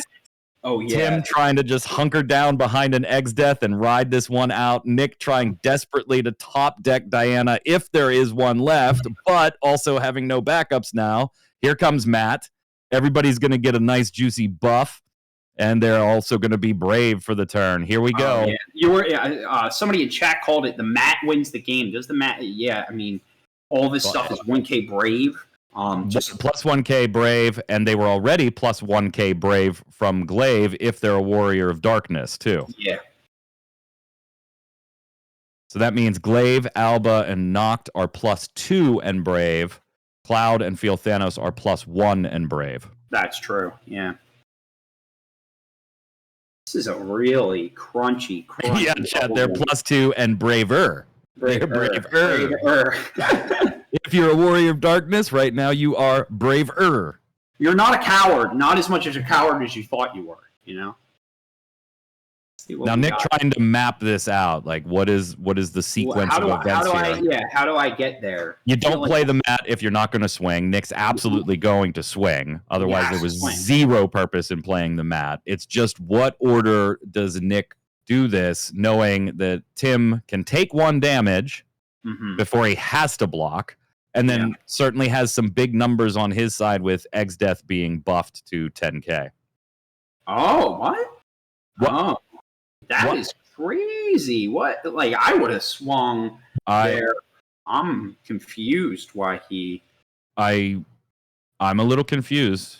Yeah, I would have definitely... I mean, when you give all your stuff 1K Brave, you're almost incentivizing a swing. And I mean, you had some tempo here. Yeah, at minimum, you swing with Noct. Mm-hmm. And then if you want to get ballsy, you propose a trade with Feel Thanos and Egg's death, because right now Egg's death is just going to eat you alive. Yeah, this is... Tim can just hunker down behind Egg's death. Only 3.5 or a little less than 4 minutes left in round. We got an Odin in hand, and it looks like we have a lightning card to cast it. So, we got our own Egg's death. so we can blow something up. Well, Gotta be the Egg's Death, right? Yeah, it's just the biggest thing on the board. Now it's interesting. It's the one that's causing the most problem at the the most end of damage too. every one of Tim's turns. Yeah. All right, so it looks like the death is going to die.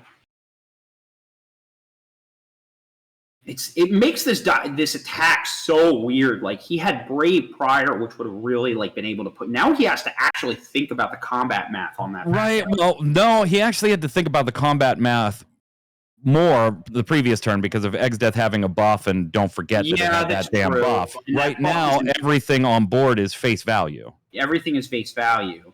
You have a couple, you have some 8Ks, some 7Ks. Everything on Tim's board, I should say. Yeah, everything on Tim's board. Just passing again, opting not to swing.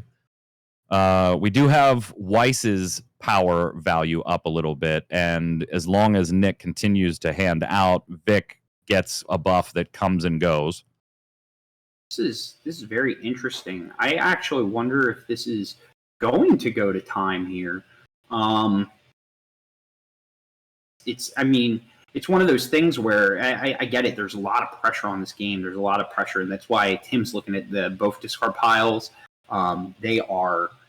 This is like a big grind fest now. I mean, the excess off the board, but it's weird. So right now he has a restrictor, kind of a dead card. He has a Shinryu. He's gone through one already. Doesn't have the CP to Shinryu, grab Shinryu and do a special. Yeah, he doesn't have the amount to do a special. Looks like does he have an Exodus? That's kind of that it might not be useful, and it does get through Felthanos's ability a little bit by picking a number. Let's see here. Yeah, this is really weird. I think this might go into time. It's very, very. Ooh, this is a very, very, very, very weird game. Would you have attacked there when he summoned the mat? I might have that one turn. I think it makes this strange. I don't. There's, to me, besides, okay, fine, get a body on the field, but I'm a little confused by the lack of any swing when you played Matt. At minimum, you swing knocked, and then you think about, I don't think you do it, but there is a thought process behind maybe I swing with Felthanos and present a possible trade with Egg's Death. Yeah. I don't think you do it. I think Felthanos has too much of a lock on things right now that you just at least swing the knocked. Yeah. It's very, very interesting where this game Tim could battle his way into having less forwards, 3 less forwards than Nick. And then Shinryu and the special do become live. We got, okay, so we're paying full price for Shinryu, so there goes that idea.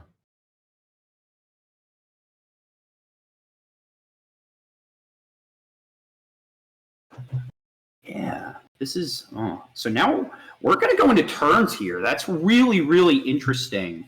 Very, very interesting.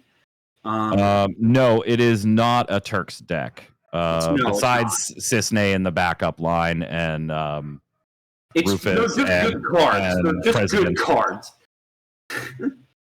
Yeah, you got President Shinra searching Cisne Turk for backup color purposes, but then it's just Rufus on the forward line. Okay, so we're going to go into turn 0, and Tim's going to be turn 0 here. So he's just going to slam the X-Death. X-Spec's going to trigger. And this is very interesting because now he's going to have to sack his forwards because he just. Adam, even top decking the Diana, you got to make sure that Noct stays there because it's the only way you can play it right now. I think that's the right choice. Oh, that goes to the limit break zone. Limit break zone, Matt. Yeah, Matt should be in the limit break. That looks like a Tyro and a Mist Dragon. Talk about the absolute worst draw you could have had. Yeah, that's not what the doctor ordered. It's not what the doctor ordered. So it's time to go look at that limit break deck. Here comes Matt again. Here's the other Matt. Oh, man. I feel like, now I don't know if you can attack. This is turn 1, by the way. This is turn uno. Let's see here. So Okay, looks like this time we are swinging with the knocked. Mm-hmm. Tim just gonna, hey, you can have this cloud. Yeah, you're gonna have this cloud. That's fine. Oh, he goes in the limit break deck. Yeah, look at that. Look at that. Glaive swinging in. Remember, X Death is 10. Vic has their buff. Weiss has the damage 5 buff too. Mm-hmm. Mm-hmm.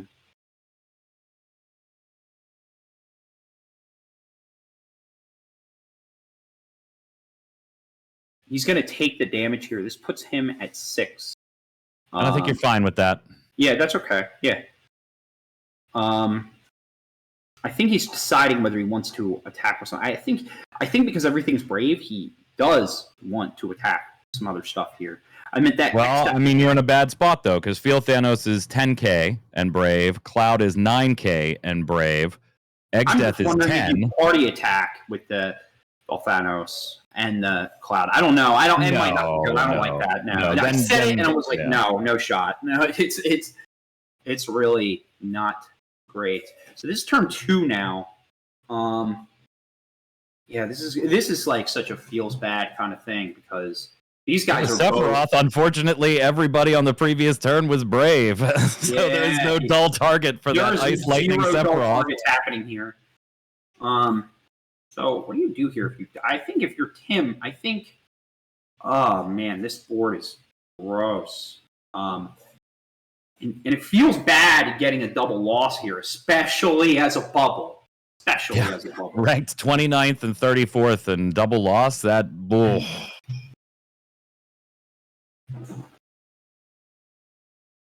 That makes him the worst. He just goes to end phase. And he just goes for Nick sacks the mat and corrects the mat from previous turn. We are on final turn here. He was trying to put the mat under the mat, but the mat has to go back on the floor. Double backup draw, so Nick's going to take a look at the old the limit break deck and bring out that third mat. Oh, man, dude. All the mats are in office for all There's no way through. There's no way through, though. There's no way. There's no way. I think you swing here just to see, it's turn 3. You do whatever. Yeah, you do whatever. It doesn't matter. Game's over after this. This is the end of the game, and there's no way you get through this board. It's a 5-on-5 blocking situation at worst for Tim. Matt's putting in work, my friend. But man, this is definitely a feels bad moment. Just because this is 2, 3. Yeah, I think somebody in chat said it perfectly. Yeah, double loss on a bubble round is raw. Yeah, this third match should not have been possible. Yeah.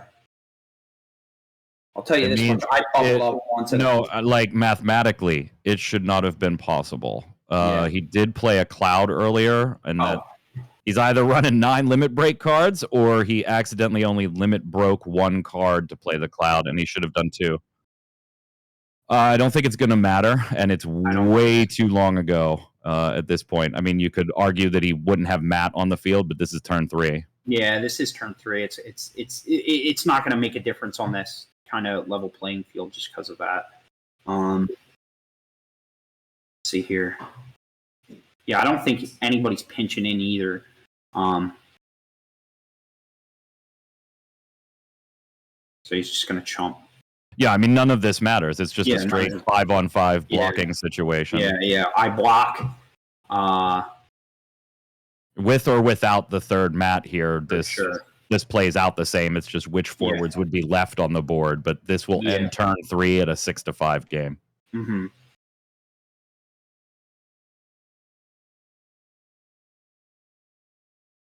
The only difference here is that power-wise, different forwards may be on the board. Here. Different power. I'm not sure what Tim is doing. Oh, he's just back attacking Sephiroth at the end of turn 3. Sure, why not? Oh, he's laughing. Nick's laughing about it.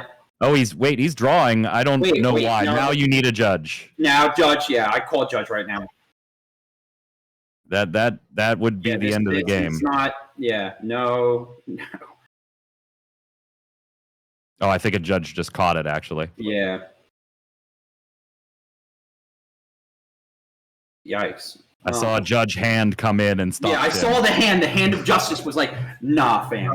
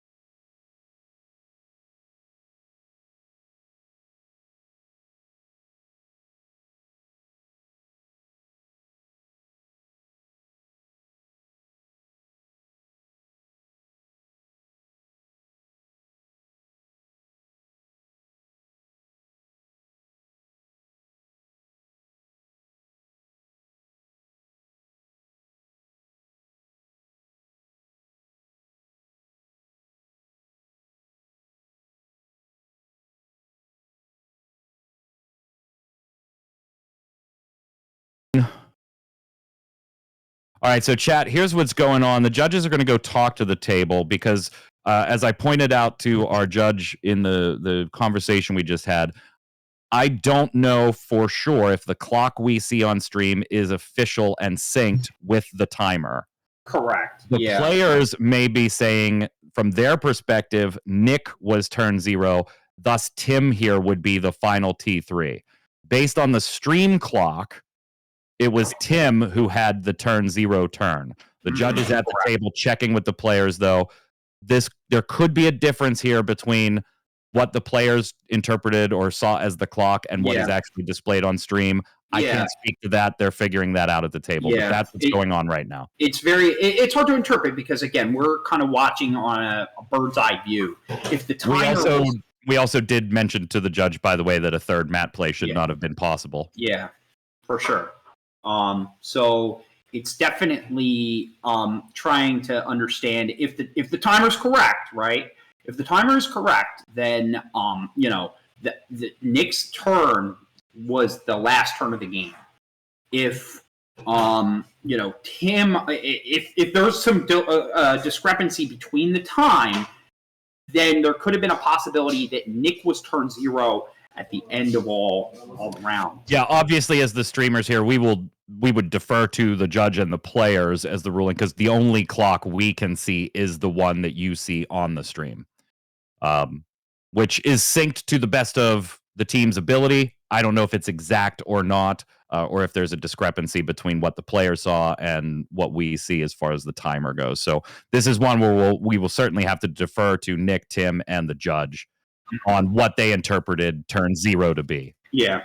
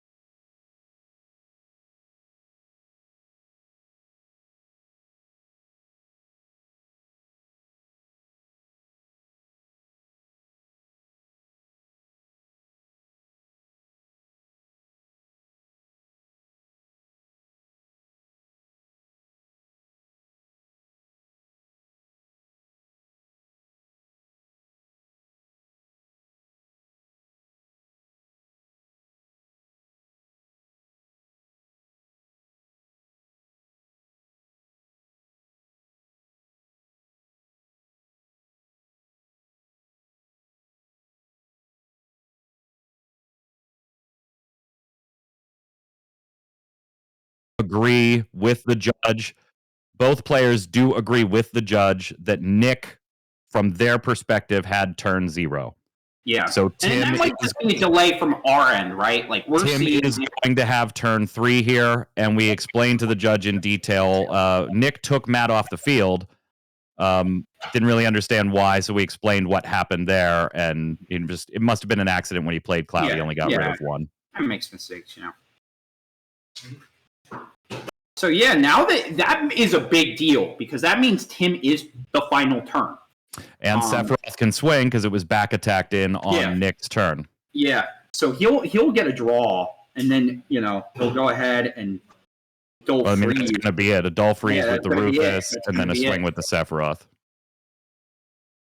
7-6. We could not have asked for a better. That was a grind fest. That was a who needs to go to your local pizza shop for a grinder because that maybe there's a player or two in there that I'm like, I don't know if I would have done that. That seems a little weird. I don't know. It doesn't matter. Like they were both playing for their tournament lives there, and whether it was optimal play or what you would have done or I would have done doesn't matter when you get to see. We're not here. We're the ones talking through the mic. These are fighting for their lives. The easy job. Yeah, I get to talk about these guys. I'm not actually playing. That was a grinder. That was crazy. Great bubble match. Congratulations to Ice Lightning. Tim walking in there for the final win. We're going to take our last break of the day, let everything finish up at the tables, get you some final standings for the top 32, and then we'll call it a day after that. So stay with us for just a few more minutes. Call it a night. I'll see you tomorrow. That's right. We'll see you tomorrow. Indeed. Stay tuned. We'll be back in a few minutes.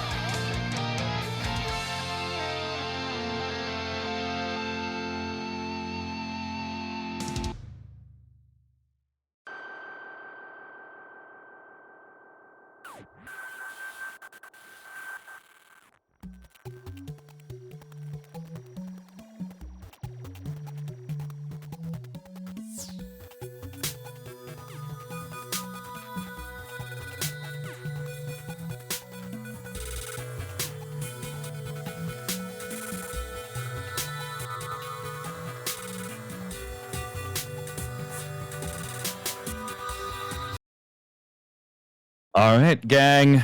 We're here. We're here. back. Finally, The at end the end of the day. of day one. Materia Cup. KC from Collector's Cash. Thank you to Cam and everybody at Collector's Cash.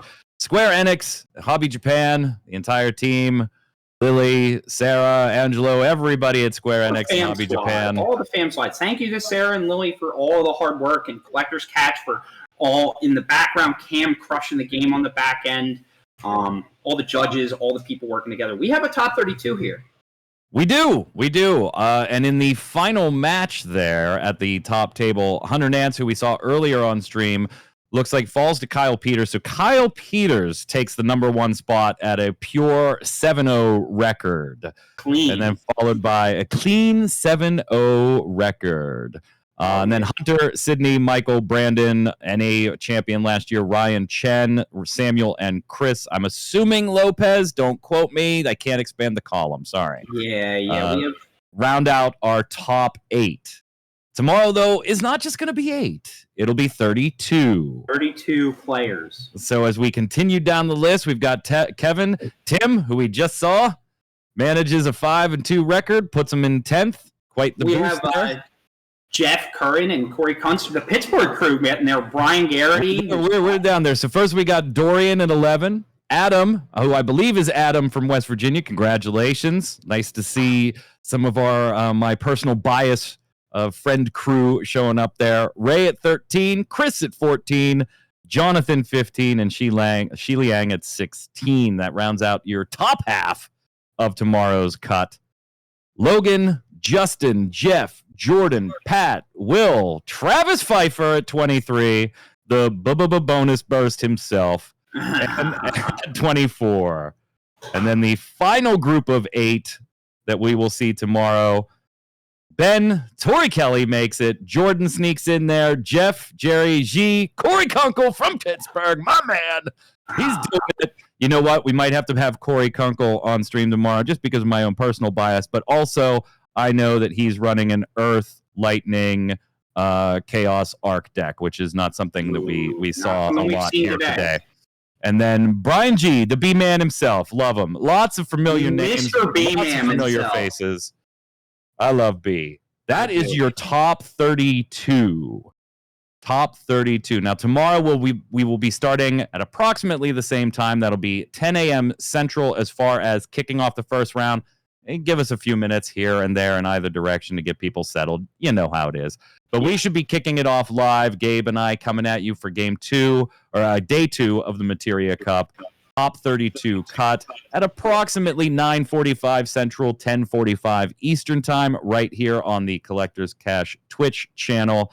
And then we'll be your commentators through the day as we crown our first Materia Cup winners First one in of the North season. America. In North America. Man, I'm super excited. what a day. What a day. It's been Some a good long one. games. It's been a good one. Definitely. Nice seeing how the limit break could jump in and out of being the turning the tides. X bursts we saw do their little X bursty thing throughout the day in a couple of matches. Honestly, that last match, I didn't think it was going to be that back and forth until you double up on a Kusith and an Odin X burst. You know, then hey, magic things happen. That's how the magic happens. That's right. Yeah, so all the Worlds players made the top 32 from last year. All the NA Worlds players make the top 32 for this cut. So maybe we'll see some roll downs if some of those names can fight through a pretty stacked crowd of competition tomorrow. What'd you think, Gabe? Day 1, wrap up, final thoughts. Oh, yeah. You just got to see a lot of really good, intelligent plays. You got to see a lot of – it really kind of shows the tip of the mountain point. And there's still higher to go in the sense of skill and play. There's a lot of cool decks going on. And I really like – and I think something I'm excited about, you see your usual suspects. You see your Wool. You see your other stuff. But you also got a little bit of spice in there. Where you got to see a bunch of different cards. You were saying there's Chaos Arc in there. You got to see some mono ice. Like, you got to see a lot of really cool things happening. Yeah, and we did see Chaos Arc deck, or package, at least in a deck, hit the table today. It did not get to do Chaos Arc-y things in any way, shape, or form. So maybe that'll be incentive to check out Corey's deck tomorrow on stream in round 1 and see if we can actually see a little Chaos Archy stuff. We'll have the matchups for you when we kick off in the morning too, so we'll know exactly what everybody's playing against, and we'll have a better idea that we can give to you after we see all the deck lists a little later today about representation. Will there be pie charts? No, probably not, Chad. Probably not. Probably not. There probably won't be pie charts, but we'll have a better idea of like, hey, in the top 32, X number are knights. Yeah, what does it look stuff like that. Yeah. What does the meta look like going into the top 32? I hope you've enjoyed our commentary today. Hope we've provided some laughs, some fun, and some insightful comments along the way. Chat, it has been my pleasure to absolutely hang out with all of you today. Faces familiar and faces new, welcome if you're new to Final Fantasy TCG. It's been a wonderful day of the game, and we'll see you for the top 32 tomorrow. If you liked us enough, we'll be back tomorrow, and you can see more of us yapping and talking. And I'm just really excited to see who's going to be crowned as the first Materia Cup winner of the season. In North America. In North America, that's right. Don't be throwing shade on Europe or Italy. Like, it wasn't like King of the Castle here. Have a great night, everybody. Enjoy.